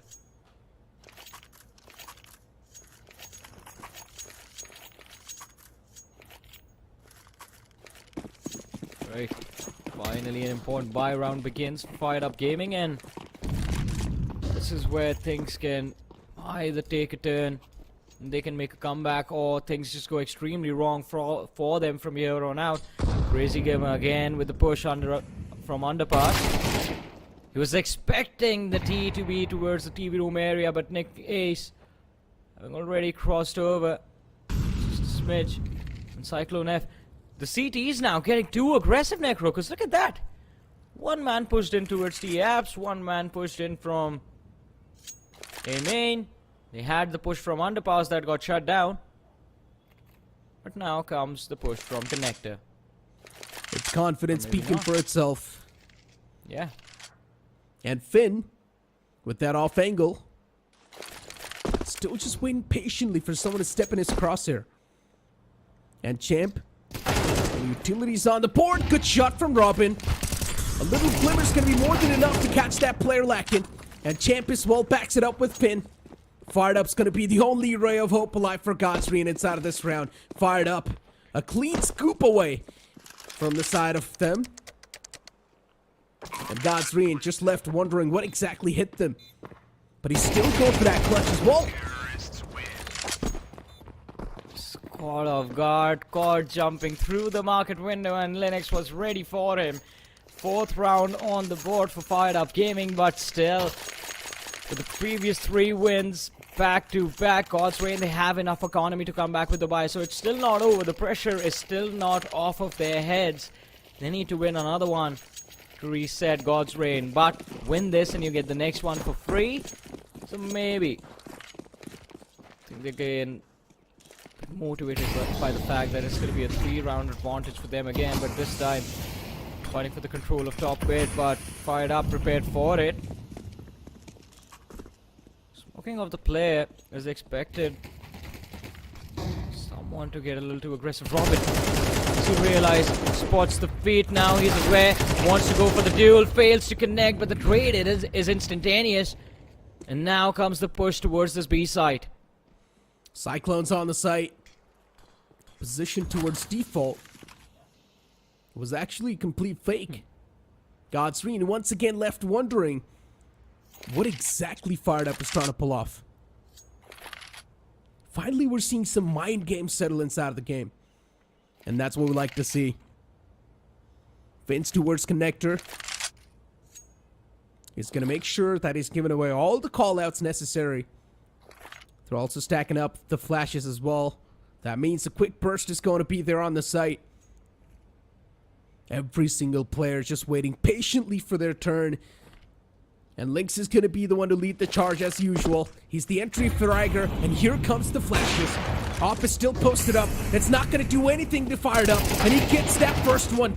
Lynx instantly looks for to return back the favor, but Firedup single-handedly is just shutting down anyone that stands against him. But eventually, he gets put to sleep. But it's the early kills of the round that build the advantage for Firedup. It's a 1v2 for Crazy Gamer. Not going to be easy. One man on site, one moving towards B short. Crazy Gamer, he might have the right idea, but the timing is not going to be right for sure. As he's looking towards B short, looking to clear that position. And Nick Ace from site just peeks with the opposition completely unaware. An easy kill secured. And as we said, Necro, the economy for God's Reign completely shattered. It's going to be difficult to win this round since they're going to be on an eco.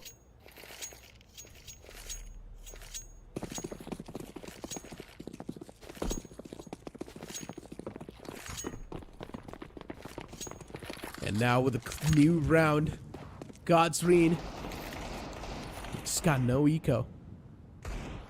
And now it's just going to be pistols on the board. Finn as well with the deagle. Everything's going to be up to those deagles. If those deagles are not able to find any clicks, once again, this round's going to be down. Nick Ace spots out that jump peek. Good Molotov as well to flush out that man from that corner.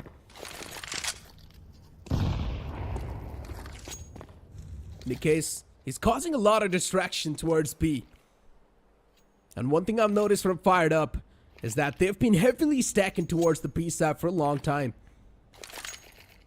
They always get the apps control, they fall back, give a couple of foot cues away, and then comes the demonic plans.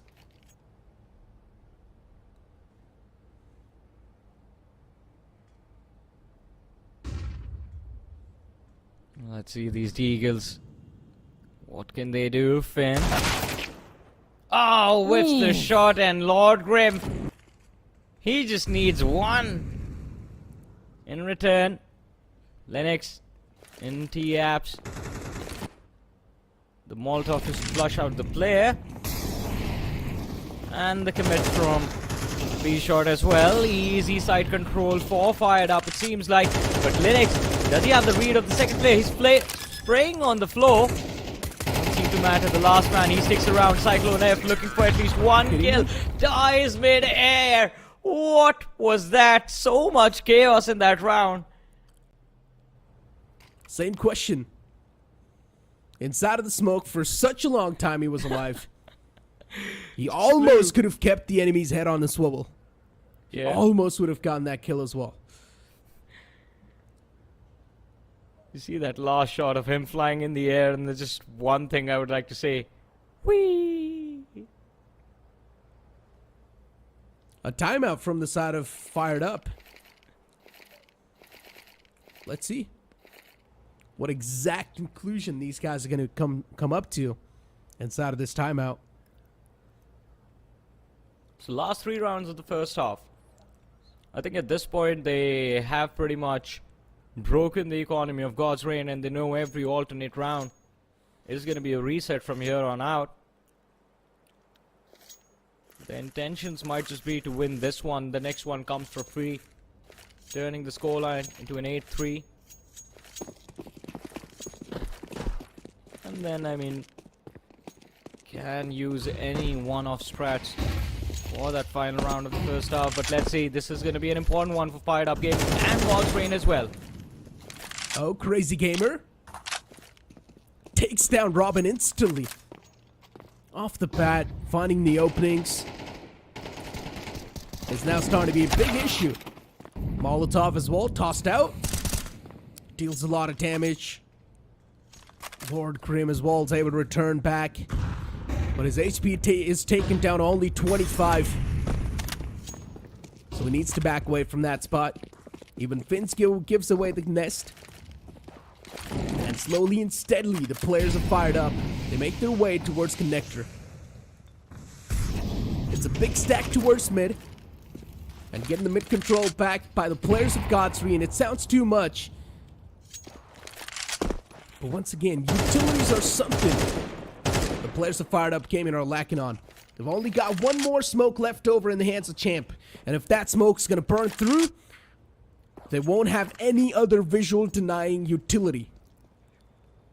We'll have a lot of flashes and Molotovs, but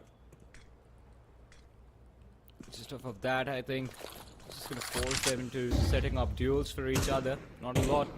And look at that, a quick flash play to clear up B short while Linux moves through connector for that A side control. Is going to be able to spot out one player posted on towards that tool booth, but crossfire too much as it turns out for Firedup to deal with. They do find the trade a little bit late in the round. No one to relieve the pressure from B short now. Clouder shutting down and picking off the C4. It does get recovered, but no time to have the C4 planted. And God's Rain, what a brilliant way to secure that round.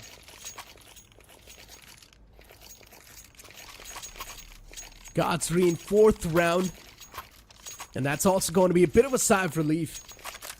They finally managed to escape from that loop of just losing money the every other round.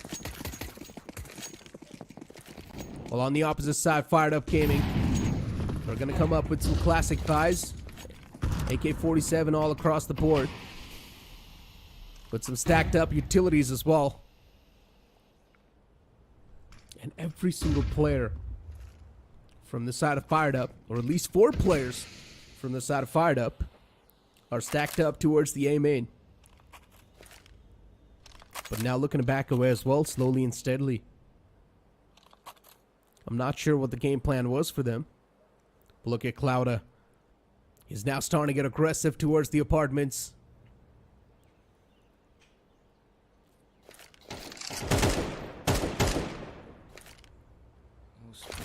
Maps, in the case with tap shots. Want to go for a push, I believe, with one shot stopping them in their tracks. In any case, the counter push from the inside. Is there a read on this? Doesn't matter. The angle he wanted to push. Straight in the line of fire, and Clouda does not miss these shots. First kill of the round in the hands of God's Rain. 40 seconds on the clock. And Firedup Gaming, they have no control of this map. Finally, they start to move towards the A side, but it's definitely going to be a challenge, especially with Crazy Gamer positioned right behind that firebox.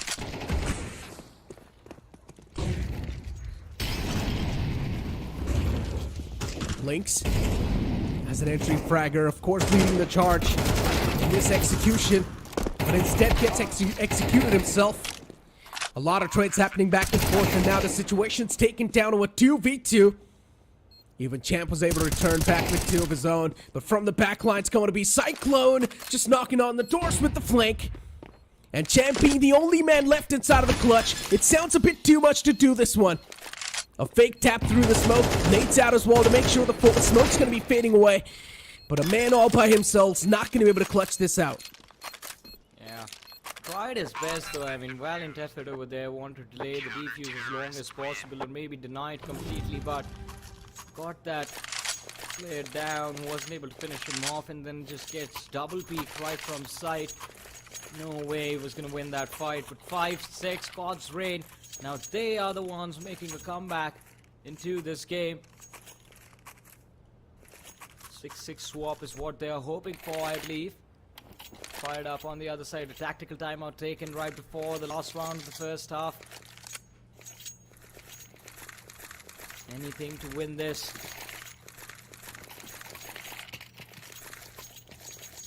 I think even in the last round, too much time taken. After they lost the first man in B apps. And then during the rotation, I mean, they did get themselves on side, but no proper positioning for post plant or no transition into the post plant positions. Scrambling to recover, scrambling to survive the retake from God's Rain. They got back on side extremely quickly. Last man was completely pinned out in connector.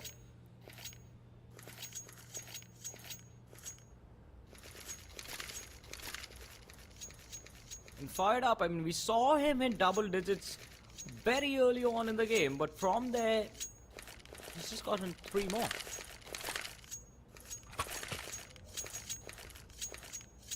One round away is Godsreen from equalizing the scoreline. And Firedup looking forward to keep the momentum rolling. Keep the lead going in their favor. Man, at this point, I heard these guys switch up the knife so long. It just feels kind of weird. Yeah. That sound's just in my head now. Oh. Good nade. A good combination as well. Firedup's not going to find anyone. Maybe a late approach towards mid can be the way to go for Firedup Gaming, but it's not the case. Patience all across the board for now from the side of Firedup Gaming. Considering they know this round's going to be a crucial one. If they lose out on this round, the economy is going to be back to 0. Even if they win, the economy is going to be back to 0. End of the first half. True that.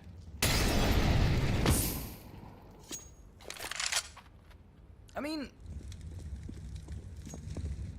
but I also don't know Firedup what their intentions are. It always seems like the same thing. They try to either aggressively take fights on B or mid. Mid hasn't worked out so far, so they're trying to be a distraction, or at least have sent Nick Ace on that B side, B apps, as a distraction. And the fake, it is good enough as of now. They've managed to pull 3 players towards that B side, just 1 on mid, 1 on A. But even after that fake, the execute towards the A side is so delayed that it allows the CTs to fall right back. And that is where the problem comes. Now look at this, Crazy Gamer, he's already lined up, and his teammate, the distraction from jungle, is enough to let Crazy peek right from default, finds the opening for his team, and now Firedup Gaming, they're stuck on that side. Also, too much time wasted in this round. God's Reign, they just win it off of time.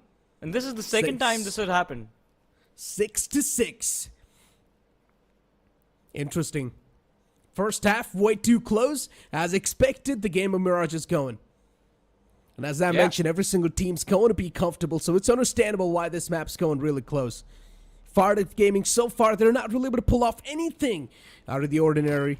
Instead, just doing some basic stuff. And a lot of the times, they were just going for the B hit over and over again. But now it's the side switch.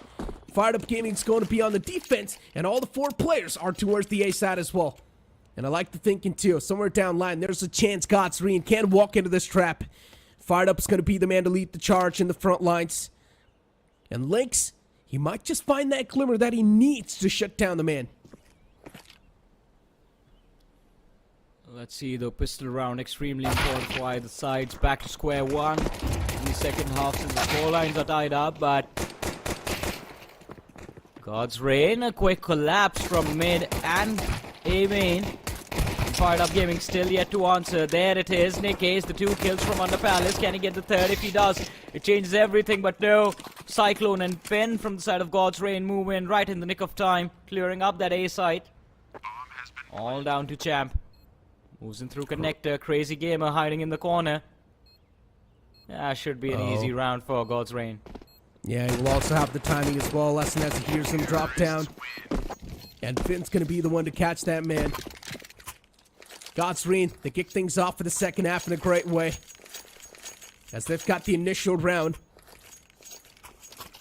And considering they're also going to have the second round upcoming as well, this is going to be a great start for God's Reign inside of the second half. The exact start they were looking for. But Firedup instead looking forward to go for a force buy. This might just catch the players of God's Reign off guard. It can, but will it be enough? 3 SMGs and a Deagle. You're gonna have to be a little bit aggressive. Find those close angles to play with one way or the other, but the stack on the A side. Just 1 CT positioned on B. Champ playing B short. And if he falls, God's Reign, they have full control of mid, can easily rotate through B short.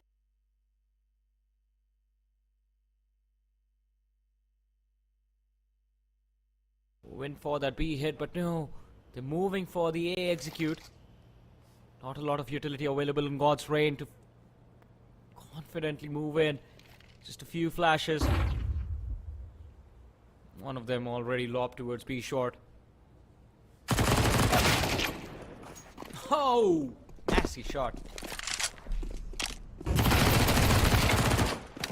And Lynx, he finds Crazy.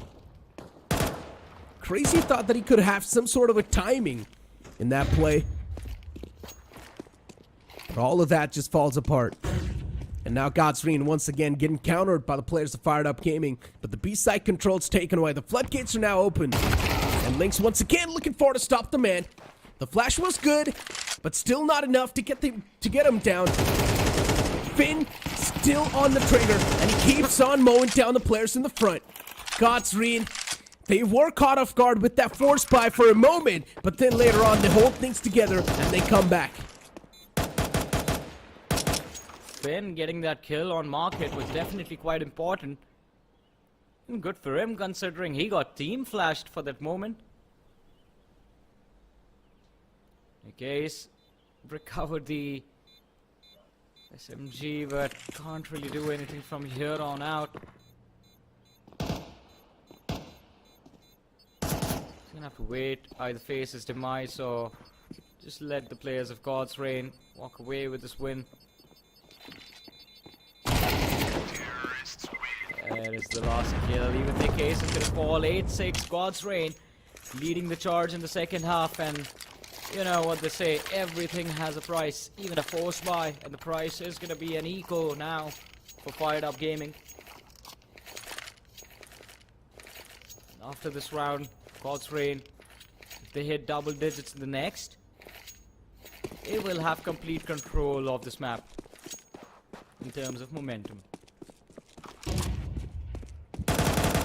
Clouda, good catch. Yeah. In any case, down and dusted. And still considering it's an eco round, the players of Firedup Gaming can't really do much. 3 players still on the A site. And slowly and steadily, God's Reign starting to gain that momentum and the confidence as well inside of the game. Firedup's the man who's always been in the front lines, and this time, Lynx's head gets chopped off. Firedup single-handedly is manhandling the entire A site, but this time, he gets denied. Doesn't seem to matter, champ. The last man surviving is extremely low and is hiding in jungle. His position is compromised as well. Easy cleanup for God's Reign. 9-6 is going to be the score. A comfortable start in the second half for this team after the struggles of the initial stages of the game. What a brilliant Double op. recovery. Now is when things get interesting. Exactly. Double ops being brought to the board. Robin and Nick Ace. But it's a heavy investment as well. If this fails, oof, it's going to be tough to recover. Solo man on A. And it has to be the op as well. 3 players pushing in through Palace. And it's not going to be a confirmed hit. The op catches the first one. Robin able to get the trade, but the second shot misses. And the crucial shots are just not hitting for him. But his teammates got his back. Still the man advantage in the hands of Firedup Gaming. It's something they can definitely look up to. But Nick Case in the entire spot gets the second man down as well. Nest is still safe. It's a 2v4. And Firedup now, once again, looking to make sure that this last minute rotate is going to come through. He's got the C4 on the back. But I highly doubt going for this last minute rotate, it's going to bring him anything. I think once he reaches T-Abs, his teammate, in fact, Cyclone F, who's all the way in A Palace, needs to start making some noise, be a distraction for the players of Firedup Gaming. But he needs to be careful as well. There's a man watching Palace from the CT spawn area. Cyclone F, look at that, he has moved in. Will take the drop soon. In the meanwhile, Firedup, he stays there waiting. And if the distraction is complete, the man from Market also rotates. Now the B side is empty and the C4 can be planted. Cyclone F, if he gets even one kill over here, it's going to be a bonus and it can change everything to the side of God's Reign. It indeed Towards that can. B side, the C4 needs to be planted. 10 seconds on the clock. Oh no, gets spotted out from B short. Linux shut down, fired up. Cyclone F gets picked off by Nick Ace, and God's Reign, they fall apart.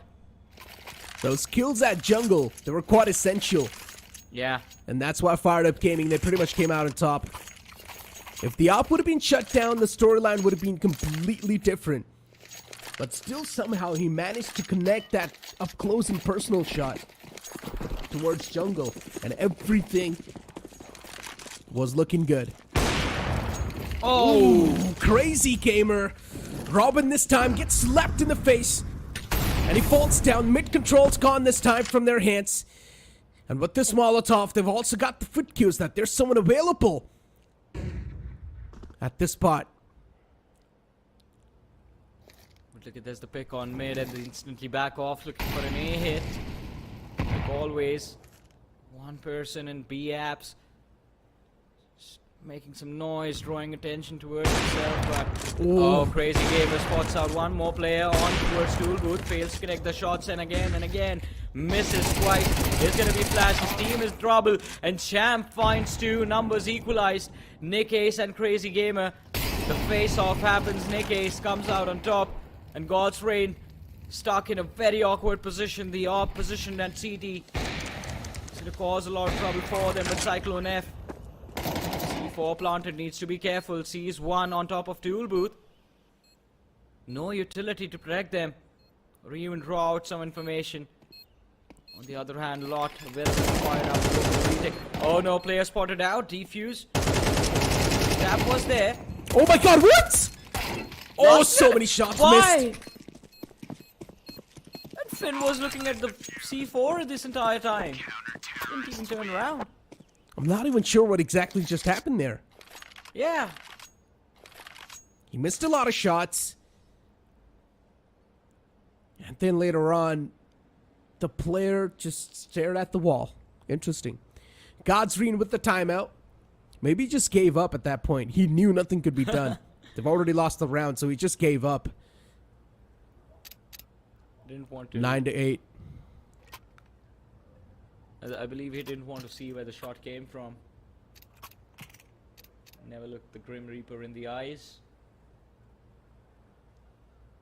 But yeah, 9-8. I think it's gonna be 9-9 soon. No economy on God's Reign to buy into this round. Just that hero AK on Finn.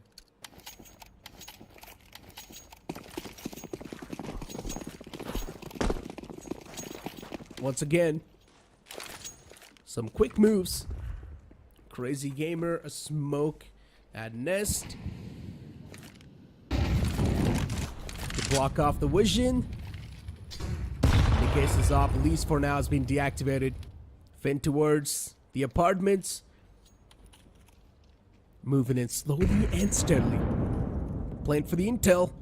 Utilities are being exchanged from both the sides, but Finn has managed to cross on over. And this squeeze is going to be important. Finn is still looking for at least that one single slip-up that he can find. And as he drops down, his position will be compromised, but a great pre-fire on the links will find that opening. Robin with a 2K, he returns back the entire stuff, but still, it's not gonna matter. The sight control's gone. Grim from the short is looking for to return the sight control back to his team. But it can be a bit tough. Pistols in the front can definitely be easily deactivated by that AK. But in the case with the op, up close and personal against the pistol, I'm not sure how good of a trade it's going to be. Cyclone comes out on top in that duel, and even Clouda shuts down Champ in the backlines. It's all down to Grim with this AK in his hand, but there's an op in the hands of Cyclone, which he gets extinguished.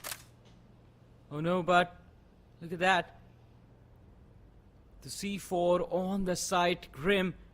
All he has to do is just play and wait. Playtime, 18 seconds on the clock. Clouda, he's moving in from market. Slowly and steadily approaching the C4. 12 seconds, does not have a lot of time. Needs to realize he needs to go for the plant now. And now Grim starts to move in. C4 planted. Cloud are too eager to take the fight. Peeks, and Grim is ready to pick his head off.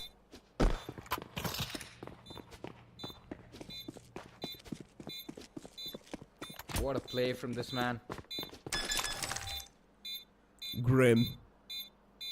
I mean, in general, he had the advantage. It was an eco round for the opponents, so all the advantage was stacked with this team in the first place. And now they've also managed to equalize the scoreline. Even better. Speak of the utilities. Got out of hand, though. It almost did, yeah. Before now, speak of the utilities, both the teams are going to be stacked. No one's really struggling as much when it comes to the economy, but the next round's going to be a crucial one. Double digits for winning this, but can result in turnaround for God's Reign if they end up losing. No economy for the next one.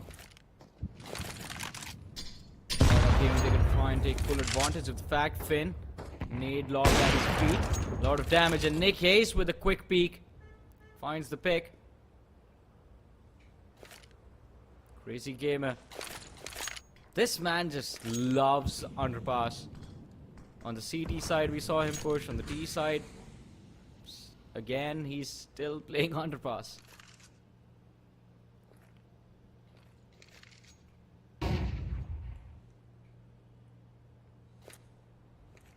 And still, the shot control is taken away. It's also looking forward to gaining the control over ladder room, which he gets. And through ladder room, he will also have the control for quite a lot of the possibilities. Nest is going to be cleared. 3 players stacked on the A site. And only 4 players from God's Reign. Looking forward to make something happen. Man advantage is definitely there with Firedup Gaming. And now that Crazy Gamer spots one out all the way in the back lines. Molotov's going to be enough to evacuate that man from the position. But Crazy Gamer's still stuck at the main. He needs to get at least the first man down. And he spots the gun barrel, shuts down legs. Cloud as well follows it up instantly. But Grim's going to be the one to reply back in strong. Grim still on site, still on tool booth. He needs to react. Fired up position towards Palace. Misses that op shot, but the C4 has been planted. But look at what the T's are doing. All of them running back, repositioning. And Crazy Gamer rotating all the way through mid. Nikkei's that shot on Wentz. Will have given information of his position and fired up. He's prepared to take the duel on site. Finds one. Cyclone F shuts down Nikkei's. Lord Grip finds the Opper in A main and realizes there's no way he gets the defuse done. Runs towards T spawn, tries to save the op for his team, steal it in fact, and succeeds. 10-9, God's Reign once again. Pulling things back in their court. For Firedup Gaming, as I mentioned, the upcoming round's going to be a crucial one. And so it is. Nikkes has got his hands on the AWP. And that's going to be a hefty investment. They're booking everything on this round itself. MP9 in the hands of Champ. Robin's only got a deagle in his hands. Everything is going to be up to that op. It has to be the playmaker. It has to be the icebreaker. No peek on mid. Instant repositioning towards the B side. Both Nikkei and Champ following him very closely, and I think this read is good as well. Do you see the players from the side of Firedup?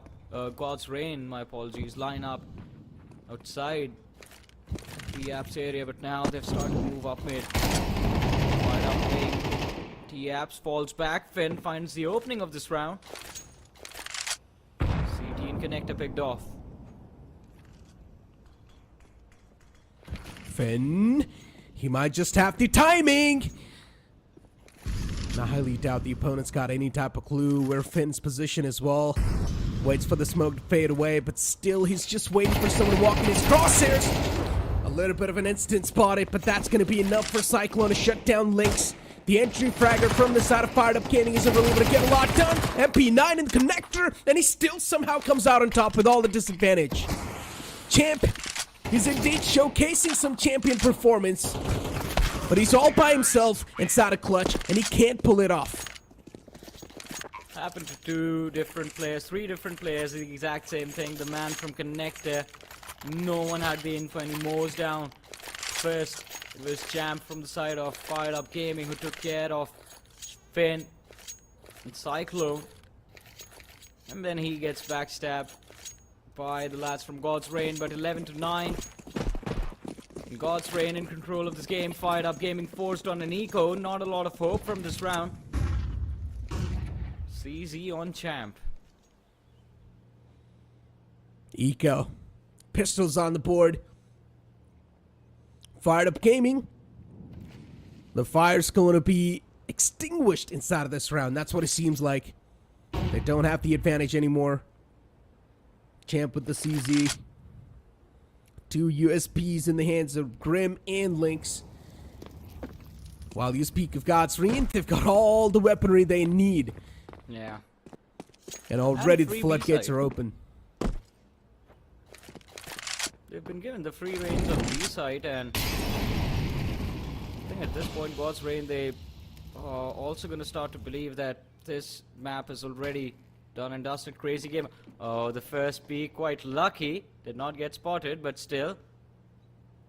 Cloud on the other side. Linux shut down. Crazy Gamer moving in from Palace. Firedup Gaming. I think it's going to be a challenge for them to cross mid, let alone head all the way towards that B side. Crazy Gamer still drawing a lot of attention towards that A Palace area. Nick Case, my goodness, still finds a kill. Clouder shut down. Cyclone F. Gives that AK away. Moves in. Finn. All the way down loose. Looking for one more, but Nick Ace finds one. Gets shut down instantly by Crazy Gamer. And while the C4 was planted on that B-bomb site, we have, ladies and gentlemen, the T's hunting the counter-terrorists on A. Interesting. Well, now at least they're going to have some more money to buy some guns to defend themselves. Match point for the side of God's Reign inside Mirage. And as I mentioned, God's Reign as well can be the one to qualify for the future stages of this tournament. They're playing quite tactically. They're showcasing a lot of patience compared to what we've seen in the previous game. So yeah, one thing's for sure. The tacticality's upped a little bit. Clouda once again, aggressive approach towards mid. Looking forward to smoke out the connector side. But fired up, misses the first shot, gets the second one. Nick Case once again with the dry peek towards Palace. I'm not exactly sure what they're thinking, but they're just feeding away all the kills to Fired Up. And God's Reign, they're definitely feeling themselves, especially Fired Up himself. He managed to get a 4K. And now all the way back to our CT, he gets the 5th one. An ace to close it off. What a way to close off this first map, and guess what? This one was picked up by Firedup Gaming. God's Reign, the struggle was there in the first half, but as soon as the side swap, as soon as they got comfortable on that T side, they did not look back. An impressive win, and especially an impressive performance coming in from Firedup, a player from the side of God's Reign, not the team Firedup Gaming. They tried their level best to fight back, but unfortunately, this one Fired Up was enough for the 5 on the other side.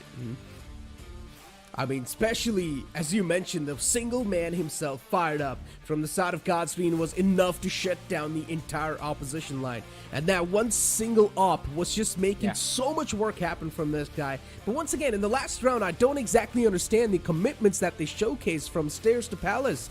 First man got taken down, the second man peeks out from the same angle without any type of flash and utils to back himself up. And of course he gets taken down instantly. So an ace to close it off is of course quite a stylish way to shut down the game. But the upcoming map as well, Overpass, is going to be an interesting one. We expected this game to go super close. It was a close game, but unfortunately Firedup Gaming, it was their map and they still could not win it.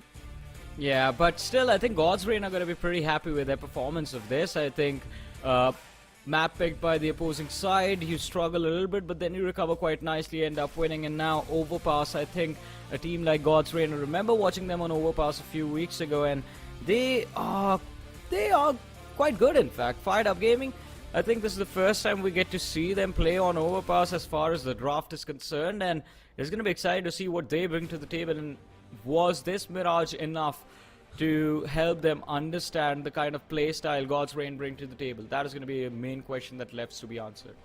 One thing is for sure, God's Reign has showcased a lot of patience, but I'm pretty sure in the upcoming game of Overpass, we might see some more patience being displayed from both the sides. Ladies and gentlemen, a lot more to discover on the opposite side of this break.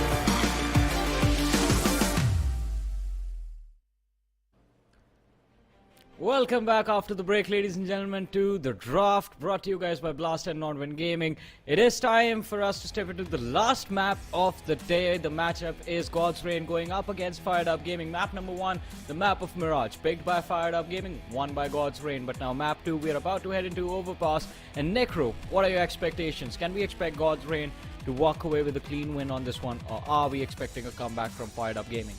I mean, it is supposed to be a God's Reign pick, right? So I'm hoping that God's Reign is probably going to be the one to take this one home as well. Now, the map of Mirage, as I mentioned, it's one of the classic maps. I didn't exactly know what way that's going to go. Overpass is more sort of like a map that requires a lot of tactical nature. And I feel like God's Reign, they've definitely got what it takes to bring that inside of the game. And Overpass being the pick of God's Reign as well, they're probably going to be feeling at home as well compared to the players of Firedup Gaming, who will be stepping inside an unknown territory, facing against a team like God's Reign.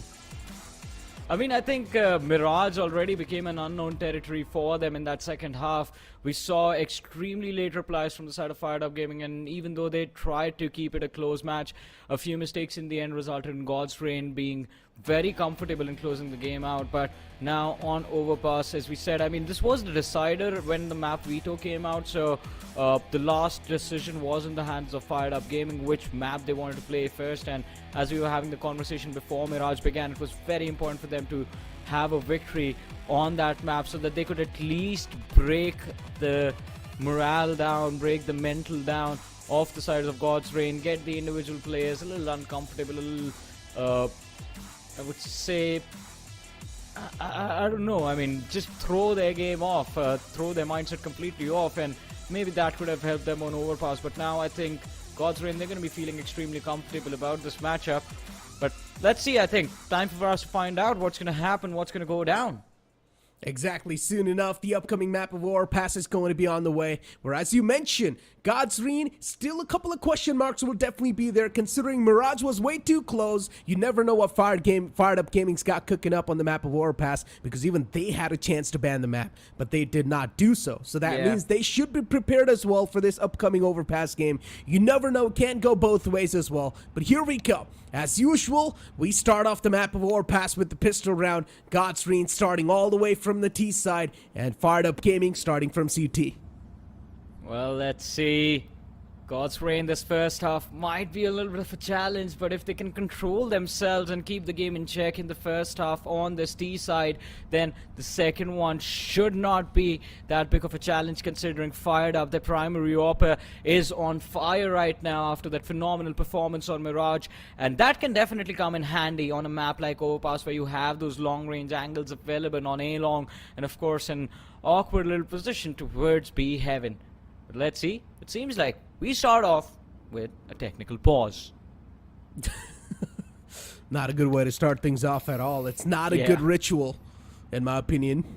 Off the bat, we're starting things off with a technical pause, and that too on the side of God's Reign. I hope it's going to be sorted out as quick as possible. It's not going to be like the first game. And hopefully it's not the issue of the AC as well. I would rather take an AC issue than anything else. As long as you find the remote. Oh, it's back. Let's go.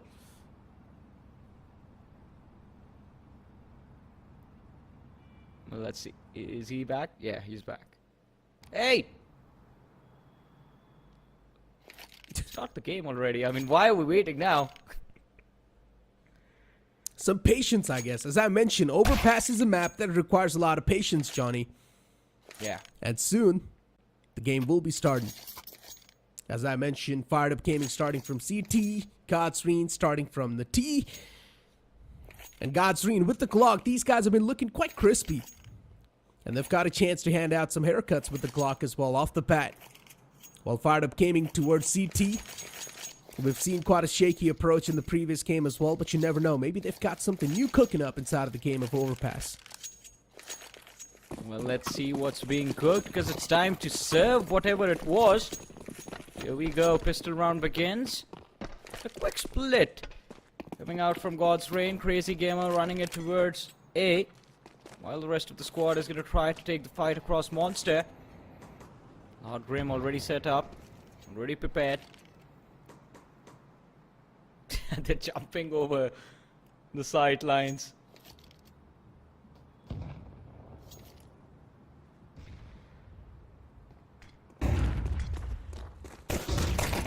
Clouda, quick approach. But from the Monster, already the T's start things off with a great note. There's still a man tucked around the barrel side. He hasn't really peeked out just yet. And Robin, as soon as he peeks out, he gets just one. I thought he could have had an insane angle. Considering he did not even peek out, he baited all of his teammates. But still, Robin wasn't able to get anything done. No, it's... Oh man, I mean the quick hit on that A side, and even though they were prepared for it, Firedup Gaming failing to answer anything. God's Rain first round in the bag, but a little bit of a force coming in from Firedup this time. 2 SMGs purchase. What is it? One? Make that a 1. It's 1. Yeah. They just sold one. Now Champ is the only man with the MP9 in his hands, while Crazy Gamer leading the pack in Connector with the MAC-10. 4 players towards the B site. Unfortunately, no one's going to be looking forward to hit the B side as well. Instead, a little bit of variety showcase from the side of Godscreen, and going for the A side this time. 3 players from long, 2 players looking forward to hit from the short, through the bathrooms. And A side's going to be easy for the taking. All the 5 players were supposed to be on the B side. It was supposed to be a trap as well. But luckily enough for Godscreen, they avoided that trap completely. They have the C4 down. That should put the CTs under pressure. But Crazy Gamer, this man is crazy indeed. Those legs coming out of nowhere. And look at that. The CTs, they're going to pin towards water. Finally shut down Crazy Gamer. Oh my god, it's a big blunder, Johnny. They're losing out on a couple of guns, and those 2 the crucial ones. It gets fallen down in Connector, but it gets denied.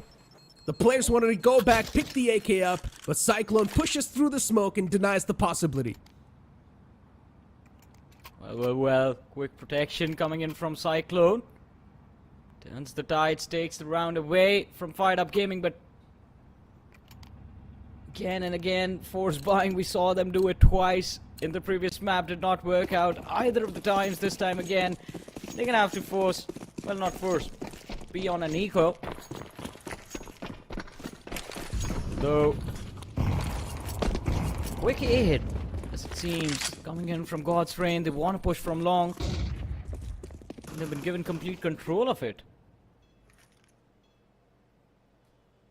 Deagles, 5.7, and a USB in the hands of Robin.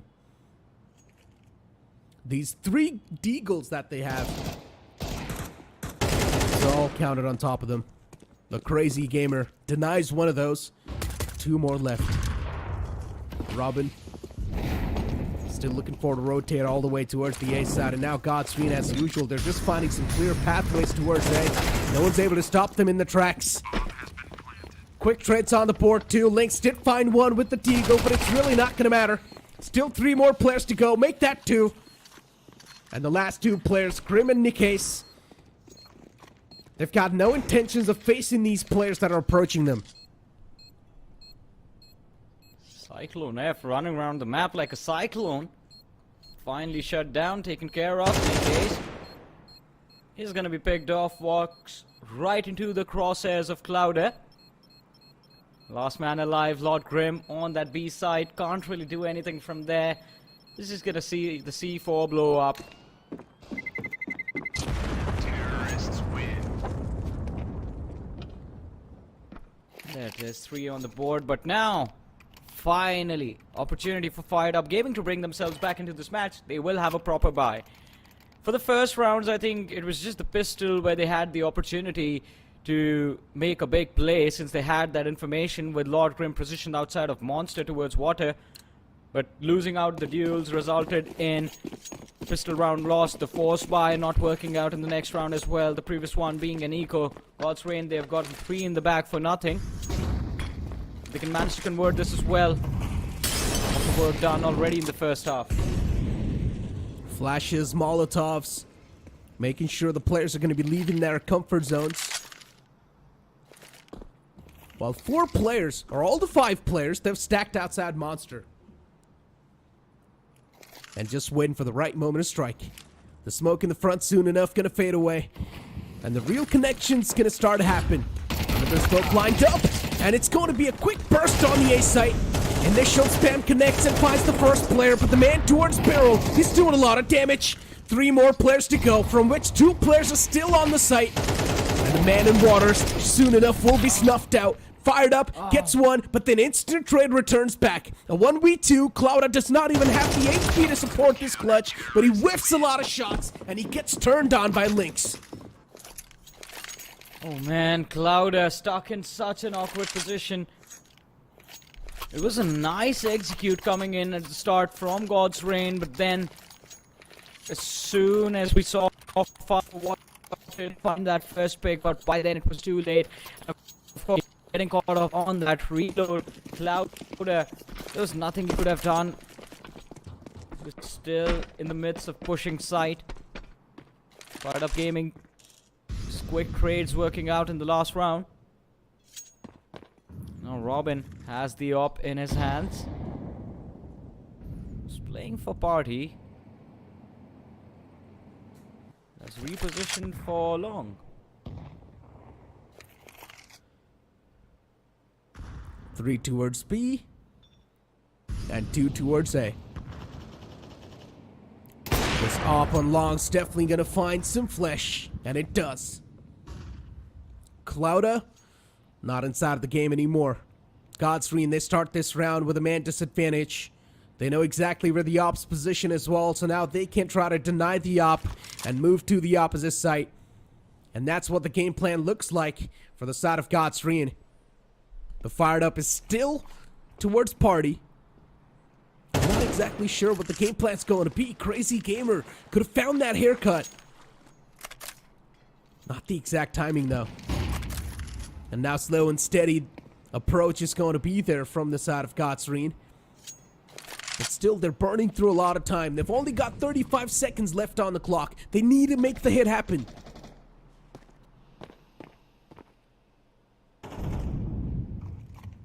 Time's running out. Lord Grim doesn't really need to take a lot of risk, but yeah, both of the players missing each other around washrooms, but this is going to result in an awkward position for the teams. In fact, Robin, he biffs the shot, but Lord Grim, oh, he could have gone big from that spot, but Finn checks it, and he's going to get picked off. Robin was forced back as well. The C4 planted on that A side, but Linux, the push for truck, too risky, and he doesn't even make it work. Nick Ace next in line, moves forward, finds Cyclone F, instant trade coming in from Crazy Gamer, still on site. Look at this, they had 20 seconds when they planted the C4. Well, when they went for the hit on that A site, they still have the C4 down. Crazy Gamer picked off. Champ with a brilliant lure coming in.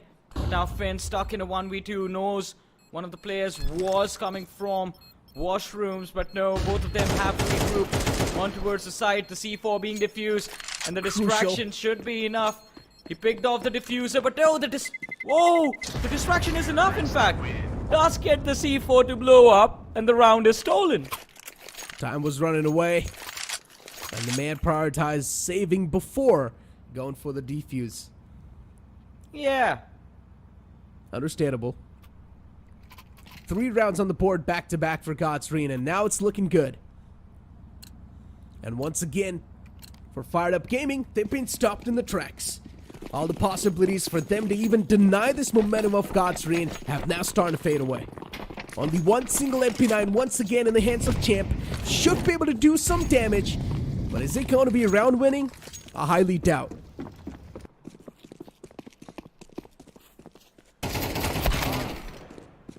Nothing working out for Fired Up Gaming. Reset again. God's Reign is running towards that A site.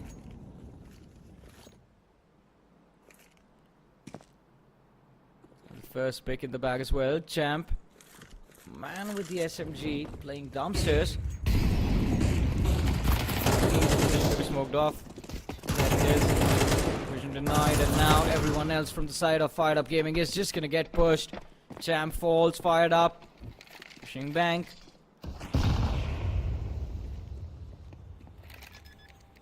Oh. C4's getting planted.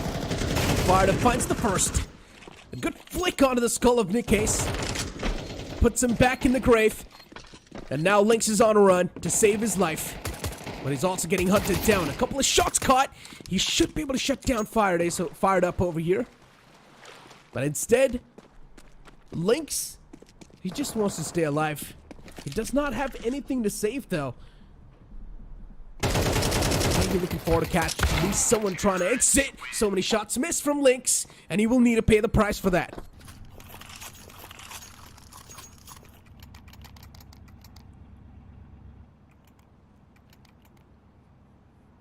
I mean, so far, completely one-sided game, I guess.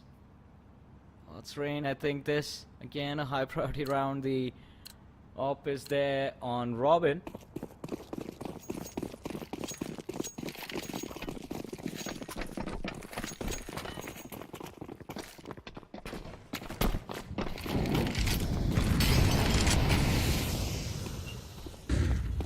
Quick push outside a connector. That's giving a lot of presence away. Outside of the B site, there's a heavy stack of Godsreen. And speak of denying all the possibilities, the op of Robin can definitely find some. But unfortunately, just really haven't found that activation point. A good pick from Finn. Finds the first one. Champ taken down. But still, there's a lot more players on the site, so it's going to be tough to take this site in your own hands.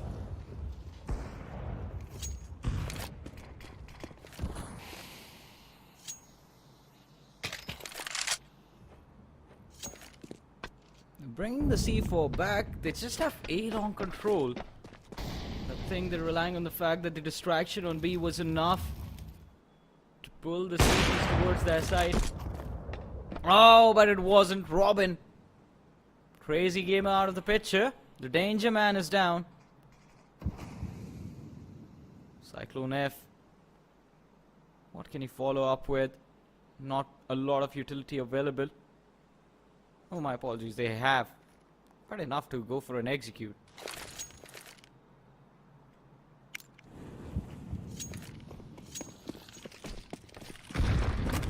Up towards that B side to pull the CTs off, but Phoenix, he stays back, lines it up, gets the first, gets the C4 off. Good. And the second man, Cyclone F, already quite damaged, is going to be easy pickings for the lads from the side of Firedup Gaming, and a clean up from Nick Hayes on Clouda, who is lurking towards that B bomb site. Second round on the board. It was indeed a nice cleanup. Nick Hayes with the M1. Now even Lord Grimm, so far, he hasn't really able to do a lot inside of the game. Only 3 kills and 5 deaths. It isn't looking that great. Oh, this time's going to be a little aggressive. Misses that crucial spot. Wow. And unfortunately, we'll need to back away instantly too. If that shot would have hit, it would have been an early man advantage in the favor of Firedup, and that could have helped them out so much later on. But Nikus as well is all now chipped away. Nikus manages to find Finn in return though. Man advantage in the hands of Firedup Gaming. Great way to start things off inside of this round, especially when they've also got the economy to back them up. But a return should be here soon enough. There's a man up close and personal. Firedup's got his hands on the op, just waiting for someone to peek out around the corner. Good flash as well to make sure the suppression's going to be there. And a second one found as well. 2 kills back to back, and now it's going to be a quick stroll on the site. Should have been a stroll, but there's one already there. And with Linux falling, I think that is the cleanup. Crazy Gamer 2. Very important kills in this round. Clouda with a cleanup as well. The only way Firedup Gaming they could have stopped this was on the day-long wall, but 2 quick kills, as you mentioned, 1 on site, 1 on A-long. Just completely breaking the first line of defense from the side of Firedup Gaming, and then everyone else was positioned. 2 players from Dumpster, 1 man bank. could have isolated them with utilities, but God's Reign right now very confident in the game. Firedup Gaming, guess what? Reset again. One shotgun on Grim. The SMG on Lenny.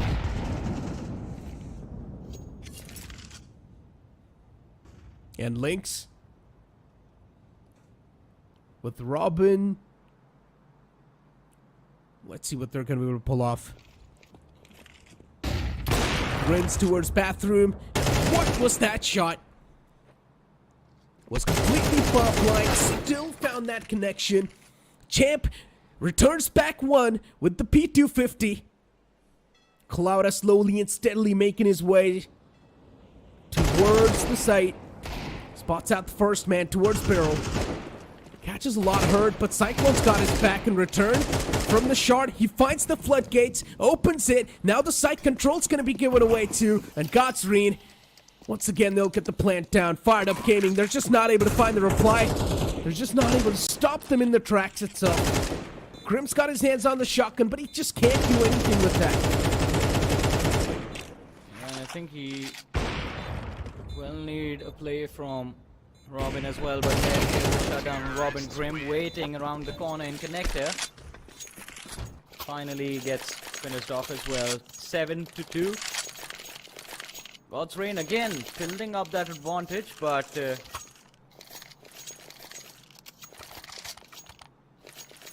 this could potentially be the last buy for Firedup Gaming, the last proper buy they have in the first half. Very important to bring themselves back.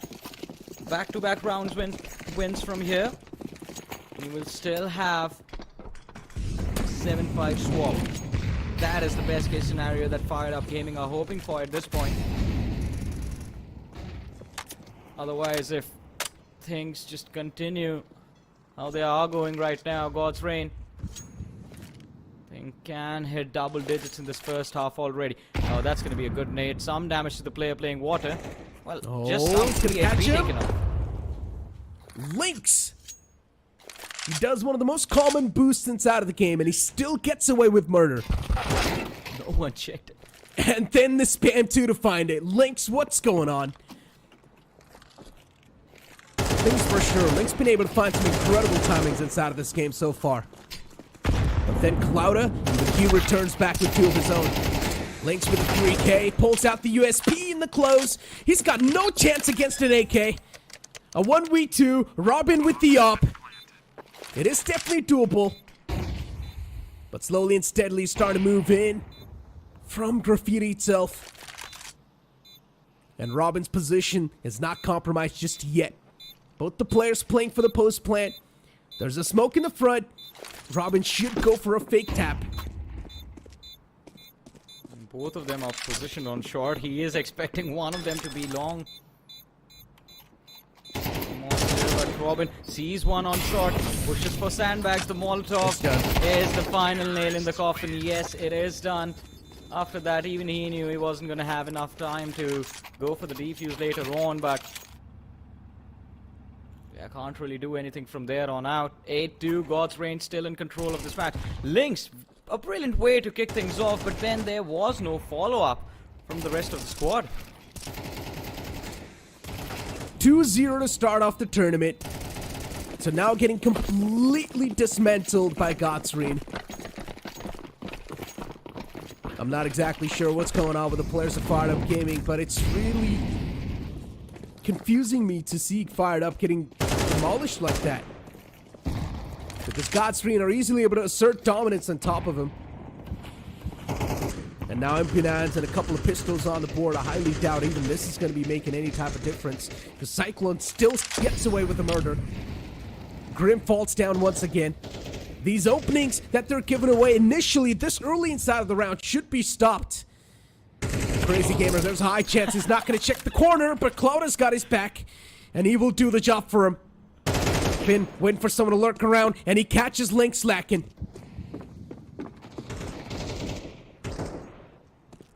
And I feel bad for Robin. He was literally stuck in a corner. And the two players coming for his life. One from the top of connector, one from the lower. Cyclone F, C4 planted on the B side. Case gets shut down. Crazy Gamer can be the only casualty from the side of God's Reign in this round. Champ recovers the M4, but yeah, that's just going to be a consolation prize at this point.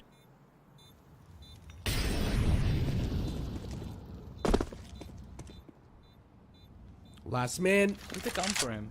Oh, look at Clouda. Yes, they do. Down line, he's got some idea. And he catches Champ slipping by. Godsreen, 9 rounds on the board. They've got a lot of rounds back to back. And for Fired Up Gaming, they're just stuck in this loop of getting the money and then instantly on the second round losing it.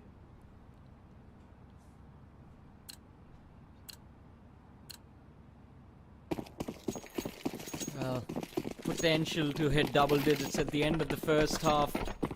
Things are looking very intense.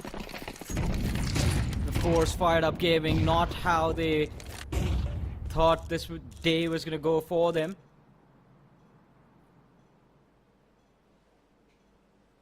Look at that. Up still posted for somebody, but no one there. And while Lynx was waiting for his teammate to relay the information, you had Finn walk in, the first kill of the round through his hand, but Nick Casey standing up for his squad, gets picked off finally. Shut down by Fired Up, and the Tech 9 in fact. Johnny, only 2 players on both the sides. And inside of 2v2, Godsreen, they've been prevailing for most of the time. Champs are out outside, opens the door, and Cyclone still somehow finds him. How did he even know that he's over there? That's my question. That was a good check, though. And now Lynx. A couple of utils looking forward to stop this plan. It's really not going to be stopped, though. A 1v2, and that too, and off in the hands of Fired Up. It's next to impossible to do so. 10-2 is going to be the first half. Fired Up Gaming, they're losing this game completely one-sided. But pulling off a comeback sounds too much at this point.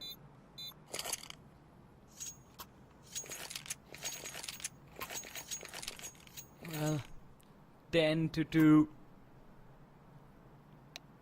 Too big of a difference to recover from at this point. God's Reign, second half, they started off with a nice little tactical timeout.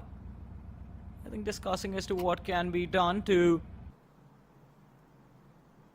end this game as quickly as possible. Put Fired Up out of their misery. Do you think second half there's a comeback is possible at this point, Necro? Because I don't think so. Absolutely not. Fired Up Gaming, they're on the team. Maybe you can't say the pistol round can be taken away.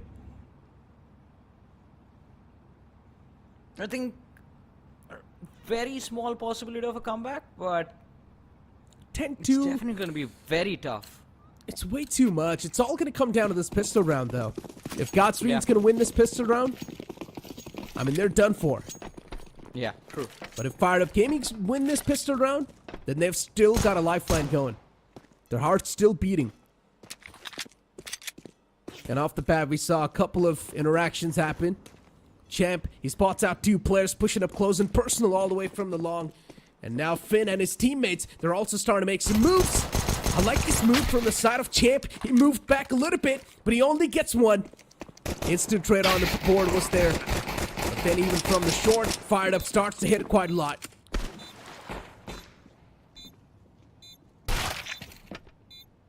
Oh. But, here it is. Cloud, I thought he was cheeky. Well, Nick Case, he has his number. Defuse being stuck right now. Close range angle for Cyclone F. Finds the first, looking for the second, and Fired Up. The support from the backline is just going to be good. Finds Nick Case, and there's the defuse. Necro, as you said, a lot relying for Fired Up Gaming on this pistol round. And yet it's going to be God's Reign who end up walking away with the win. This can be the start, the beginning of the end. And Fired Up Gaming, like always, even in the next one, they are going to go for a force buy. They've got no other option. They need to go for the force buy. If they don't, Godsreen's going to push themselves to the match point, and that's something that will sort of break the mental for Fired Up Gaming. So So they got to book it all they've got onto this round. And that's what they're doing. All Khalil's on the board. They've got no utilities to back themselves up. Only 2 smokes. What can they even make happen with just 2 smokes? And already things started off in the favor of Godsreen. The MP9s are really starting to click in. And they swing back to life. But Champ is trying his best to at least pull something back in their court. Even the door gets opened up towards Connector. And now the players of Godsreen, they're looking forward to eat the players of Firedup Gaming inside out. One more man in the front lines towards Party. A lot of shots missed with the MP9, but it's okay. His teammate Clouda once again over there in the back lines. Last man left, Robin. Not a lot of hope for him. Just 15 HP. A shot in the foot and he's dead.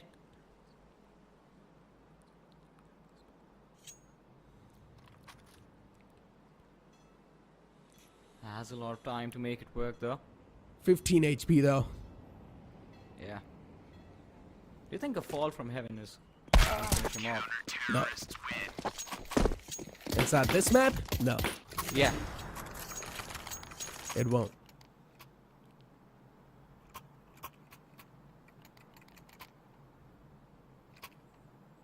(12-2), and Godsreen, they've made this entire series completely one-sided after this game. Firedup now gonna get his hands on the shotgun too. This is not giving me that good of a wipe. Godsreen, just merciless. Even though they're winning the game, they've also got the massive gun advantage. Firedup Gaming just trying to find anything that they can. Just trying to fire their shots in the dark. But for now, this aggressive approach works out.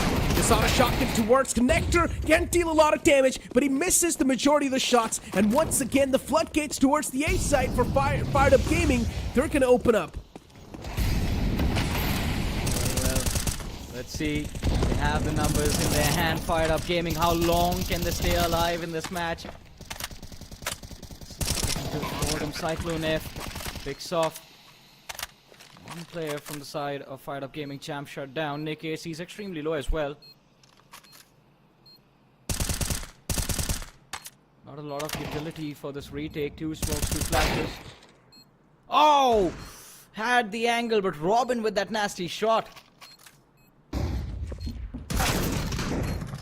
Oh, once again, Lynx just returns back. At least for now, Firedup Gaming, they've delayed the inevitable.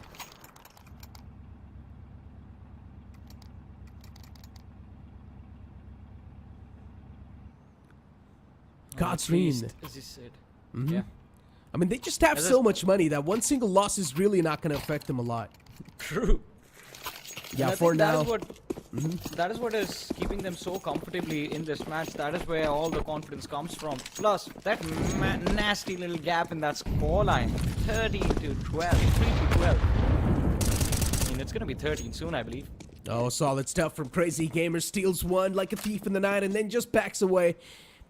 Cyclone towards long on tree. He should be able to get at least a 2K here. But he only gets one. But that double peek from the side of the opponents really catches him off guard. Deagle in the hands of Firedup. He's already able to get one. He's tasted that blood. And now is also quite desperate to find the second one as well. He really wants to go for this. He's just ego peeking this angle over and over again, and still the opponent's not able to do anything. Nate's going to be tossed to perfection. But he's still got a lot of HP to spare. Oh! He peeks both of them. Wide swings and 2 nasty headshots. Fired up. What was that? I mean, I understand the team is also named after you, but you don't need to do this to them. My goodness. That's what you Cyclone call. F, look at that. That's what you call ego peeking at its finest. Firedup was peeking that same angle over and over again so many times, and he still did not get punished. And he realized that, okay, you know what? If I've not been punished so far, there's probably a chance that I'm probably inevitable in this spot, and I will be shutting them down whatsoever. Yeah. I mean, as you said, realizing he's not going to get punished made him feel like he was invincible in that moment. Just swings wide and made it look like aim practice, to be honest. Yeah. Just found the first headshot, then instantly flicks on the second one, gets the chest shot, and it's done. Yeah. And this is the type of stuff that sometimes you like to see. And Godsreen, though, okay, jokes apart, once again, we're not really seeing those systematic approaches inside of the site. We're not really seeing those proper executions on the site where you're going to use the proper smokes to block off the corners or the angles. We're not really seeing those type of stuff. But Godsreen, comparatively to previous games that we've witnessed, were miles ahead. They were miles much more patient. They knew exactly when to push. They knew what angle to hold on for a long time. This was a slow game, but it was still a one-sided game in the favor of Godsreen. Godsreen, they were playing every single round pretty patiently. Yeah, I mean, they were very patient, at least in the early stages, at least in the first half when they were on that T side. As soon as the first half came to an end, I think even they knew there was no way the opposition was going to be able to make a comeback in this match, and they were very eager to close it all out. And here we have the MVP of the series, ladies and gentlemen, Fired Up. If you think about it, Necro, Fired Up did end up winning today. Technically, if you think about it, yeah. I mean, if someone has said in the chat that they're going to go with Fired Up, it's technically unfair, but you will still get the benefit of the doubt. But now as we do, we've got the comparison between some of the best players in both the teams. Of course, from the opposite side, it has to be Nick Case with 162 ADR, and then over here it has to be Crazy Gamer with 169 ADR, and with the AVG kills per map was 13.5. with the KD ratio of 1.13. Crazy Gamer, just like his name, it was quite a crazy performance. Yeah. And I mean, Crazy Gamer definitely does live up to his name, because a lot of the time, especially if you go back to that map of Mirage and this one as well, in the later rounds, a lot of his plays individually do not make a lot of sense, but yet they work. I mean, they shouldn't work a lot of these times, and yet he makes them work. We start off the bat, I mean, those A rounds, A split pushes that he was constantly harassing the side of Fired Up Gaming with, so much pressure on lane long every single time that he was there. But let's have a look at the leaderboard now, since it is there on our screens. Godsreen, today's win, we talked about how important this was for them, and this does put them in the top 2. Fired Up Gaming, that first clean victory against Too Easy keeps them in the top 3 of the overall leaderboard. I mean, as you mentioned, Fired Up, considering they won 2 games in the past, it was a 2-0 series in their favor. It still somewhat keeps them in the top 3, but Godsreen, now they've toppled up Fired Up and moved up to the second spot with a 3-1 scoreline. This is going to be an interesting one. Now I'm really stoked to see a matchup between True Rippers and Godsreen once again and find out who exactly is going to be the winner here, because Godsreen definitely, they have matured up a little bit more. Yeah. I mean, they have matured up a little bit more, but still, I think it will be their match against the side of True Rippers where we will see them push to their limits, because again, that team still remains a league above the rest. But I mean, it is going to be a while before we see them in action up against each other. But ladies and gentlemen, with that, we do come to an end of our show today. We'll be back again tomorrow with the group stages of Pakistan, the second day of their matches. Who knows what's going to happen with the teams over there, but we'll find that out tomorrow. Until then, take care. Good night.